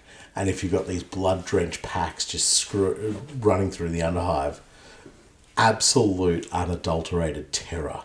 Just going... And they're just blood-fueled right now. They'd just be hunting rather than necessarily, enforcing the law as good cybermassive dogs should do. They would just be purely ready to kill just for the sake of appeasing their bloodlust. But yeah, cybermassives are that element of the Paladin forces where you're like, oh, there's one or two in my gang. Oh, that's really cute and nice. But if there's hundreds, nah. Well, cybermassives are still built around like the brain of a living dog, right? So imagine the fact that the cybermastiff most likely, what's the word I'm looking for? Like most likely still maintains the canine idea of, I will get, we work in a pack. We have an alpha. Like, we have the... Can you imagine cybermastiffs that have basically identified who their pack is and are hunting like that? So they've literally gone down to that pack mentality in the Underhive. Like, that's... Or can you imagine them coordinating attacks? Like, almost like the Velociraptors from, like, the... Oh, yeah.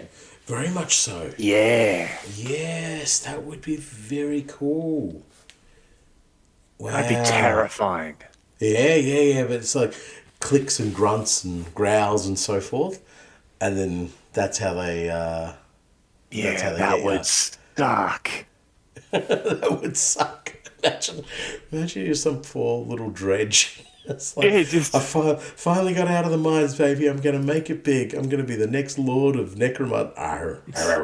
It's little Timmy's birthday, and I've got him this cacao flavored starch bar. He's really gonna love it. Oh, hey, puppy. Oh, hey, puppy. That's weird. That foot looks just like Timmy's. Oh. I'm more concerned about the cacao flavoured starch bar. That just sounds disgusting. Give me the just plain old reliable corpse starch. I sound like one of those old enforcers.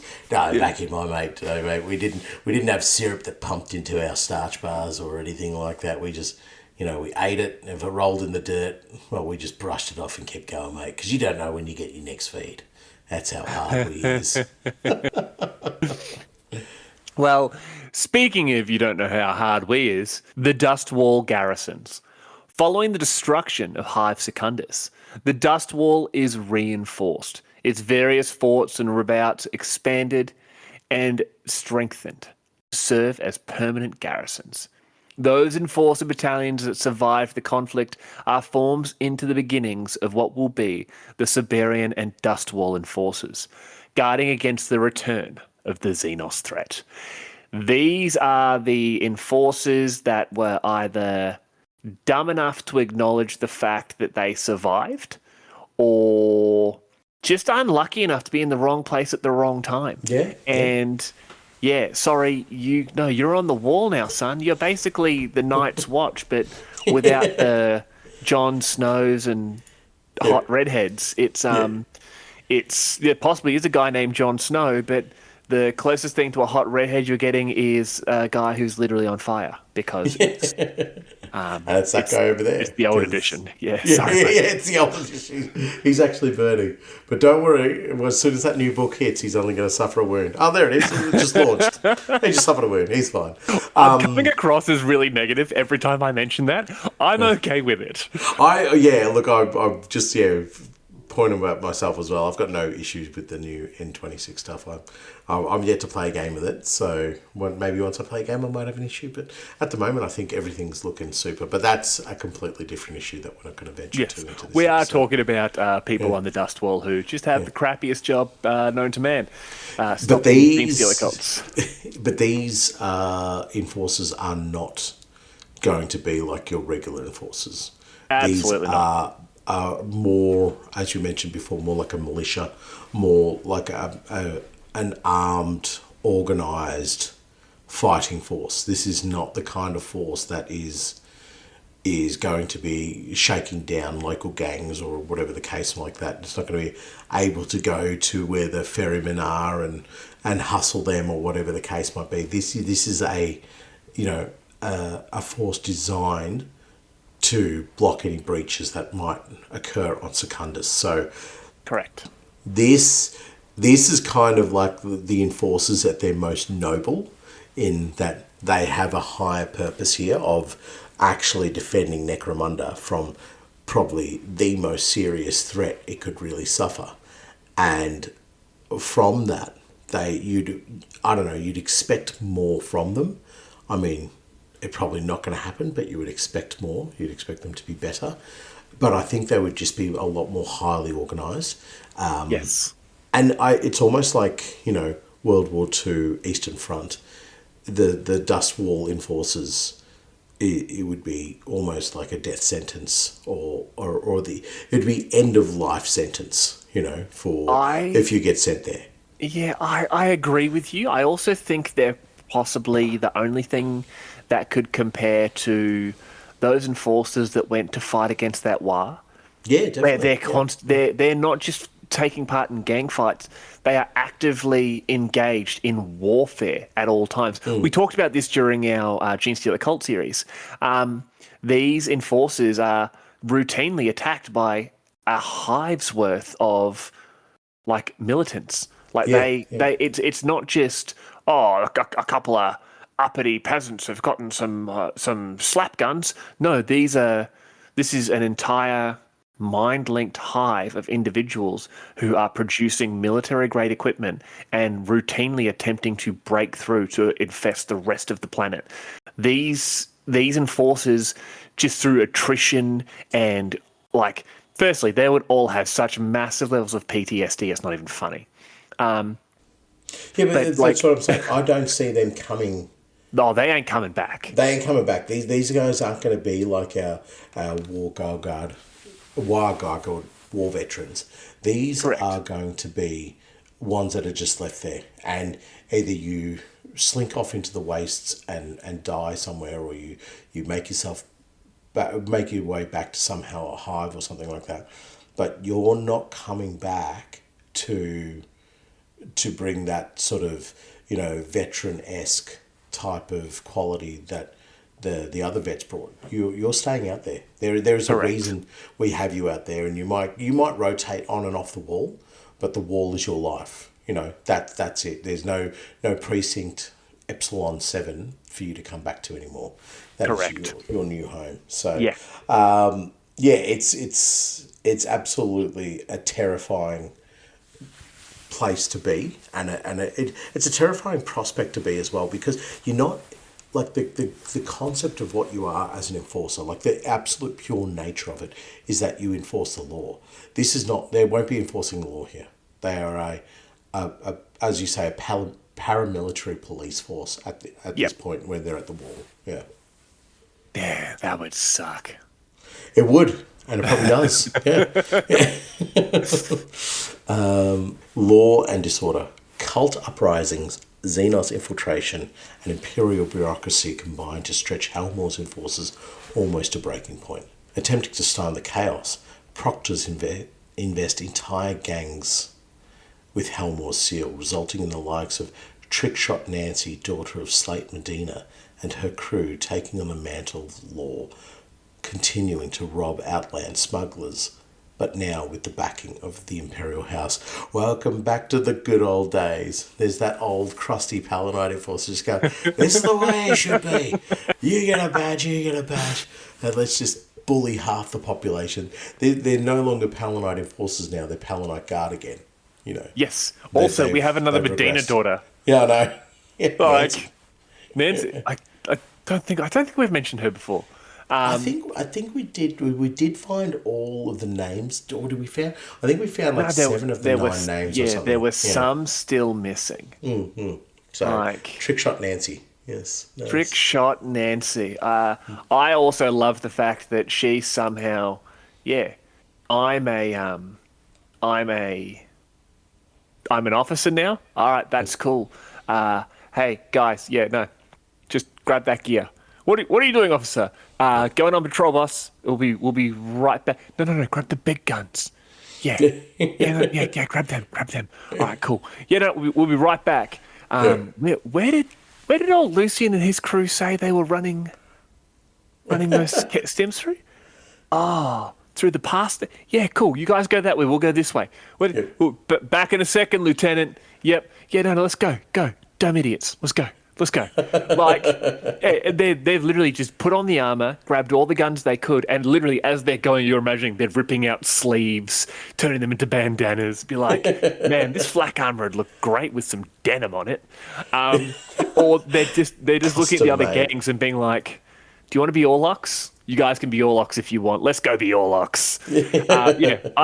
I think this is great. I'm a big fan of whichever dumb idiot thought we should just tell the gangers they're cops now. What? She's a Medina. I don't know what that means. Yeah, exactly. But this is just one gang. Like, they're probably going, okay, who's the dominant house in one of our hives? Okay, we're coming up against so many uprisings, Xenos, and all this other nonsense. House Cawdor, this particular Redemptor gang, or not Redemptors, but just this particular Cawdor gang. You can get some badges, and you can go around and legitimize baby theft. Go for it. Yeah, you're commandeering these children for the Palanite enforcers. Yeah, exactly. Commandeering these children. Oh god, I've never yucked my own yum more than with what I just said. But that's like, you think about the worst of what they could do. A House Delark with the authority to operate as enforcers, it would just be like, just legitimize all their sneaky shenanigans. They just be like, oh no, we can sell gas literally to other Palanites. Why? Because we're Palanites. It's just fine, walking past the aquarium, nodding at the fish, being like, cousin. Yeah, cousin, putting little badges on the fish. You're also a Paladite. little truncheon and old like English copper. What do they call the bobby hats or something like that? Yeah. Put that on the little fishy and just feel like he's our most decorated officer. Yeah. Officer Fishy. Yeah, Officer Fishy. Now, yeah, the just the nature of these gangs, and then that's not even talking about like Underhive scum and all that. They would probably be issuing badges too. The greatest thing I think I've had in my head here right now is the idea that they issue it to corpse grinders, and the corpse grinders are like, we're eating you in the name of the law. Relax, breakfast. Everything's going to be okay. Did you just call me breakfast? Shh. Are you pouring barbecue sauce on me? Stop resisting. You'll make the meat gamey. You know what? Hear me out. If they captured corpse grinder cultists and took them to the wall, they would jam like friends on into the back of their neck, aim them at the gene stealers, and just like slap them on the ass rodeo style and just let them go. Just open a giant gate and just open the gate and they charge the gene stealer. That's my gang idea. Done. It's just it's a cowboy enforcer and a bunch of rodeo clowns slapping corpse grinder cultists on the butt and making them fight gene stealers. Honestly, Games Workshop, me, you, and Amazon can turn that into a TV show. Henry Cavill is actually going to play the cowboy. He's the lone marshal, drinking Long Island iced teas. With nothing but boots, a mankini, and a helmet. And nobody's allowed to ask him how he drinks. Like, how do you drink through the helmet? Shoots them. Yeah. If you like pina coladas, where's my rodeo getting caught in the rain? No, okay. The 17th son.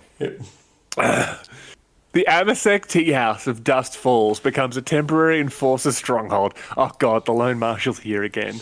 After its courtesians realise the pale young noble passed out in the corner is none other than Gilbard Helmore, lately absconded from the spire.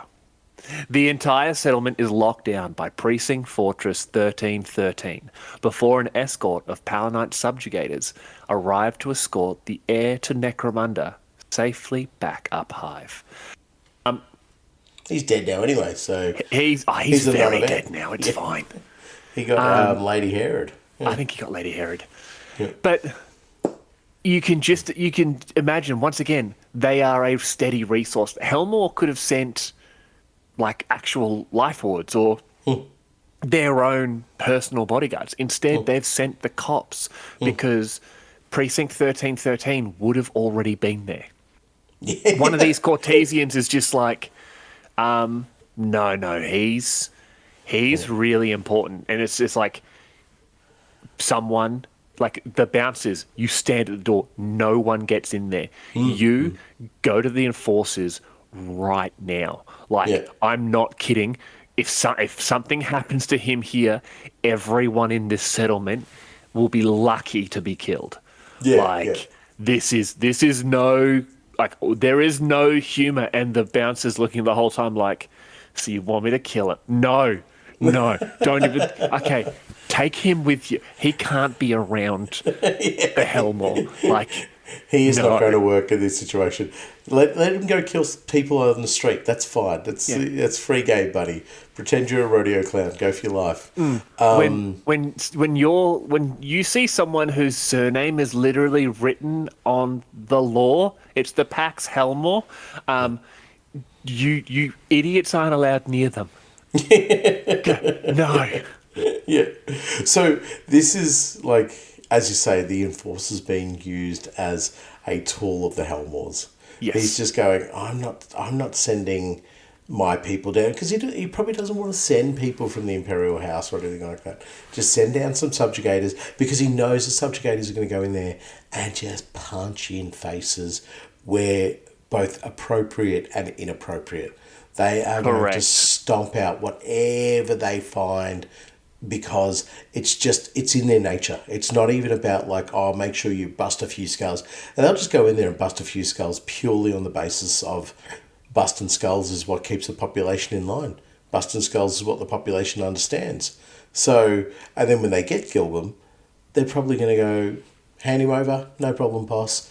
We'll probably have to lose one or two of ours just to make sure that nobody else spreads any rumours about him. So correct. Yeah, there would be a thorough understanding of what they were about. Now, this is I've been waiting to get to this read. It's actually our final read. Ongoing, the Aranthian Succession. The Aranthian Succession sees levels of lawlessness unknown since the time of the Two-Faced War. Enforcer patrols are found fighting alongside outlaw gangs against mutant hordes, casting aside their loyalties to join the followers of the Prophet, or simply barricading themselves within the precinct fortresses. They must keep to their oaths to the Imperial House and aid Hera Helmore in her efforts to restore her family power. This is, again, that moment where the screw gets turned on the enforcers, and it's like, now it's time to put your hand up for the call. You've had the good life, now you need to come. But then we see within this some enforcers going, no. The Prophet is the true guide, the true faith of what we should be believing in. And that's where the danger lies, because that strips away that devotional loyalty that they should be having to the Imperial House. And that to me is where you're like, having that happen means that you're going to be in a great deal of trouble, because these absolutely brutal pieces of garbage are going to be fighting on both sides, inflicting their brutality on either side. So, no good ski. This is, and I get it. The Prophet was doing his like freaky deaky mind stuff and all that. Yeah, I get that. That's cool. Whatever. But just like you said, this is what happens when your franchises are allowed to operate entirely independently. True. Who's to say that they are not almost exclusively recruiting from the corridor? or the Redemptionists, or they don't have. It's not Randlow who are the religious ones. It's Koian. Coine. They're not speaking directly to House Coine and being like, all those kids that you've got that you just hate, send them to us. Send them on over to us. We'll turn them into police, and you won't be proud of them because they're still criminals, but you'll be less ashamed of them.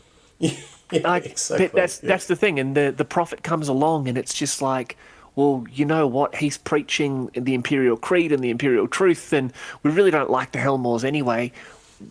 We're going to side with him. And then you have the ones who have been, let's be honest, the more criminal ones who have been dealing with the outcast nobles and Lady Credo and that, whether they're funneling weapons or drugs or people on their behalf or to them or whatever. And so their loyalties are there because that's who pays them. Like all of these different avenues, you look at it and you're just like, this is why, once again, just like in the Two-Face War, the enforcers have become so fractured, except instead of being on this side or this side, where it's Hellmoor versus Hellmoor, at the end of the day, they're all supporting the Hellmoors. So whichever Hellmoor comes in contact, comes in first place, it's still a continuation. You had enforcers saying, no, we're siding with Credo, or no, we're siding with Angry Goat, or no, we're siding with Hera, or no, we're siding with whoever. And then you had, no, we're siding with the rebellion, or no, we're siding with the religion. This is the point where the lack of centralization is what causes so many problems in the schism within their own communities. It's like definitely. It's like big government versus localized central communities. You're getting a broader outlook, absolutely, but there's so many differing opinions, and this is the most. Sorry, go. Yeah, I think also, just following up on what you're saying, is that particularly during the Aranthine succession, it's noted that they're fighting for their lives here. So that isolation that they would feel as these franchises or satellites would really come to show itself completely. That they would begin to realise that, hey, maybe even if we're not aiding Hellmoor or aiding, the Prophet or whatever the case might be, or picking our side can still be fighting for ourselves and making sure that we survive this succession period of what's going on. We may not even have to pick a side. We just need to ensure we survive, and we can do that after the fact. And if that means fighting alongside narco lords, or if that means fighting alongside less desirables or people that we were trying to kill or arrest not a cycle ago, then so be it. Because if we don't do that, we're going to get washed away in the massive casualties that is going to happen during the Aranthine succession. So exactly, just reiterating what you're saying, that lack of centralization hurts the enforcers in this regard, because you can't just simply push a button and everybody goes, oh yeah, we're all loyal to Hellmoor. There'll be no aiding the Prophet. But I guess if that did happen as well, there would probably be a lot more deaths amongst enforcers, as they all ally to Lord Hellmoor. And there was we know definitely during the Aranthine succession, there were parts of Necromunda where it was not safe to be an ally of Hellmoor, and the precincts would have just vanished if they had his banner up. There were multiple precincts that looked at it and just went, we are scary, absolutely, but right now, no, just close the doors. Close the door. We can't let anyone in. We can't. If anyone comes close, shoot them. I don't care. Unless they are waving the Imperial symbol, nope. Because if you let someone in, we are in trouble. Yeah, exactly. It's just going to be the leak that will turn into a flood. Yeah, we don't have the ability to call for help right now. Yeah, exactly. Yeah, you're absolutely right. It was definitely the scariest point, I think, for the enforcers as a collective, because at the end of the day, the other enforcers coming to reinforce you, 33.3% chance they were actually on your side. And hell, even if they are on the same side as you, they might just not like you. Yeah, or they might see an opportunity there. Yeah. And just say, well, let's kill half of them, arrest the other half, force them to fight with us, or just something that even we know during that Aranthian succession, people were still trying to make profits, still trying to run scams and run dreams and whatever the case might be. So, other enforcers rocking up to help other enforcers, if they see a wounded animal or a desperate precinct, they're going to take advantage of that. And as you said, we wear the same uniform, but we're not the same brotherhood. Yeah. Perfect. Well, so that is the sort of additional history of the enforcers as it's up to and including the Aranthian succession. So what we're going to do from this point here is we are going to look at sort of the sort of more in-depth information that came to us from the Bastions of Law. From there, it's mainly the different types of sort of specialization that came for the enforcers. We've got a couple of characters in that, obviously, to still touch on, but so we're going to jump into some of that now. All right, so we're going to start these off with some of the sort of like more well-known precincts and that within Necromunda. And because I am feeling like I want to go first, I'm going to go first. So the first one we're reading here is Dust Falls. No, don't you do this. Dust Falls 1313. The relative success of a precinct fortress can be put down to just how much criminality it will tolerate. Too much, and quotas can fail to be met as guild property and helot workers are damaged or destroyed. Just pausing it here. Helot workers are damaged or destroyed. The population genuinely are not people to the enforcers. I know we've said it like 300 times. The enforcers are the bad guys of Necromunda. Yes. But, they're just simply cogs in that machine. But I don't want to interrupt the read. Go, we're just following orders. Sorry. That's legitimate. Yeah, that's it. Too little, and the fortress will find itself at war with its citizenry. A battle which, despite the war gear at a proctor's disposal, it will be destined to lose.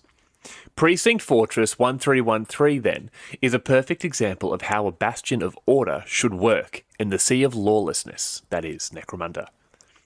Proctor Klaus Bauhain and the garrison of 1313 stand watch over Dust Falls.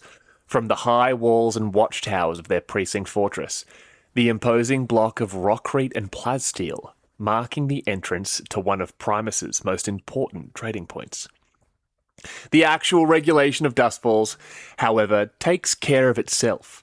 The house gangs mostly keeping the peace within neutral territory, knowing if they fail to toe the line, Narco Lord Balthazar Van Zepp will be only too happy to toss them into the abyss, and that Bauhain's enforcers will be only too happy to watch.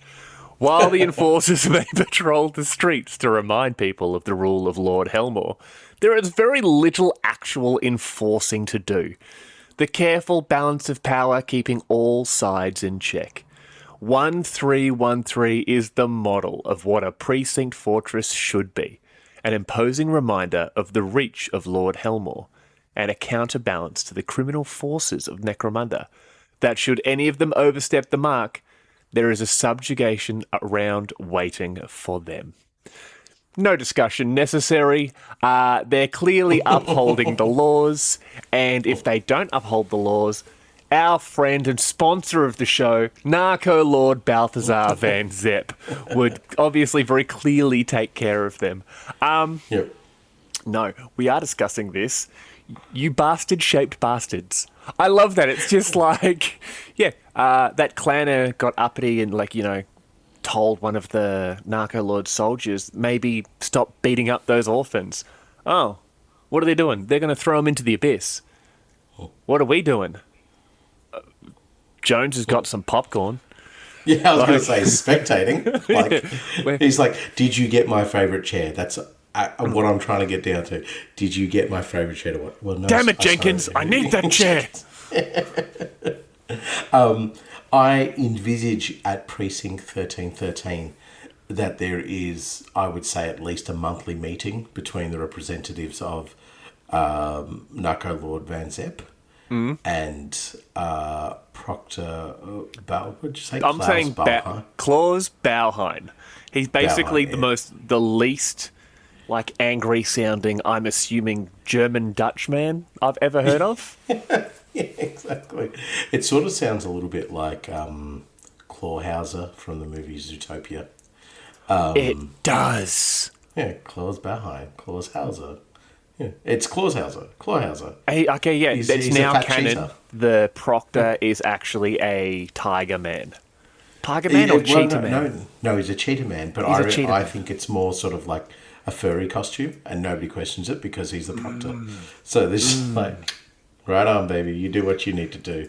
And Van Zet every now and then goes to meet him. He's just like, oh, I've got to shake his hand.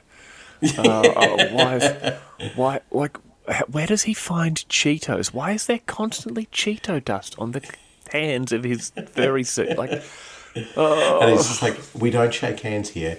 We're paw to hand. Paw to hand. Hey, and it's just because Balthy, Precinct 13... Balthy, I'm a hugger. Wow. I said, no, you're not allowed to meow in my ear. Like, it's just in general. That's it. But Send me to jail. Send me to jail. I quit. But yeah, that's what I'm saying. Like, nobody bothers Clawhauser because the garrisons run so perfectly. They're like, he wants to be a bit of a weirdo. That's cool. Let him be. It's run perfectly because he's literally said to effectively, outside of House Escher and the Imperial House, he's said to the biggest distributor of chems and stims on the entire planet, hey, as long as we get an envelope/refrigerator full of credits every month, we don't care. Like, don't kill citizens, and if you do, don't leave bodies. And and if you do, just like let us know, and then we will sort it out. Yeah. Like just give us a heads up. Everybody's got a little handheld Vox communicator. Just get on the blower. Give me a shout, and we will make sure this disappears.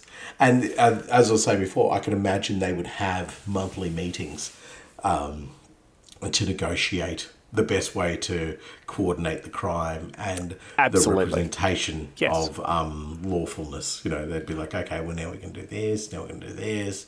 Keeping it tight. Because they would, at the end of the day, the enforcers are still going to have to maintain the illusion of enforcing the law here. And interestingly enough, Dust Falls during the Aranthian succession was a prime example of what happens when the enforcers don't know what to do. Was it Dust Falls where they basically just locked themselves in the precinct and were just like, no, we don't have orders. You all just do your thing. And then Balthazar Van Zepp and the guild chick teamed up, or they were arming everyone, and then the guild representative somehow died mysteriously. Yeah, I thought they abandoned Dust Falls. Did they abandon Dust Falls? I actually think they did, yeah. Because remember they closed the ring? That's right. Leading up into the noble spires. Yep. Or noble parts of the hive. And they're just like, yep, good luck, Van Zepp. Like, we're your mates, but we don't like you that much. Yeah. See you later. But the thing is that would have broken the illusion of lawfulness.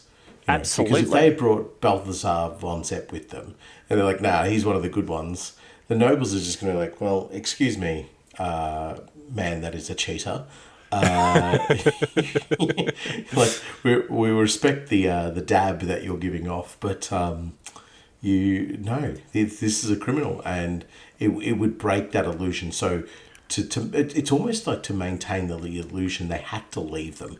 And I mean, if I was arguing for the case for the enforcers, that's what I'm saying. We know it's going to come to an end, the Aranthian succession, and when we come back, we need to be able to maintain this perfect status quo of what we have. Yeah. Yeah, I get that. It's also, it's because the enforcers, and we've talked about it so much this episode, outside of literal direct person-to-person communication, the enforcers are completely useless.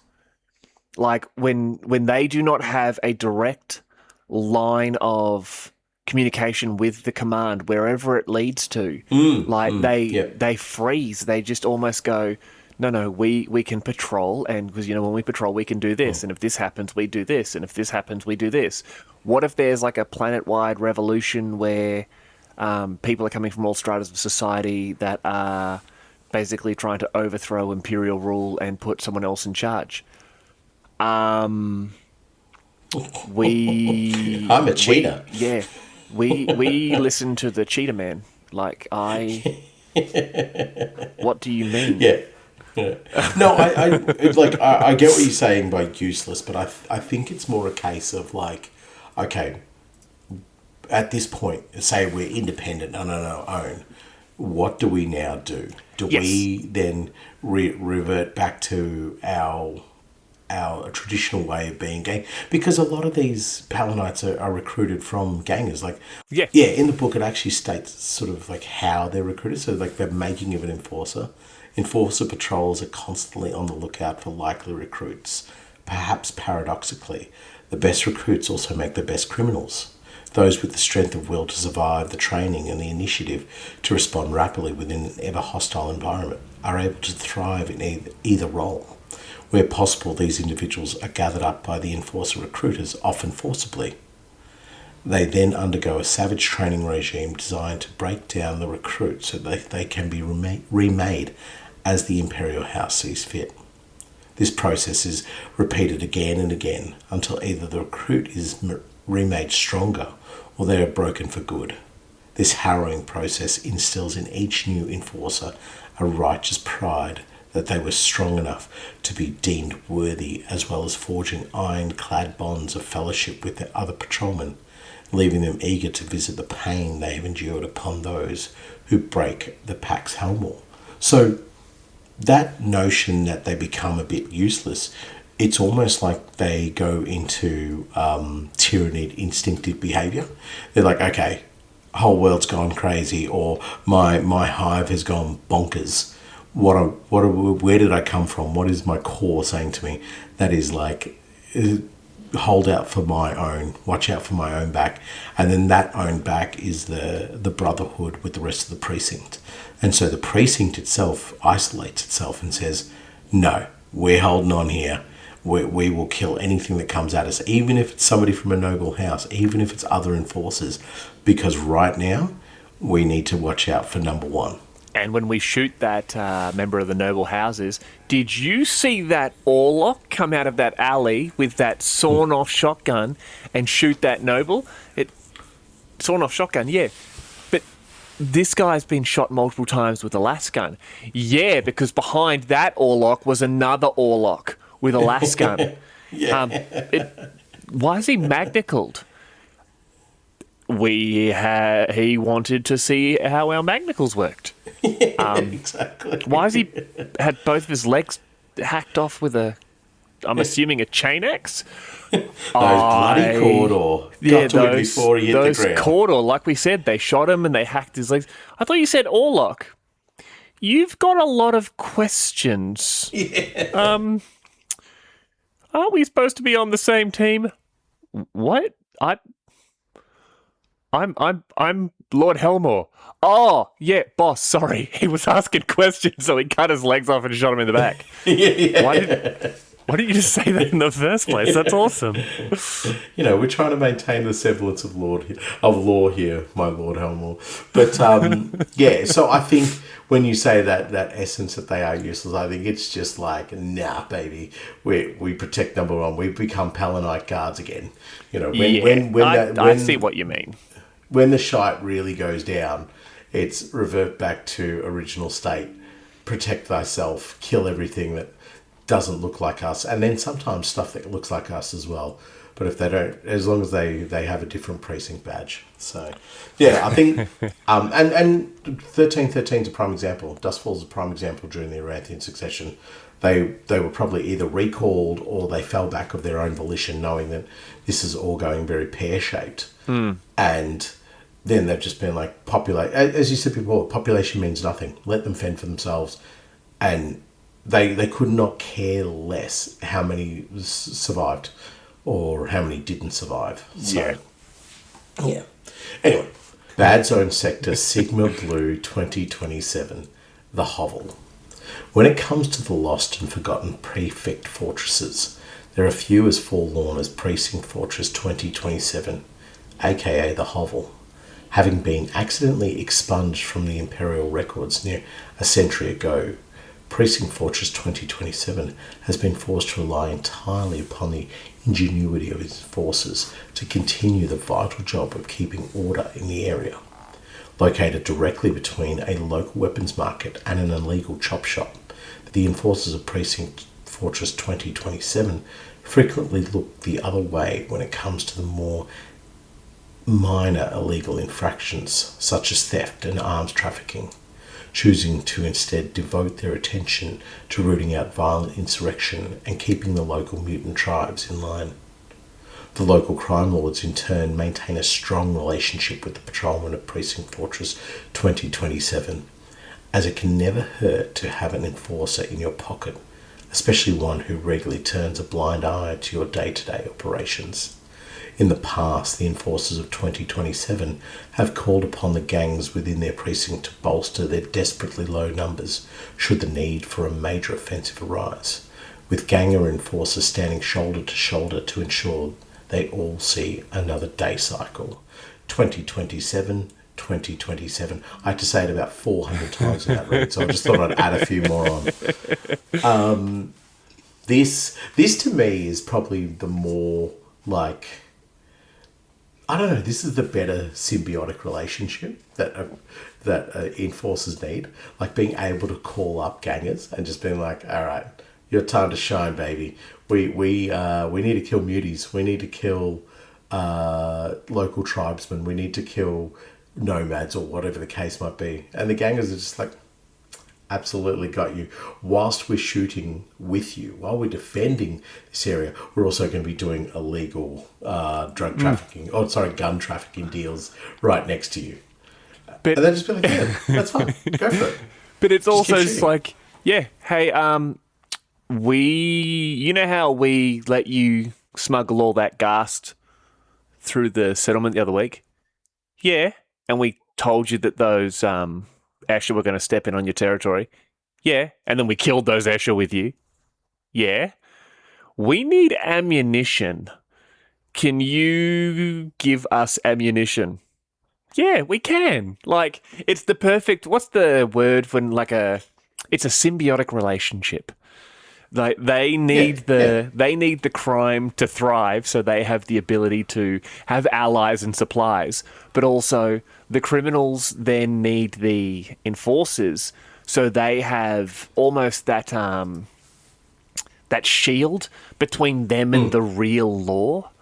But exactly, the real law. Yeah. Yes. But at the same time, they have a common cause of survival, where the mutant tribes get involved. That's cool.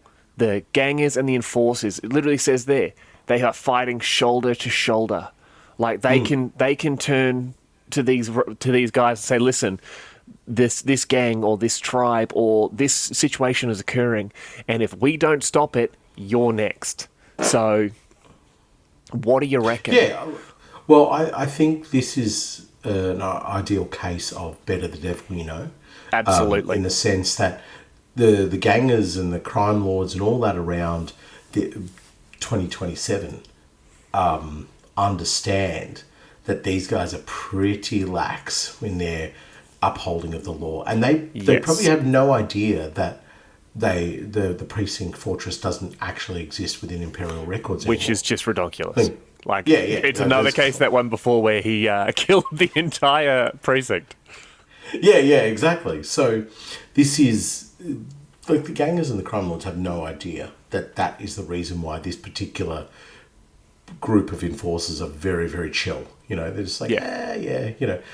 What they do understand, though, is that if these enforcers go, and they would know the stories of enforcers, they would know some horrendous scenarios that have gone down because you've had incredibly hardline or pig-headed enforcers who just go, no, this is the way we're running my town, and you are going to bend to my will.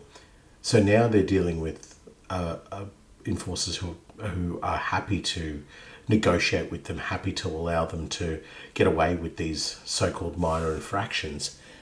And they will do everything to keep those guys in play. You know, Yes. because if that means helping them kill X, Y, and Z members of whatever, maybe it's another enforcer patrol coming along, going, hey, do you know what? You guys don't technically exist anymore. And 2027 enforcers going, no, you're not putting your machinations into this area. So they go, okay, well, help us kill these enforcers. They kill them off, fantastic, loot their gear. Yeah, the enforcers take Well, all now. their gear. The criminals get like you said before, the devil they know. It's win, Yeah, exactly. win. It's farm to table justice. It absolutely is. But I think it's something that, like, and as was mentioned, this is like what you want to be doing as an enforcer. You want the criminal gangs on your side. And they can do this only because they don't have that direct authority that we were talking about. They don't have what do they call, Proctor Marshal or Proctor General? The marshals. The marshals. They don't have the marshals. Provost Marshal coming around and basically digging around too much. So because of that, they can then create this, I guess, a version of Helmore's law that best suits their needs. So this sort of airs on what we were talking about with 1313, in that if they are left to their own devices, then everything becomes about the protection of their individual precinct and the individuals within it. Yes. And and in this particular scenario, 2027, they know that they are not going to survive if they are the hard-nosed enforcers like everywhere else in the hives. Correct. Well, heading on to the next one there, quite possibly one of the coolest concepts for a police precinct literally ever. It's Ash Waste 8088, the train.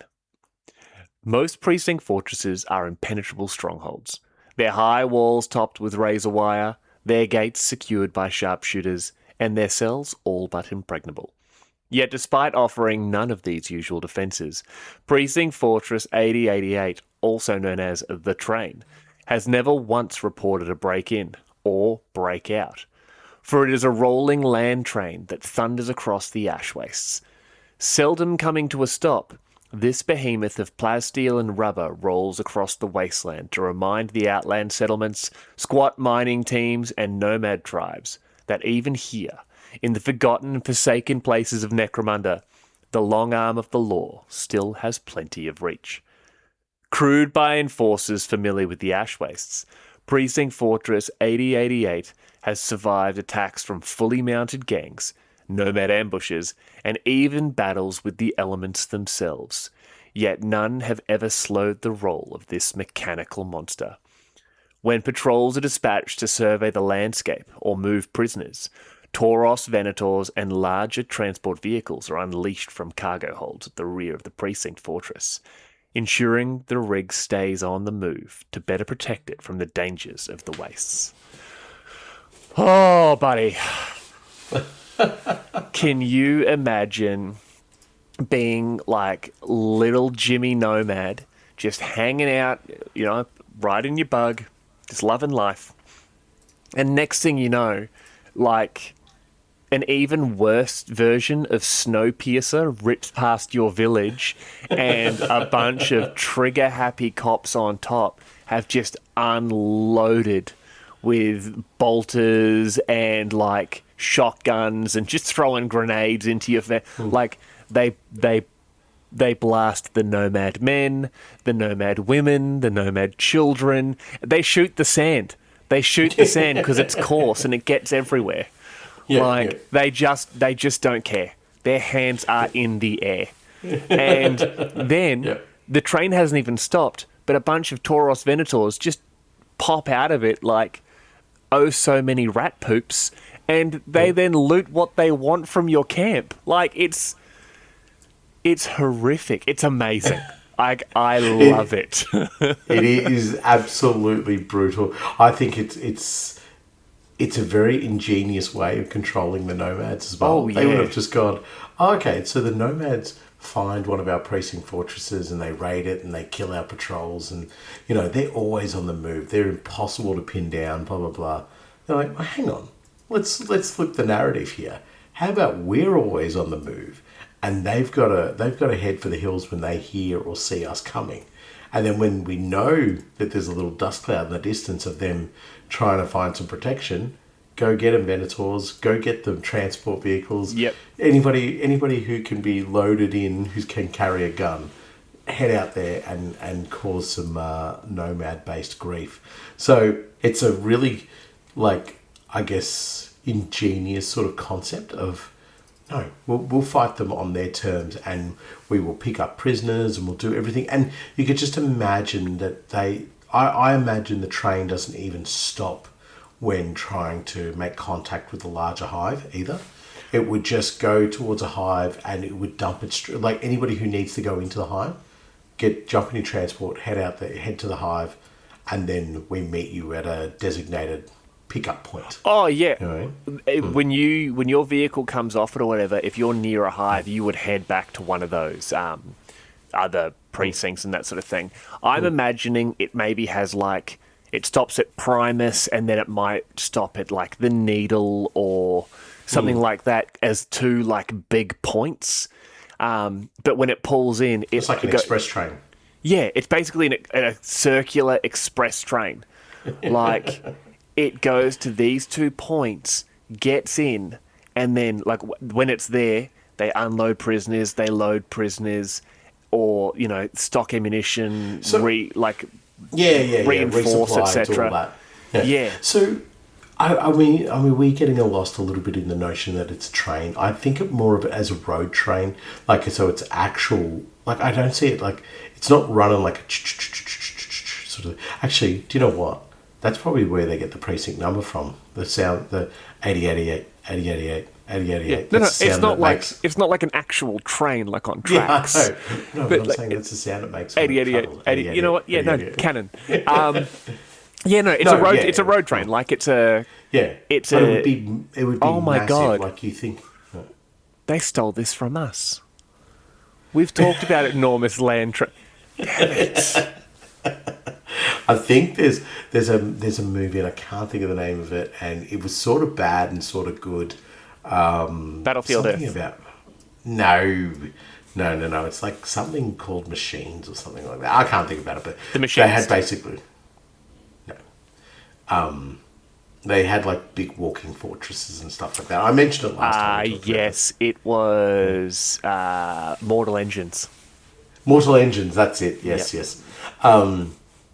But that's the way I imagine what this train is. It would have it would have a main driving compartment. Yes. And then everything else attached to it with sub-engines and so forth that could power the additional areas. And it would have a weight limit and so forth, so it would need to dump off because it could only take so many prisoners or take so much supply or whatever the case might be. Yes. You wouldn't want to constantly be trying to engineer this thing to carry more weight. Love that. But the notion of the size of the hulls that it would need for Venators or transports is that's scary big. That's you're starting to talk about things that are potentially warehouse size but with wheels on them, or tracks or whatever the case might be, and just bristling with guns. But imagine a crew of Paladin enforcers who their captain would be called the conductor, right? And the rest of it is just they would operate as members would be on a train, You know what I mean? So, like, you could just theme it around, like, 20th century trains or whatever the case might be. And have somebody who checks tickets and another one who, removes graffiti, but it's all in a very, like, Palinite enforcer way. So the graffiti remover would have a flamer. The ticket checker would probably have something like a stub cannon or something along those lines.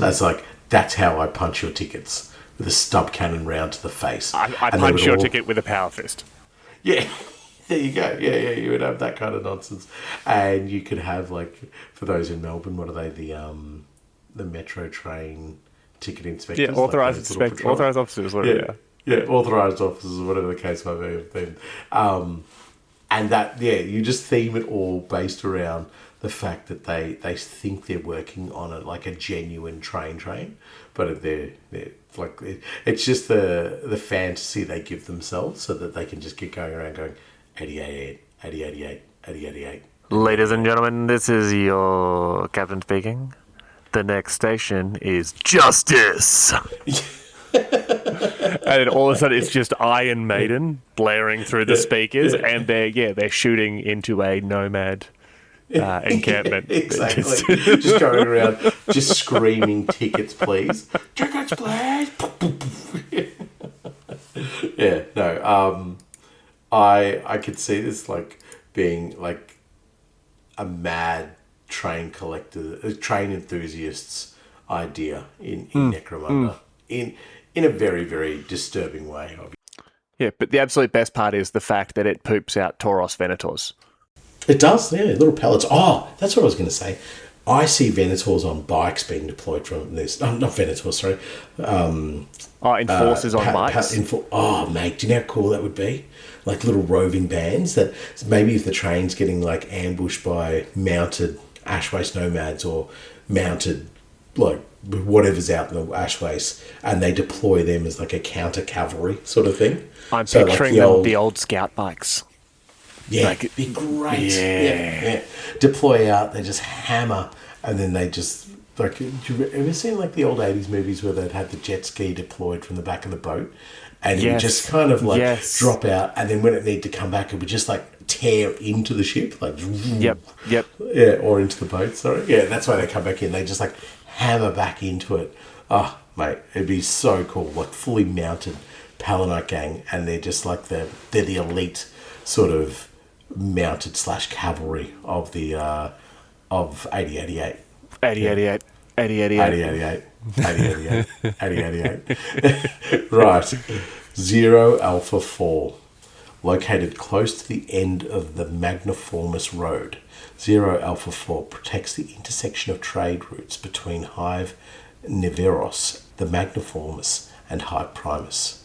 Infamous for the jagged scenery, bore tunnels, and numerous other ambush sites along its protectorate highways, assignment to the Prefect Fortress has long been used as punishment duty. With the recent unrest and confusion following the Aranthian succession, this has resulted in an unprecedented number of forced transfers to the fortress, with the garrison now reaching the size of a small army. The increased size of the patrols has not, however, been accompanied in increased allocation of resources, and so Proctor A034, Fragum, has resorted to exacting attacks from passing traffic in order to keep his patrols sufficiently armed and fed. Though not strictly within the remit of the Proctor, the Mercator Guild are more than happy to pay extra tribute to the road station, the route now significantly safer with a mere 1 in 10 cargo 8s failing to reach their destination. On occasion, a bold driver will attempt to bypass the toll point, though these tend to not get much further. The bitter tales of the few survivors reinforcing the need of an enforcer escort, that the flak-armoured Scavies and Tauros Venators of the nomad tribes offer little chance of escape. Which really pisses me off, because it doesn't matter how much I look through that Tribes of the Wastelands book, I can't find flak armor or Tauros Venators. Yeah, it's a really big oversight that Specialist Games somehow forgot to put them in, because they're obviously mentioned in So the lore. it doesn't even get a precinct number. Like it's got 0 Alpha 4, which is it's not as cool as like 8088 or 1313. But this is clearly the dumping ground for the undesirables of the Palanite enforcers. And respect to Proctor A034 Fragum, who is obviously, that's his criminal designation, A034. They've just gone, well, and it's what we talked about earlier. You've dumped us out here. You've left us to our own devices. And baby, we're all Necromundan. So guess what we're going to do? We're going to behave Necromundan. And that's exactly what they are doing. They're jumping anybody who comes along here. But now they're a small army. But imagine being so bad at being an enforcer that they send you here, and it's just like, no, but oh my god, now I get to thrive. As being bad as at being an enforcer. I don't think it's necessarily that they're bad at doing their job. I think it's that they've got on the wrong side of a noble, or their precinct was on the wrong side of the Oranthian succession, or their precinct just pissed somebody off, and they've just gone, like, there's definitely more there that have annoyed somebody than there are that are bad at their job. And there definitely are, those who are bad at their job. I could dare say 8088 would come past and drop off a few undesirable enforcers. Just like, here, just push them out of the train. Have them. Good luck with them. But this is not even the semblance of law. There would be I almost imagine them like a military unit that had, in a post-apocalyptic world, going, yes, we still have our captains and our sergeants, and we still have our ranks, and we salute and we do all this other stuff. But that is the only tether we have that makes us resemble the former military unit that we were. And that would be the same. You've seen Fury Road, haven't you? Yes, I have. Yeah. The Octoboss? Yeah. He was the... Yeah. Apparently they were former Australian SAS. Oh, righto. Oh, I didn't know that. Yeah. So that's why I imagine the 0 Alpha 4s would be like. Is like, yes, we tick all the boxes and we do all that, but things like filling out the appropriate paperwork, having a proper quartermaster, the proper assignment of duties and so forth, those are all very grey to non-existent areas. And this gang army now begins to operate and function as almost like another element of threat within this region. I think the nobles and probably maybe other enforcers and definitely like the guilds, like as I say, the Makeda Guild, who are happy to pay this extra money and so forth, they kind of just would let it happen because they know that either you avoid it or you pay the extra money. Like this is a pirate force you can genuinely negotiate with. You can go, here's a big lump of cash, have that, please only hit one of our 6 transports that are coming through here. Absolutely, no problem, we'll do that for you. And that's that kind of stability they would provide. Well, what is it? The 1 in 10. So you lose 10% of your cargo, right? And that's the thing. They're negotiating with the enforcers and saying to them, we will pay you whatever we need to for you to escort our cargo eights through. Like, we need this. And in return, you drive with us. And then when the actual pirates and I say actual like 0 Alpha 4 aren't basically pirates, when the actual pirates and that see them, they go, no, they got enforcers with them. Don't touch them. We do not want those nut jobs coming after us. Yeah. And they go through and, 1 out of 10 maybe takes the wrong road, or the enforcer And in my mind, that 1 in 10 that fails to make it through, it's not the road pirates picking it off. It's the enforcers just going like, all right, let's keep the locals happy. Yeah, stop here. We're just gonna. I just need to get a sandwich. And they're like, get a sandwich? And they pull over, and then the actual road pirates come out, kill the crew, and he's like, yep, give me my cut. The enforcer gets a cut, jumps back on his bike, drives off, and the pirates keep that ridge hauler. Yeah, absolutely. Yeah. It's a perfect relation. It's symbiotic. Well, I think they would need to do that as well because because particularly now they're undersupplied, under resourced, so they can't probably go toe to toe with fully equipped veteran pirates who are doing this. So they need to be like, hey, you have a look, and I don't imagine they do it all the time, but they do it enough to be like, okay, that we're all happy here. Don't step on our toes. Yes. Oh, I really like that. Oh, I don't know what I like better so far, that or the Orc Hunters. So those are the most famous sort of, like, police stations or precinct fortresses on Necromunda. They're not the most famous, but they're the famous ones that are in the book. Now, we have each picked one of the patrols of legend that we're going to go over. There is 4 of them, but we can't read it all for you. Go and read the book. So, Nathan, I'm going to jump in and pick mine first, because you just did the last read then. Now, I'm picking Patrol H Lambda Red. There are many types of life past death on Necromunda, from the covens of the Death Maidens to the parlours of the Resurrection Guild. But whilst these skirt the boundaries of Imperial law, they are mostly tolerated by Lord Helmore's enforcers. The same cannot be said for the cartel's Mortifoli, those who traffic in the horrifying Brainleaf. Clients of the Mortifoli range from spire nobles and crime lords seeking a memorable punishment for failed underlings, to the operators of the fighting pits and blood dens of the Underhive. Here, the sight of a fighter going toe-to-toe with even a handful of the infected draws in massive crowds.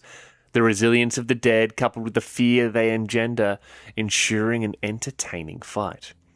Enforcers come down hard on the Mortifoli, as even one escaped Brainleaf zombie can cause huge damage to production quotas, as was the case in 879 of M39, where entire sectors of Hive Temenos had to be locked down and purged, resulting in a catastrophic delay in search lamp shipments. Therefore, where the Gorchain fighting pits of Primus were rumoured to be hosting a Brainleaf beatdown, Patrol H Lambda Red was fully mobilised, its watchmen sealing all entrances and marching in behind their assault shields. With no alternative but to scour the entire arena, the enforcers drove the audience and their hosts into the pit to battle amongst themselves, with the blood-soaked victor then summarily executed to make absolutely sure no infection spread. No Brainleaf zombie was ever discovered, but whether there was one is of little matter. There had been no rumours of the Mortifoli in the Hive since, and so the efforts of H Lambda Red can be considered highly successful. Interestingly enough, there have also been no further rumours of Traitor Astartes of the Wordbearers Legion. There have been no rumours of, I don't know, equal rights for workers. There have been no rumours of a talking donkey who married a dragon. Yep, well done, well done. You're all triple successful. I love the fact that Patrol H Lambda Red are basically post-apocalyptic zombie hunting vigilante police officers. Oh, and mass murderers. And because you can guarantee when they pushed everyone into that ring, the enforcers got into the seats, they were chugging beers, they were eating popcorn and being like, fight. Someone would have complained, they would have shot him and said, fight. And this survivor... Have you ever played Fallout New Vegas? No, I have not, no. There's a scene where you come towards a town and this guy runs out to you and he goes, he's talking about how he won the lottery like it's the best. And he goes, what lottery are you talking about? He's like, you're a dumb idiot.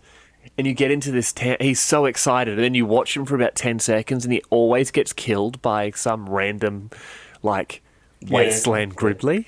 And that's this guy. This guy has managed to kill, I'm guessing, hundreds of people in this audience and the other gladiators and all that sort of stuff. And he's standing there in the middle, or she, they're standing there in the middle, just drenched in blood. They're injured. They look up. They raise the fist in victory. And one of the enforcers is just like, shut up, idiot. Boom. This is boring now. But I just, you talk about that brutality part of it. There's just the most, anemic way that it's written, though, in that Patrol H Lambda Red was fully mobilised, its watchmen sealing all entrances and marching in behind their assault shields. So, marching in behind their assault, they are shooting anything that moves in front of their assault shields. They are beating anything that gets close to their assault shields, to the point where the audience is like, oh, this ain't good. I need to go somewhere. We need to climb into the arena. I need to go somewhere safer. Oh, yeah. The arena where the fighters are, where the brainleaf beatdown is happening. That's the safest option. And then it kicks off inside there. And I absolutely imagine the enforcers are just assisting. They're like, oh, that one looks particularly tough. And if he does win, or he or she does win, we don't want to fight them. We'll shoot them now while they're clambering up from the 3 people that they just killed. Well done. Good job. Die. Or you can imagine one of the rookies calls out to, it's like, oh, who's betting on who? And one of the rookies is like, oh, I got 20 creds on that Goliath, Sarge. Yeah. And he's like, yeah, good point. Shoots the Goliath in the chest. He's like, well, you just lost 20 creds. Exactly. So I think they probably would have either stopped when they ran out of credits or ran out of ammo. But I don't see them not being absolutely culpable of total murder in this regard. But I do appreciate your statement earlier of there's no word bearers on Necromunda. How do you know that? Well, they don't exist anymore, so we haven't heard anything about them. So, well, because H Lambda Red went hunting for them, and now there's none left. Yeah. Duh. But this is perfect. This is beyond Palanites. This is the imperial understanding of how to solve a problem. Just lock the doors and just hammer them. Yeah, we couldn't gas them because gas doesn't kill zombies. You know what we can do? Shoot everything. Yeah. Do you mean everyone? No, everything. Yeah. Shoot the chairs, shoot the bar, pile up the credits and then shoot it. That's the way we do. This is exterminatus in a very small but much more hands-on method. They've just gone. I've read about this thing called exterminatus, Sarge.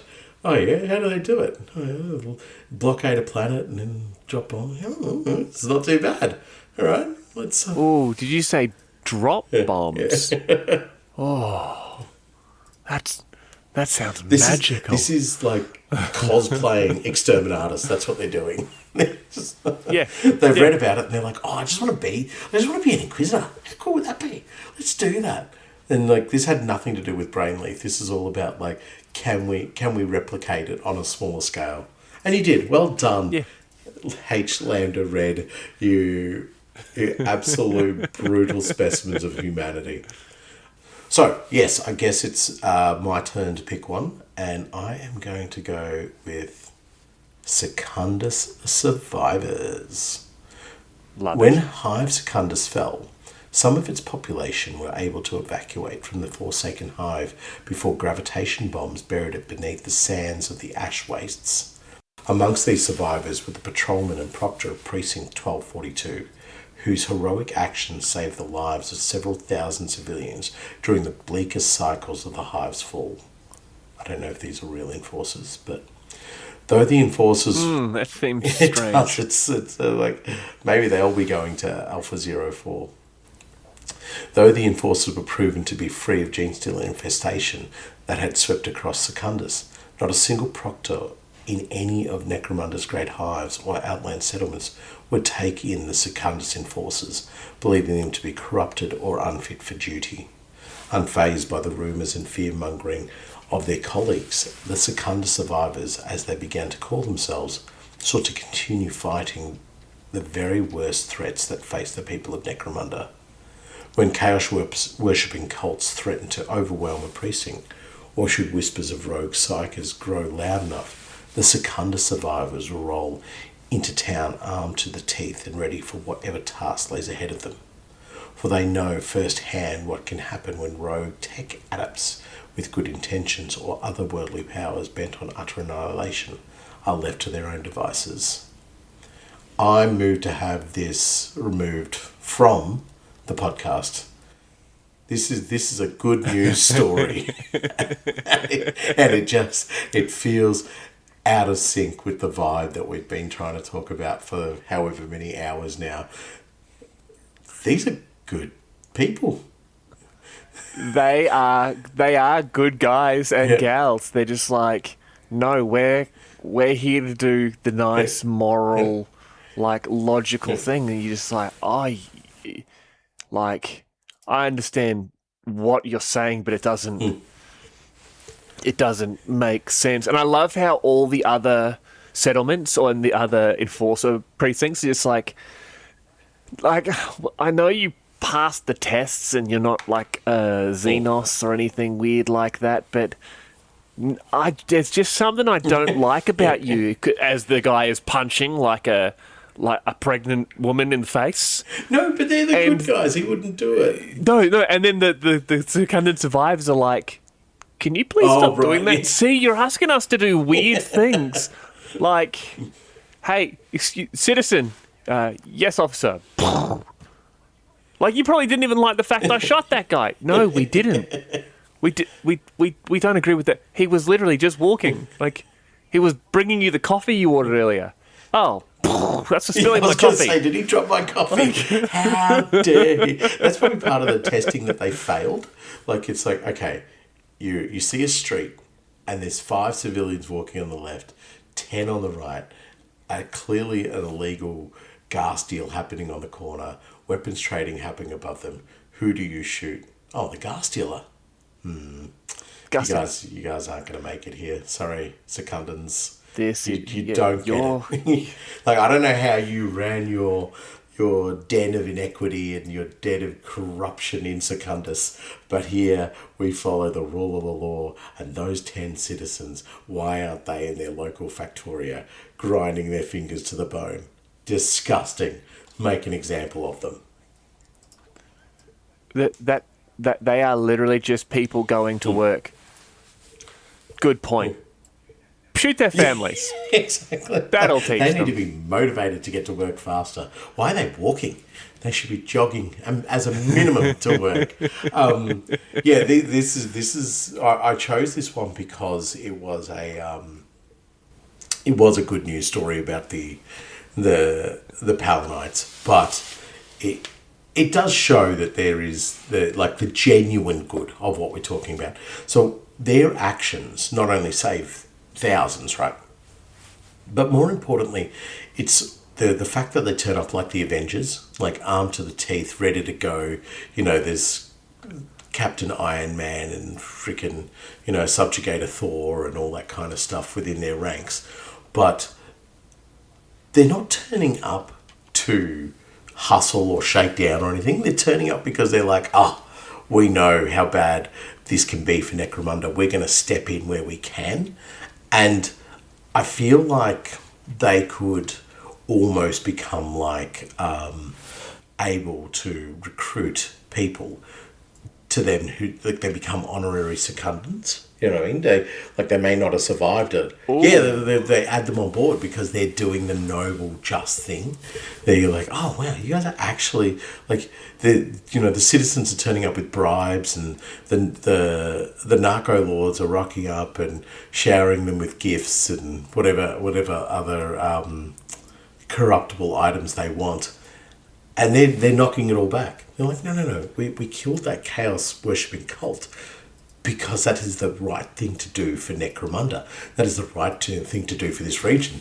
And they're just still being like offered money. They're still being offered gas. They're still being offered, weapons and so forth. They're like, no, we don't want this. And that kind of notion would attract Paladites who are just genuinely thinking, yeah, I'm a good guy cop. I want to do good guy cop things. But my precinct is tantamount to a court or gang house of the worst kind, where the thing we worship is corruption and money. And so they could see the Secundus survivors and be like, I'm hitching my wagon to you. And I imagine there would be a lot of Secundus survivors, and there would be almost like the Khorne Berserker warbands, in the sense that the Legion gets shattered. Yeah. And they find themselves... It actually does say they're from a single precinct.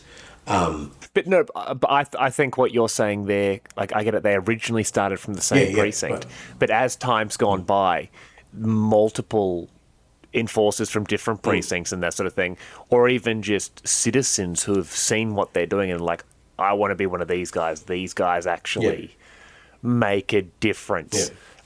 So to become... They would be joining up. Yeah. So becoming one of these is not necessarily saying, yes, I align myself with Secundus or whatever, but it's aligning myself with the values and like the genuine good values that they're trying to profess. The genuine righteous behaviour that they're showing in defence of Necromunda, which is just, I don't think I've ever said those in the hundreds of hours of content, the righteous good nature of what you need to help Necromunda. I don't think I've ever said that before. So the Secundus survivors are this real sort of step away from what we'd expect, not only from enforcers, but just genuinely from the people of Necromunda who are always out for their own. You know what I mean? It's very rare that we get to see those who are completely altruistic just going, no, we're here for the betterment of the hive, or the betterment of the people, or the betterment of the world as a whole. You're here for what? Better... I don't know what you're saying. I think he wants mints. He said he wants better mints. That's what he needs more ghast. Yeah, that's right. He's talking crazy. He needs more ghast. The notions of what he's coming up with, I don't understand. So yeah, well, we've got some good guys. Well, next up, we have something a little bit different to talk about. We are going to jump into the sort of specialist formations or characters within the enforcers themselves. Now, we've talked about a lot of the other stuff previously, the gang makeup, etc. We're not going to go on about that. The specific characters, I believe, Surveillance and the... we've mentioned her, and I believe the... Who's the other one? There's Surveillance, because she's got the dog. And... the Stranger. That's it. Oh, how did we forget the Stranger? Yeah, right. We didn't, you did. That's it. Yep. No, good stuff. Yep. Boom.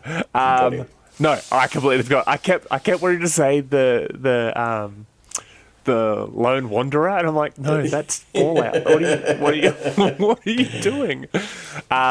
Yes, we've mentioned them previously or in Dramatis Personae episodes. We're mainly going to talk about the three things that were sort of introduced during either the Bastions of Law or the Arantian Succession in the form of the Lortimata. So we have the Haunts, the Palanite Companions, and the Lorekeepers. Now, I know you've just done a read, but which one would you like to read? I'm going to let you have this one because you are coming at us straight from the master bedroom. Yeah, that's right.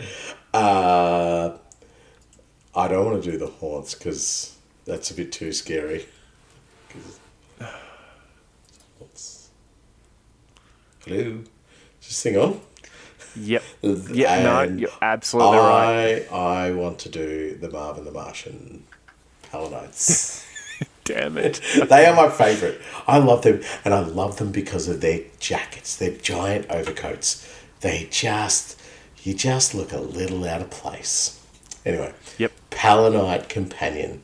Palanite Companions are the elite enforcers of the Spire, chosen from the most loyal members of Lord Helmore's Palanite battalions. They undergo extensive psycho-conditioning to ensure their sole purpose is to protect those of Helmore blood or individuals deemed important by house nobility.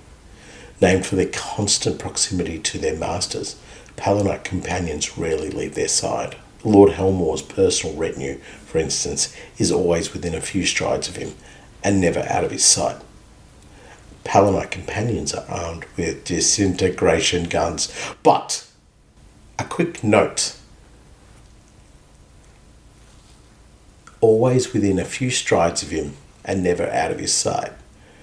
Well, there is a particular bunch of Palanite companions who are now serving with Alpha 04 because... Zero Alpha 4 because Ronti got the stabby stabs, remember? Ronti did get turned into a pincushion, Yeah. and I'm pretty sure the murder cyborg, particularly mocked them as she got in there to just absolutely slap the snot out of Ronti. Yeah, Because she was just like, I see them, and these big dumb idiots aren't doing nothing. Yeah, they are definitely out in the middle of nowhere right now. just raiding. With like using regular guns and not disintegration guns anymore. Like, what is this peasant technology? How does this even work? Like, This thing fires bullets. Yuck! I fired at my target, and it's just bleeding. It hasn't just vanished from existence. This is weird. I don't understand this. But the companions are basically like your what do they call them? I have forgotten the name of them. President has them as bodyguard. Secret Service. Secret Service. They are effectively like muscled up Secret Service. So they're going around, but it's a very 40k Necromundan way of delivering Secret Service, and that is some absolute stonking individuals, fully done up, like very garish, very in your face, lots of guns, lots of painful looking guns, and there's no sort of like clandestine hide in the background. When they're there, everybody knows somebody important's here, or it's a Helmore. I wonder if any of them are ever attached to Spires, because they got to protect the Helmore bloodline. Oh no! That's a cool gang. Imagine Spires and Palanite companions as your gang. Your opponent's just gonna be like, do you know what, man? Like, I'll just kill 3 of my blokes, 66 of them, and then we'll just call it game. Done. That's damn okay. But it makes sense because they're Helmors. It makes a lot of sense. Sorry, I'm a little bit flabbergasted at that concept because Helmors are Spirers, and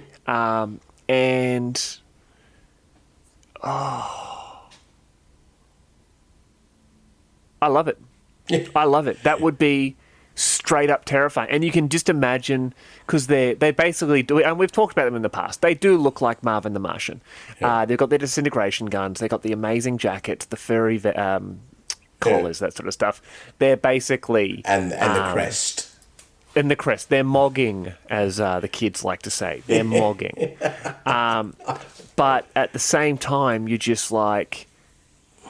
when someone is rocking up with like flak armor, a disintegration gun, and all that, as the kids say, swag, and then at the same time just being like, I'm the least dangerous person in this gang. Are you talking about when they're accompanying spires? When they're accompanying spires, because obviously to get the Palanite companions, you're going to be needing to ally with the Imperial House and to sort of to be able to bring them into games with you.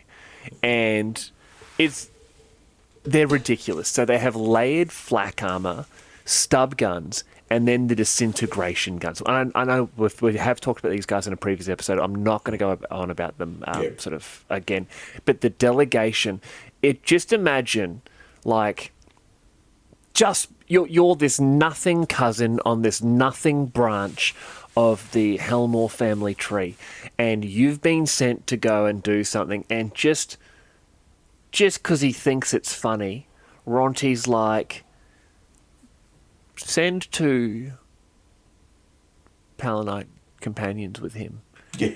And everyone's just like, whoa, what? This guy, I'm picturing him, he'd be like 80 kilos, soaking wet, covered in 40 kilos of wet towels. And he's got like the spectacles, a bowl cut, and he's in there and he's looking up at this Goliath who's just an absolute, almost 8 foot tall slab of muscle. And he's like, well, I've been speaking to Lord Helmore and he was saying, and the Goliath's just looking down at him and is just like, whatever you want, mate. Yep, you got it.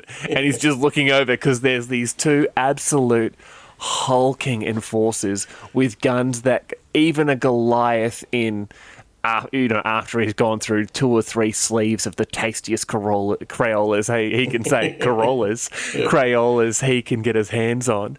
And he's just like, I'm not going to win this fight. Yeah. That finger has to twitch and I am done. And little Specky Helmore is just like, this is the best birthday ever. This is what they promised me, power, and I can feel it. And as soon as one of the companions takes even like a half step away, the cold shiver runs up the spine. It's just like, oh no, you gotta stay closer, because I understand what power is now, and I know how weak and nothing I am. You know. Well, while we're talking about the Imperial House, obviously you got to be law-abiding, and they have a strong alliance to the Palanite forces. Who would have thought?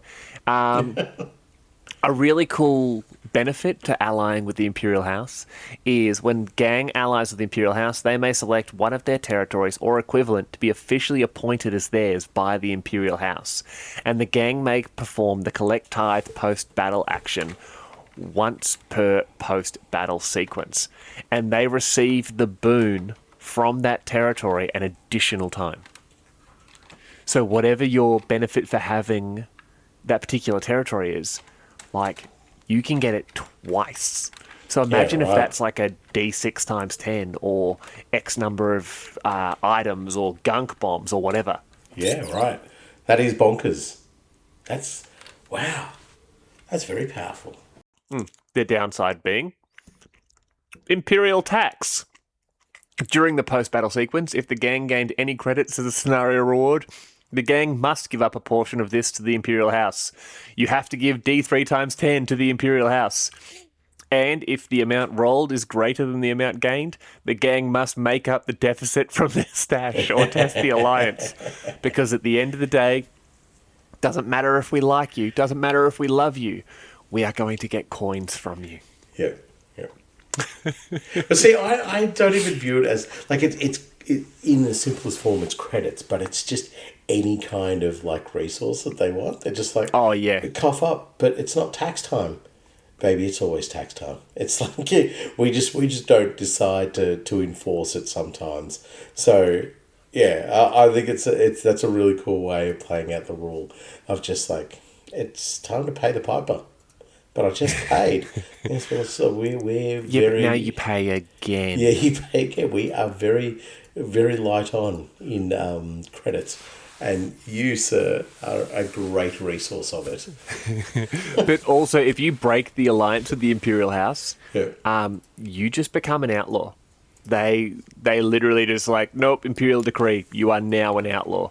So if you ever somehow get catalyzed out of that alliance, they are doing you an absolute Jimmy bit of service. Oh my god. It's like... Sorry, I was just laughing. It's just like, imagine getting catalyzed, like you signing the contract. Catalyzed, what have you done? What have you done? Like, it's bad enough you're back in my life, but do you know what you've just done to me? Do you realise what you've done to me in my game? We're dead, baby. We're gone. Basically, I've just realised that House Catalyst is the Noble House version of the herpes virus. And They just keep popping up and ruining your day. And they wouldn't even like bat an eyelid at it. They just be like, catalyze, see you later, baby. Done, I'm out. Yeah. You made me an outlaw. I was like the most law-abiding. No, catalyzed. Bye-bye. I'm literally getting married to one of Gerontius Helmore's daughters. Catalyzed. And just like you just see them in the distance pointing towards that gang member while they're talking to Paladites. That's an outlaw down there. He's a naughty, no good. It's just okay, so Palamite companions, they're amazing. The models look just phenomenal. I love them. I reckon they're cool. And like it's one of the few ones where like there's very little done in both in the miniature and the artwork. Like in terms of they're not like gaudy amounts of detail, but they carry it with such majesty that you're just like, that's Praetorian Guard there, mate. I'm not messing with them. They will keep kicking. No matter how bloody and broken I am, they will just keep butcherizing me. Yeah, right. Oh, I love them. Yeah. So next up here, we are going to look at the Haunts. Now, the Imperial House ruthlessly pursues any hint or rumour of a weird loose on Necromunda. The power and chaos they can unleash upon the populace is immense, and one of the Imperium's strongest decrees is to suffer not the witch to live. Not all of those found are executed or handed over to the black ships of the Adeptus Astra Telepathica. Those who prove malleable and controllable are inducted into the Enforcers' haunts, sanctioned psychers slaved to Lord Helmore's will. When not deployed out in the field, haunts are kept in a sedative haze, barely conscious and unable to harness their will. When they are called upon to aid patrols, they are encased in specially crafted suits, replete with hexagrammic wards to contain and channel warp emanations, and equipped with a failsafe that incapacitates them if abnormal for a weird levels of warp energy are detected. So basically, if you have any emotions while wearing this, it basically just gives you some sleepy juice. Yeah. Just have a nap. And so this is the haunts, and we obviously talked about them earlier in the episode as well, but the haunts are unique in the sense that if this was an imperial sanctioned like law enforcement force, right? I don't think the Imperials would be like, absolutely, go recruit psychers and do all that kind of stuff. They would say... Hell no. Yeah. Well, you look at the Arbites, right?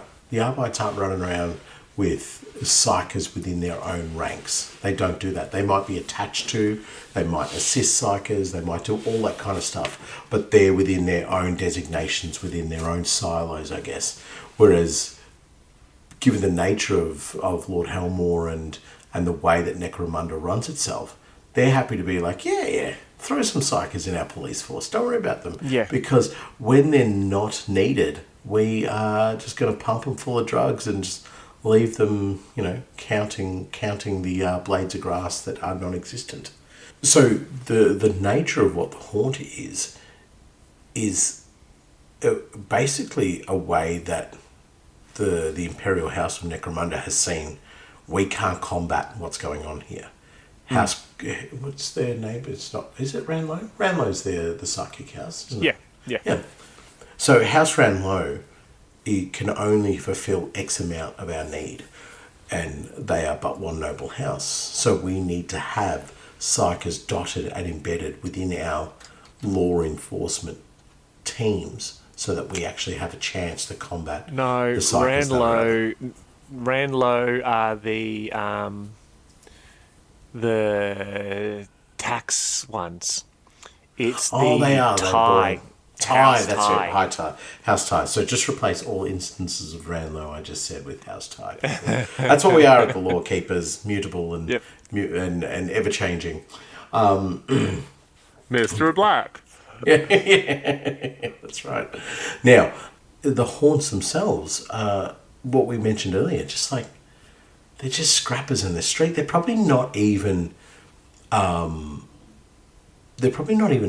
capable of being enforcers themselves, if you know what I mean. Like, if they probably don't pass the test to be an enforcer, but as soon as they show that psychic potential, it's like, come on board. We have a home for you. Yeah. I don't think. How do I put this? I don't think the vast majority of Imperial authorities would know anything about things like the haunts. They definitely wouldn't be super aware of specialist individuals like the Scrutinator of Savellan. She is a blank. Yep. So that is a even rarer type of psyker, where the Inquisition or the black ships jump on that. They don't let you just keep those around. And I get it. Gerontius Helmore is an incredibly powerful individual within the Imperium. There's no two ways about it. But if any Inquisitor worth their salt turned around and was just like, hold on, no, you can't have these. Like, at the end of the day, if they turn around and say, you need to bring us all of these, we are taking them with us. Like, you have to. Your average police force can't just have psychers of this power in these numbers. Like, you're not allowed to just keep them. No, exactly. And you say it specifically in the read. Suffer not the witch to live. This is not the done thing. And it would, I think, amongst the precincts themselves, it would also be a case of don't ask any questions about this. And if you want to dabble in this a little bit more, guess where you're headed? Off to Alpha 04. Or 0 Alpha, I keep getting it back to front. 0 Alpha 4, you know. Yeah. This is not something for you to dabble in. This is something for you to accept that it's happening and move on. So the thing I find weird is that the Haunts are not a real member of the gangs. They're a hanger-on. Now, you can have up to 2 of these bad boys in your gangs. So, firstly, there's a further read to Haunts there. It's Haunts the most stable of Lord Helmore's psychers, chosen for their control over their power, mental fortitude, and most importantly, their loyalty to the Imperial House. Undergoing even harsher indoctrination in hypnotic programming than other enforcers, Haunts are rendered completely incapable of disobeying their orders, and disobeying the orders they are given by their handlers. While they may not be liked by their comrades, they form an important arm of the Palanites, countering psychic and empiric threats to the Hive City, or using their talents to destroy cults and criminals that might be too powerful for conventional means of enforcement alone. When not within the hexagrammatic wards of their precinct fortress chambers, each haunt is locked into a suit of psychoreactive armour, keyed to their particular powers. These suits are designed and controlled and focus their abilities, glowing with empiric dampeners when their powers are building, and flaring with light as they are released. The most common haunts are telepaths, known as Psyrenders, and telekinetics, known as Bone Crushers. Psyrenders peel back the psyche of their targets, pulling out their secrets and dismantling their sanity, while Bone Crushers are less subtle. crumpling the barricades, protecting outlaw strongholds with telekinetic force, or, as their name implies, shattering the bodies of their foes.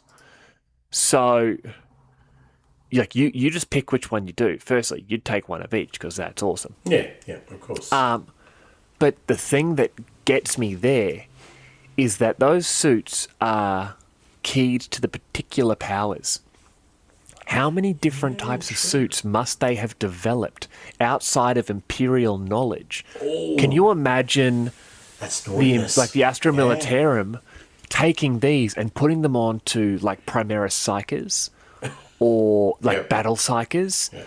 Can you imagine if the Inquisition came to Necromunda and just went, we know you have combat psychers who are armored and trained in like close combat quarters. We're taking all of them, Chieftain, and we're shipping them to the Mordian 201st or this particular group on Armageddon. We're send them wherever we want because you're literally producing something that no one else in the Imperium seems to know about. Yeah. Like, you're making battle psychers that are literally thrown into hell and told, now go win. Like, Yeah. don't worry about Spira suits. This is the technology that would change the Imperium, where you can have a suit that literally can wrap around effectively any type of psychic power, not only amplify it and focus it, but control it. Oh, God damn. that would be enough for them to just. Would they dethrone Helmore? Absolutely not. They wouldn't, Absolutely would they? They'd not. be like, okay, all your haunts belong to us. Oh, I need to keep X amount. Okay, you keep 10% of what you currently have, and every 3 out of 5 haunts comes to us after that. Perfect. Yep. Perfect. But yeah, the way you're phrasing it, that like these suits then make them more powerful, more dangerous, But more focused, malleable and more controllable. Yes, more controllable. Oh man, this as a Primaris Psycho, like you go, okay, you're a telekinetic Primaris Psycho. Yeah, whack this suit onto your head, whack this onto your arm, onto your body, and see how you go. Man, and if there's elements of protection against warp entities, you're starting to create a force that you can genuinely deploy against demons, against rogue psychers and so forth, with the sense that they are going to be successful and it's not just a roll of the dice and luck of the warp sort of thing. Yep. Wow, that's such an awesome way of looking at it, man. That's really, really cool. I was looking at it like they have done the wrong thing. They've broken Imperial law. A stomping needs to happen. But Absolutely. Yes, and yes. All of those. Two things can be the truth at the same time, Nathan. Yeah. But I think what would happen is they'd go, we are going to punish you for this. So find a whole bunch of Hellmores that you think need to be punished, and we will punish them. And then from that point onwards, you've paid the piper. We're good. Yeah. You're good. And then we start our psychic suit / battle ready haunt program. Yeah, I love that. Oh man, that's freaking cool.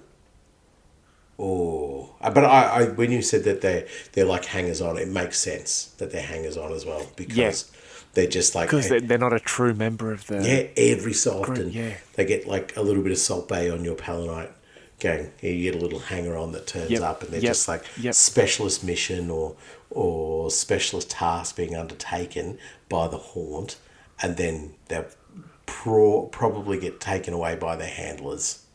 Oh, yes, very much so. Yeah, but it also contradicts the law itself a little bit, where that first part, it talks about how they're basically psychers who are rounded up and turned into enforcers, whereas that second read under the hangers-on part talks about how they are specifically from the Psychonarium that belongs to Helmore, that are then trained to be enforcers. Are they? So, yeah, but are they not picked up, thrown into the Psychonarium? Yeah, but they are the most stable of Lord Helmor's psychers. So I think they are the ones that come from his psychonarium, where he's basically, he's got like that weird eugenics breeding program for sanctioned psychers. Yeah. I think he's possibly taking the best of them and turning them into enforcers. Right. Okay. Oh, yeah. Again, two things can be right. Perhaps. Yeah, absolutely. No. But perhaps they're picking them up off the street, going, "You're a spoonbender. Come up to the psychonarium." Got it. Yes, and then yes, when yes. they're processed in the mill at the psychonarium, they're like, "You there, you master spoonbender, you put this helmet on and go harass Samesha." Yeah, Yeah, okay, I am picking up what you're putting down. Yes. Oh, I like the haunts now. I wasn't a big fan before, but your idea of being able to turn them into a military asset, whew, yes. Yeah, that'd be a lot of fun. Fighting for the guard as well. I knew I'd get you on board with that. Right, so now we have the servo automata. What are they called? The law. The Lawtomatons? Lolatomatons. I like to call them. Yeah. Yeah. Please don't do robot voice. Only I may do robot voice. Okay. To keep Helmor's peace, enforcers employ No. To keep Helmor's peace, enforcers employ semi-sentient servo automata designated sanctioners. These hulking machines are driven by the cranial remains of a Palinite enforcer whose personality profile matches those prescribed for sanctioner use. The subject given extensive psycho-conditioning before their brain is removed, dissected, and placed within the confines of the automata.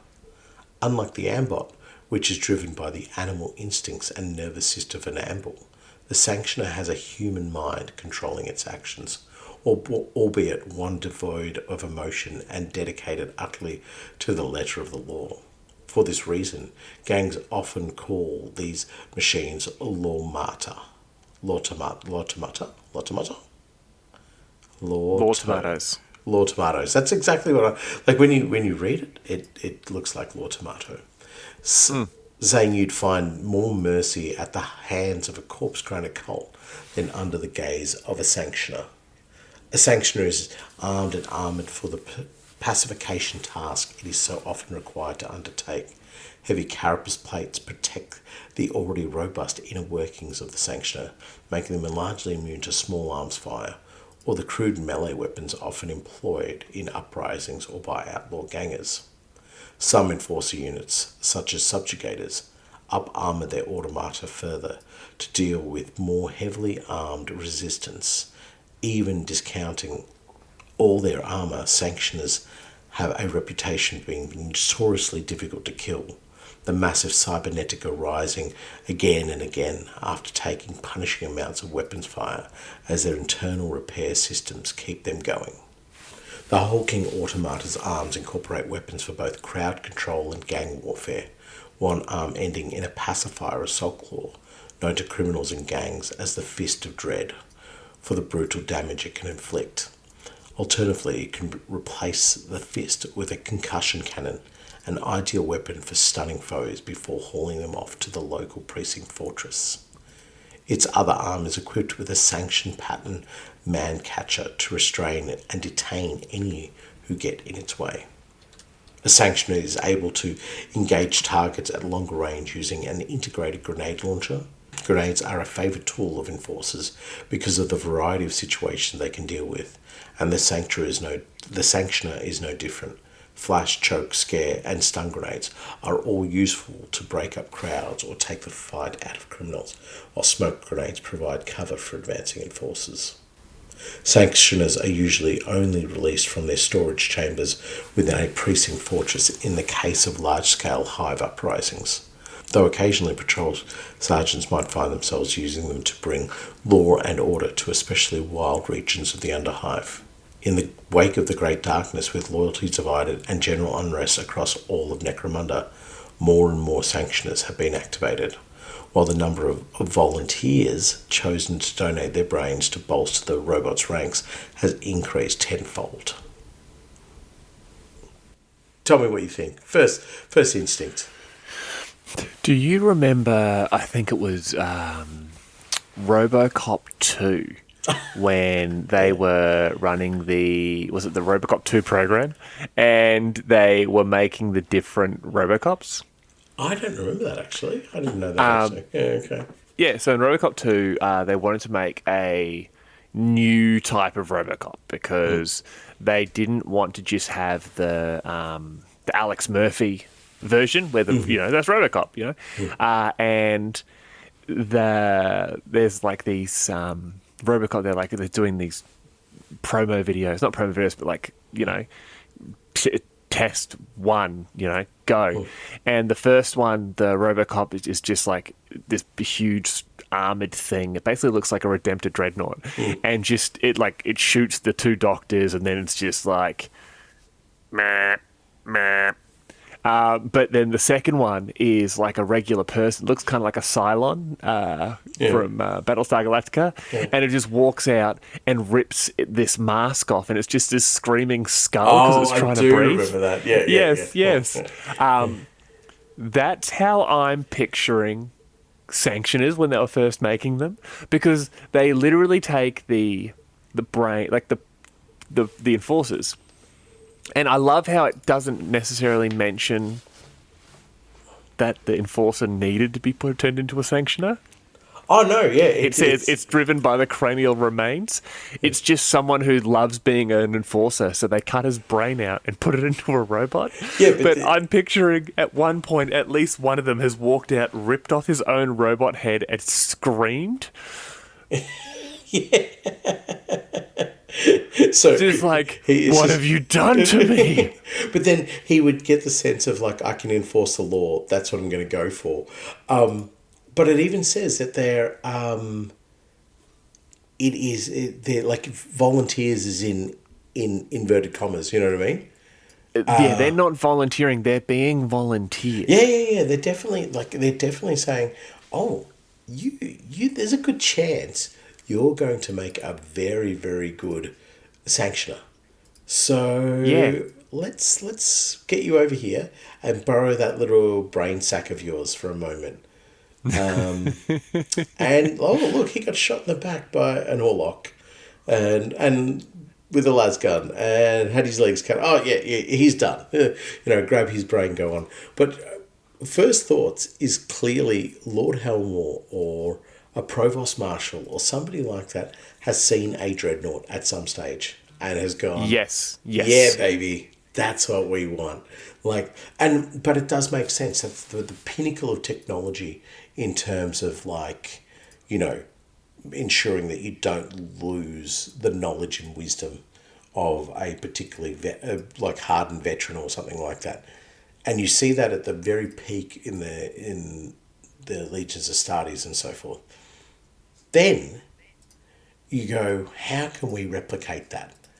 And that's what they're trying to do here. And Necromunda is a great planet for going, oh yeah, the rules are there, but the rules are more sort of like suggestions of things to do when correct or not do, or just they're there. They don't apply to us when we're trying to get away with particular heinous behaviours like the haunts. Like they go, oh yeah, you can have your haunts. And I think if an off-worlder, especially somebody who was within the Astra Militarum, saw a sanctioner, they'd be like, yeah, baby, absolutely. This is not abominable AI. This is taking guard. You would take like guard captains and tacticians and so forth, and you would put them in these suits and be like, this is what a wonderful way to continue using particular veterans of our regiments. And it's just what Necromunda does, though. It takes these, what you could almost deem as risque or potentially illegal processes and goes, let's just test them out. Let's see what we can get out of them and tell no one. I also love the fact that it's the mindset of, no, this is no different to those noble and righteous warriors of the Adeptus Astartes. Yeah. They serve and they know they can keep fighting for the Emperor. And that's exactly what these enforcers are doing. They're choosing this. It just happens that they were actually a pretty righteous cop and they just got on the wrong side of their precinct captain who was selling a lot of ghast. Yeah. And they accidentally got shot multiple times in the back. But you know what? They love the law and they love Necromunda and they love the Imperium. And we have the ability to allow them to continue to serve. And they kill a lot more people in this form than they did in the previous form. Yeah, exactly. They are a lot more dangerous now than they were as a pesky human. And it's sort of, to me, it opens up the thinking of, did they try and do this with AI? You know what I mean? So did they go, okay, well let's use an artificial intelligence in our suits, and then they realize this is almost too dogmatic. This is almost like following the law without truly understanding that those members of House Delark over there trading gas, we don't need to look at them. You know what I mean? Or those nobles killing civilians on the street, that is okay. You know what I mean? Yeah, that's okay for that to happen because they're just killing citizens, like they're not killing anyone important. Yeah, or a House Spyro battlesuit comes down and absolutely stomps face. And they just go, yeah, that's fine. It's a Helmore. Whereas an AI would simply go, well, that's you doing something wrong. Whereas, what is it, subjugators that they put inside of them would simply go, yeah, cool, that's normal. That is normal S behaviour. And so, to me, it screams that the fact that they would have attempted some sort of, AI technology and then gone, this doesn't work as well as, it doesn't work the way that we need it to work. What are the Adeptus Astartes doing? What are the options we have? And it probably has a little dabbling of Mechanicum in here as well, going, okay, well, we're not allowed to make AI suits anymore, but we can do this. And they present to Helmore this, Frankenstein's monster of a cop and go, this is it, baby. This is what it's going to stomp face for you. And I envisage that they would have a significant, probably obviously not enough problems to not have them, but they would have a significant amount of problems with these Lawtomata, because I think they could go off the deep end a little bit, or they may exploit the fact that they have power, because they're effectively still gangers that they're drawing from. Yeah. I really like that. It's the concept of, hey, it's basically a servitor, but it can still process independent thought. Yeah. A servitor being able to process independent thought. Yeah, that is a very astute way of looking at it, and it begs the question of, like, how much input do they actually need from a captain or a sergeant or something like that to undertake their task, or are they just sort of like set and forget? Because set and forget seems a bit dangerous, but then also giving that much power and that much killability to a captain who might be particularly corrupt, that also is a very dangerous field to venture into as well. You got me thinking. I didn't think I would like the Sanctioners that much. I was like, this is just, it's like a servitor / ambot of a different elk.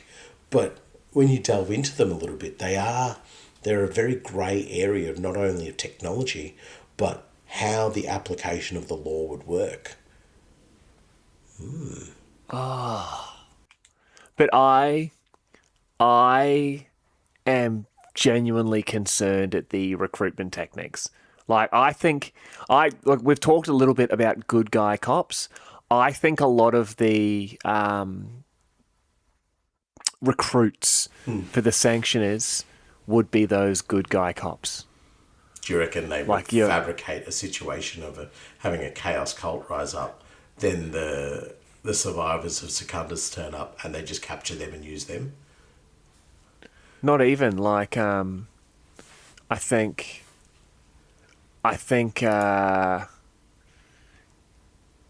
old so and so gets killed by gets a little bit nosy on what's actually going on in this particular precinct, and it gets up to the higher ups. Hey, I think we've got a volunteer. Yep, cool. Yeah. Pop. Yeah. Quickly get the doc, drag him away, and he just gets put into one of the happy robot suits. I think that's going to be one of the, because at the end of the day, Helmore knows two things. One, the enforcers there are there to maintain his law, and two, the enforcers are there to maintain his law. Yeah, exactly. They need to ensure that his trafficking and his tithe and his ability to keep the imperial bureaucracy off his back continues, and they sometimes have to. I say sometimes. They most of the times have to do some illegal stuff for that to happen. It's part of the deal, baby. It's like, we've got to do illegal stuff. Yeah. Now the subjugators are the scrutinators are. Subjugators are very cool. Subjugators are very cool, but the scrutinators, man, they're very, very, very, very interesting, because they're not as clear cut as like this is a law-abiding robot. No.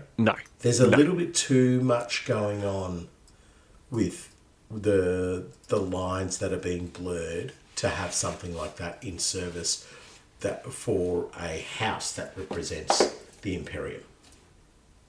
Yeah. Okay. I see where you're coming from there, yeah.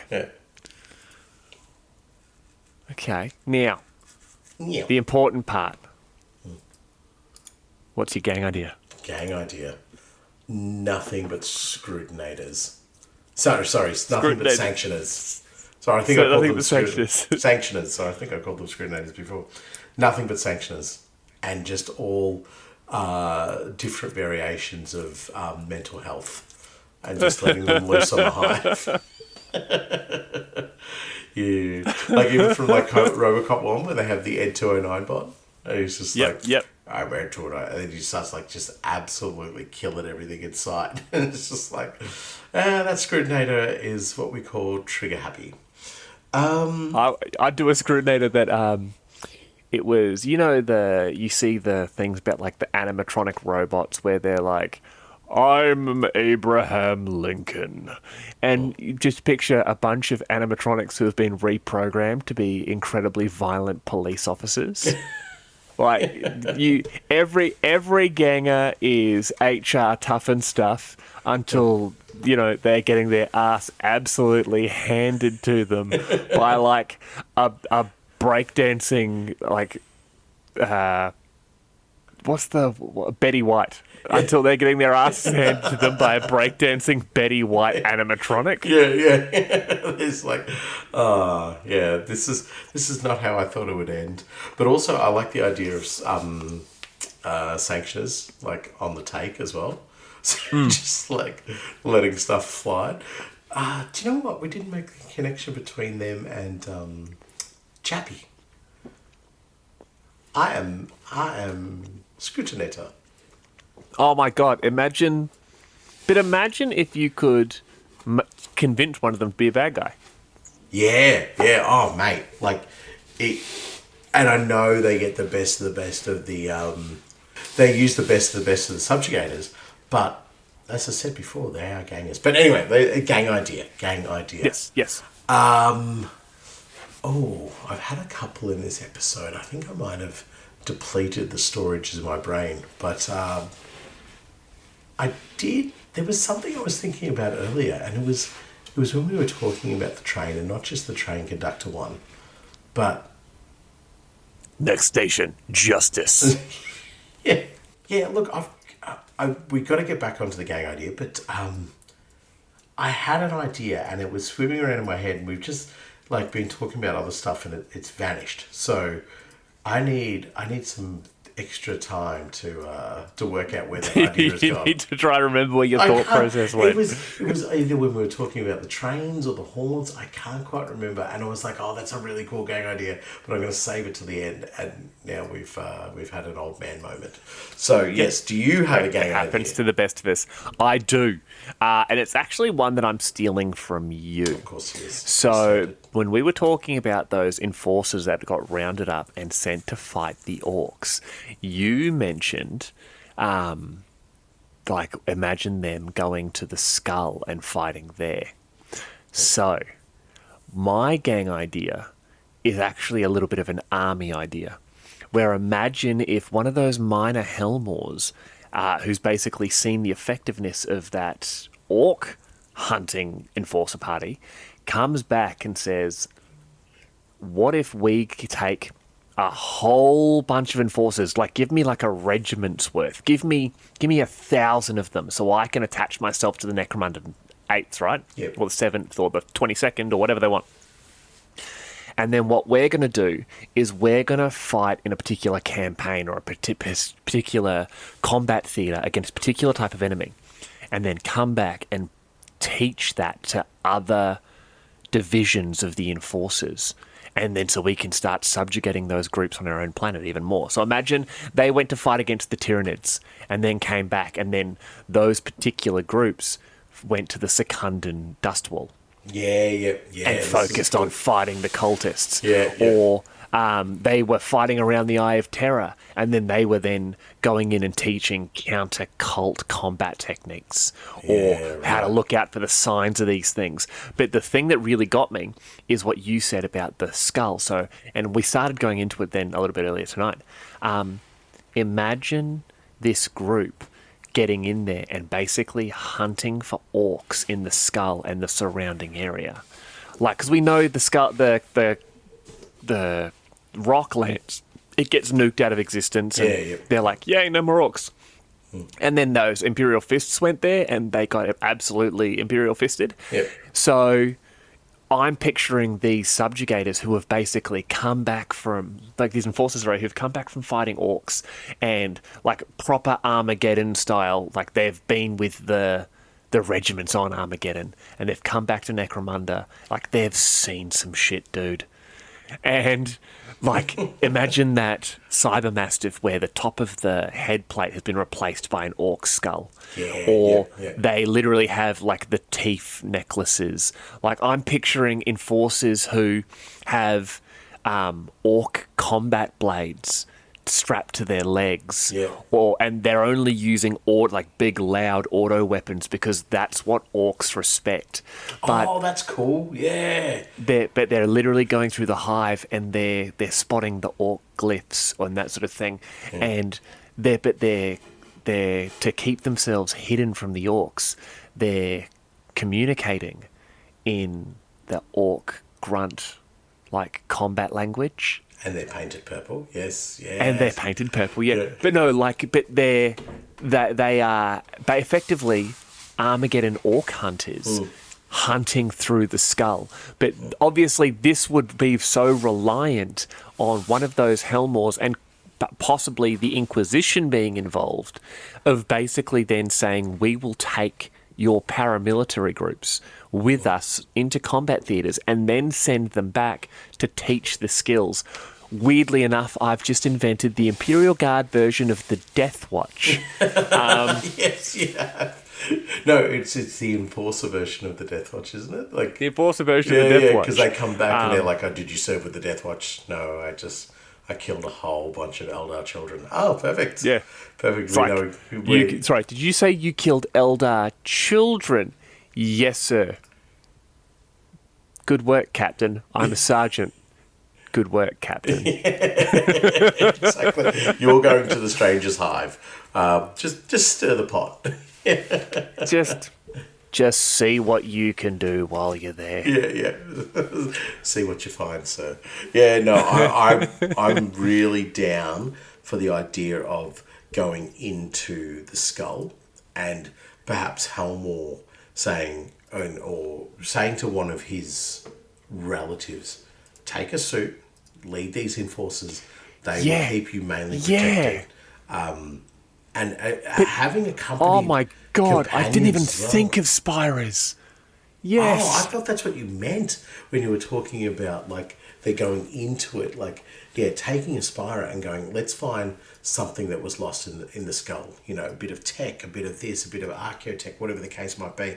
Some particular arc that drives them in there. And then I could almost imagine these enforcers setting themselves up within the skull.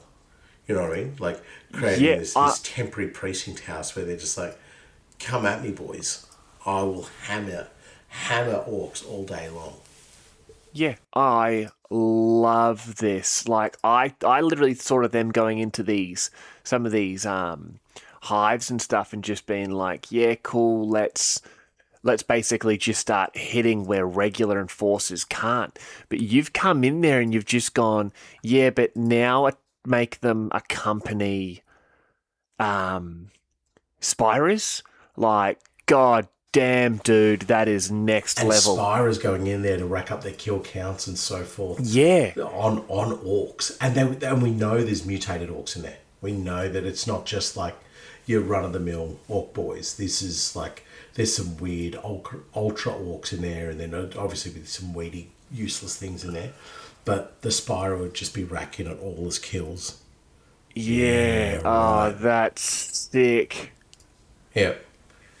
Yeah. I'm Yeah, so thank you for giving me that idea. You're welcome. That's my idea as well, folks. So that was technically my idea. So Well, your idea was the Spirus addition to that. Yeah. No. It's like I remember the idea that I was looking at, because when we were talking about the haunts, and I was just like, no, haunts are against the rules, right? You shouldn't be doing it. Imagine Palanites from Temenos, right? Who they're surrounded with the cult imperial all the time. They would not view haunts as sanctified or justified. Oh, God, no. No. So they would be religious orientated. I wouldn't say religious nutters, but they're definitely religious orientated. I think from an aesthetic point of view, merging together Palanites and imperial religious iconography, but I would say that they would all just have a black face mask on. So you'd remove the helmet, black face mask on, right? And then gold imperial eagles festooned upon them, so that they operate. And this is drifting towards that kind of franchise / autonomous way that they would function away from the overall command structure, and saying that they function for, yes, Lord Helmore, and they tick all the boxes for him, but all in all, they are anti-psyker, anti-heretic, anti-xenos, all of these things, anti-mutant, all the things that makes the Imperium great, and executing that with the remit and the purpose and authority of a Palanite, being able to go, yes, I'm going to stomp our face, but it's very, very targeted. And so they, rather than round up psychers, they'd be just killing them or taking them to the Thane of House Cawdor and showing off these things that should be being burnt out of the Necromundan civilization. So yeah, this game is definitely more about the aesthetic of how they would look. It really taking away from that very standardized look that we get with Palanites, and taking them to a little bit more of a darker place in terms of they routinely they're doing prayers pre and post shift and all. They are praying at temples. They don't raid anything that is associated with House Cawdor. They ally themselves with redemptionists. They go down Hive just to kill mutants. I'm almost picturing them as the subjugators where they have the shields and the shock The saves now, right? shields, yes. Imagine that. Replace those shock saves with great swords and broadswords and that sort of thing there, and they almost see themselves. And you could say they were obviously heavily influenced by Cawdor and the ecclesiarchy and stuff, where Cawdor see themselves as custodies, right? Or sisters of battle for the female Cawdor. Do you think these enforcers could be Cawdor, who almost picture themselves to be crusaders? You took the word out of my head. Yeah, crusaders. So they see themselves as trying to expunge the virus that is affecting Necromunda, and that is, as I said, mutant, heretic, all the rest of it. But the shields, imagine those huge subjugator shields, but just festooned with imperial iconography and religious iconography of the imperial cult. Their shock staves are more like a chaplain's crozius. Yes. I love it. They wear ornate armor, but also like flowing cloaks and the fur rushes around their shoulders and so forth. They kind of look more like knights. Yes. And the guys are like, stop it. oh wow, this is starting to take a bit more shape in my head since you mentioned that. Like, you can imagine shotguns that are just like the head of an eagle on it and so forth. All this, so much imperial iconography, all geared towards the heretics must know we're coming for them, and they would almost be on the brink of abandoning their duties to Lord Helmore to become these religious fanatics, but they would then have to temper it with, we do still need to be Palinites, but they would know their enforcement of the law is all about people who are breaking the religious law. So there is no distinction between church and state for them. It's all one mix. But they're happy to let guns get sold illegally, but they're not happy for heretics to be worshipping, or they're particularly cut down, like thrashed down on any cults that might be rising up, or they come down upon anything that resembles anything that looks like heresy. You know what I mean? So even more so than normal Palinites. Yeah, I really like this. Oh, I just have this idea of this awesome looking shotgun, like really done up, and purity seals. They would have purity seals. Purity seals everywhere. Yes, absolutely. But they'd also be a lot stricter on the law, where it'd be stuff like, no, you're not just you're betraying Helmore's law, you're violating Imperial law, the God Emperor's law. Like, you can imagine they'd be quoting scripture. Yes, absolutely. But when you say stricter on the law, I see them as stricter on the law pertaining to what they deem as important to the Imperium and the cult of the Imperium. Do you know what I mean? Yes. Whereas if they saw somebody, I don't know, selling illegal alcohol, they would just be like, okay, well, that's, there's bigger fish to fry than that. We would normally crack down on this, but we've got more.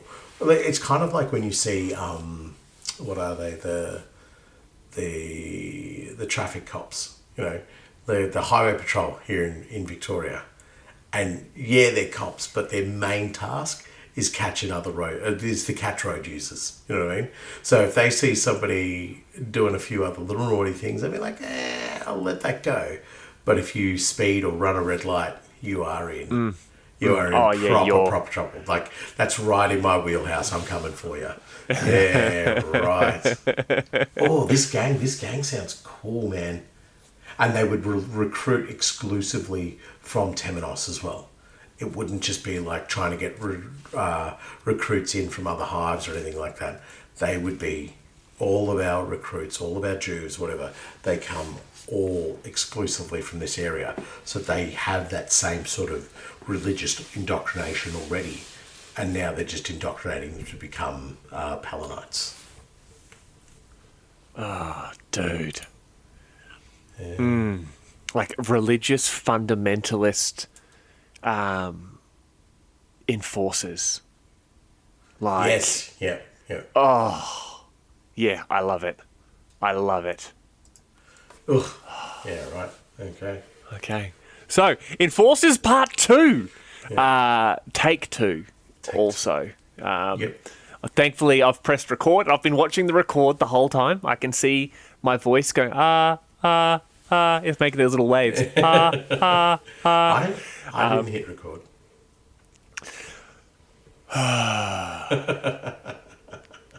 Listen, don't, because if that happened again, I'd just be like, we're just never talking about Enforcers ever again.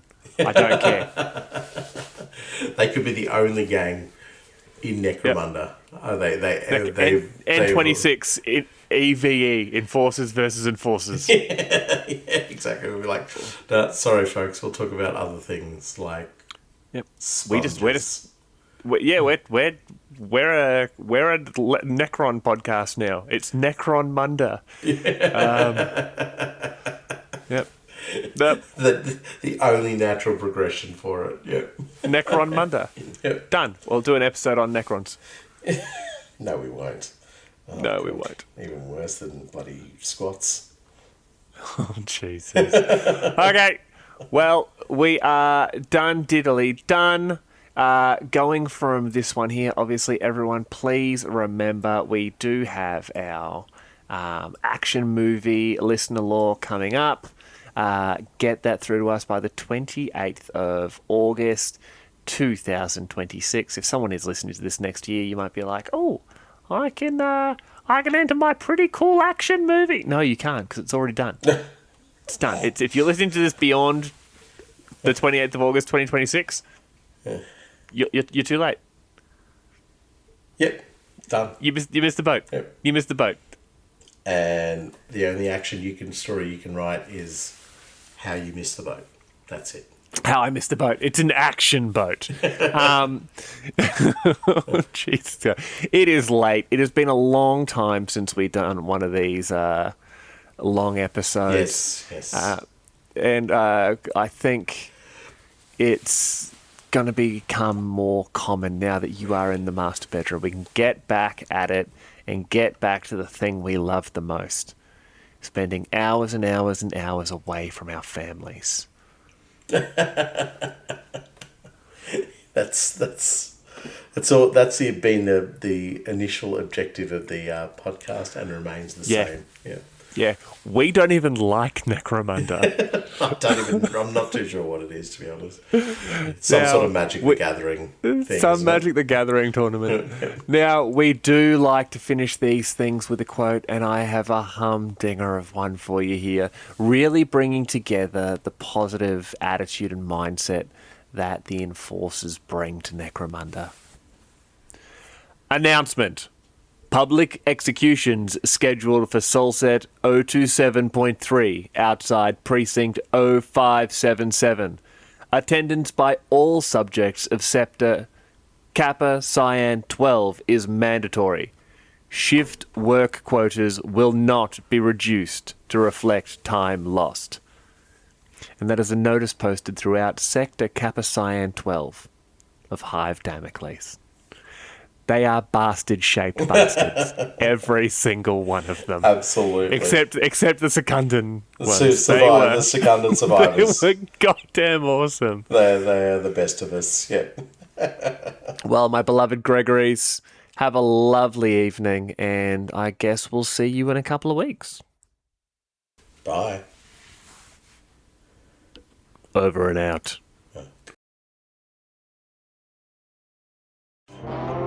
All right there, Gregories. I generally don't know where Nathan went. We were talking. He said he was going to the master bedroom, and then all I heard was laughter, and it's been 3 hours and he hasn't come back. So it looks like the reading of the names once again falls down to me. So I'm going to try and do this in the manner of the Animaniacs, when they actually give you every country in the world. So we're going to try this. Ready? Carlos Elman, Monster 013, Acetylate Thurman Bresno. I'm not doing that anymore. Tim Helmore's Teeth, Bonestorm, Tristan Boring, Bob Nolan, Zeke Eon, Craig Patterson, Chris Clapham, Stuart Duncan, Pagam, David Thrift, Luca Munda, Mike Wright, Tim Sambrook, Grellin, Gregory H7, Mitch Cohen, Evan Winjinga. I always get that one wrong. It's Evan Wijninga. And if that's wrong, tell me, dude. I'm apologising to Evan and Evan only. Alex Larkin, Jim Bobley, VJ Patasapu, Pete Mills, Finside the Underhive, Dusty Cousins, Ulrich Hyo, Fellraven42, Mark Dewhurst, TW Modelars, Dragon Rager, Sable, also Dan, Greybeard Craftings, Kieran Maddock, Jaden, Fortress Frederick, J.K. Alexander. Why am I so out of breath? This is... Okay, let's...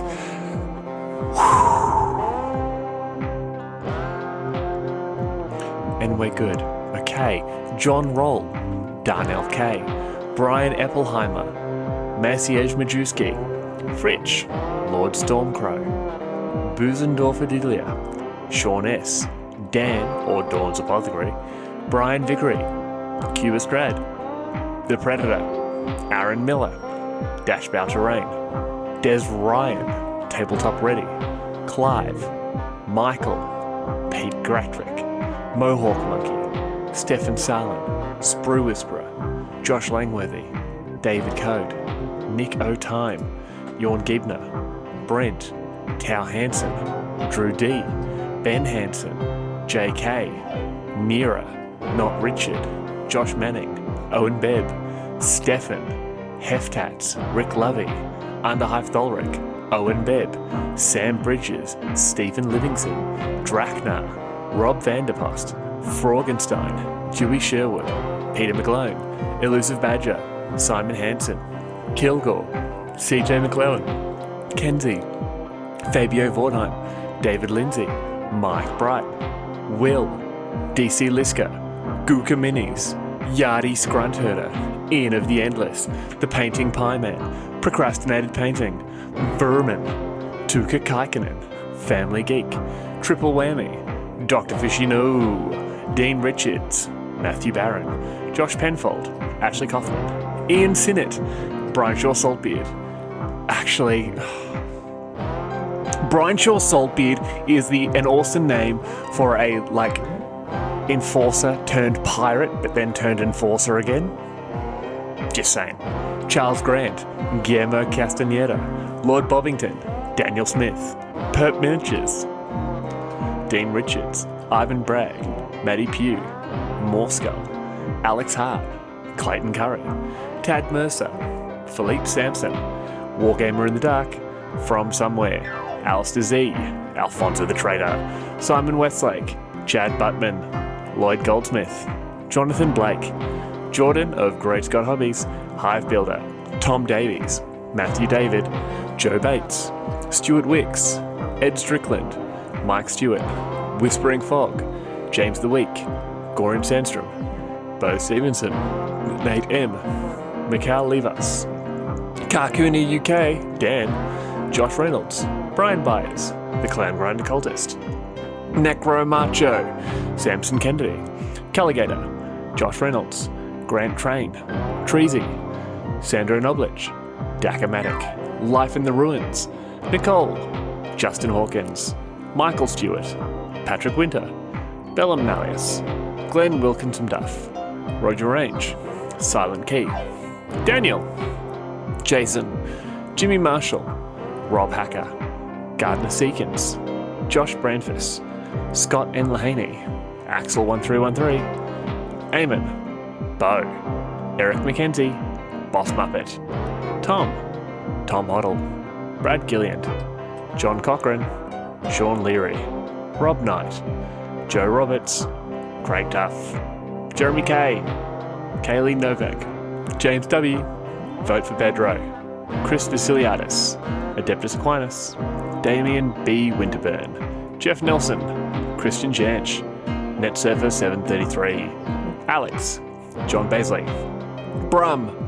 Sean, Dr. Toe, Bearded Dad Studio, Lost Dog, Adam Kapjarowski, Three Ogres in a Trenchcoat, Paul Walsh, Jason Turner, Gabriel Campbell, 50 Shades of Gnome, Amelia Siv, Kilders Ford Radio, Cygnus Maximus, Damian Davis, Adam James Bruin, Adam Bruin, Adam Hicks, Denny Harrison, Chris Batty, Poseidon's Kiss, Jim Bob, Luke Dyken, Trent Duncan Jones, Genghis, Pani Mauser, Michael Brown, William Payne, Tom the One Punch Orlock, Joe, Hive Scum Wonka, Pylon, Tim Harrison, Harry Gregory Submariner, Morbid Progeny, Hive Market Minis, Jason Scleaner, Alex, the 108th, Morja 477, Dave Grant, Alex Adams, Overlord Bleak, Kieran Sweet,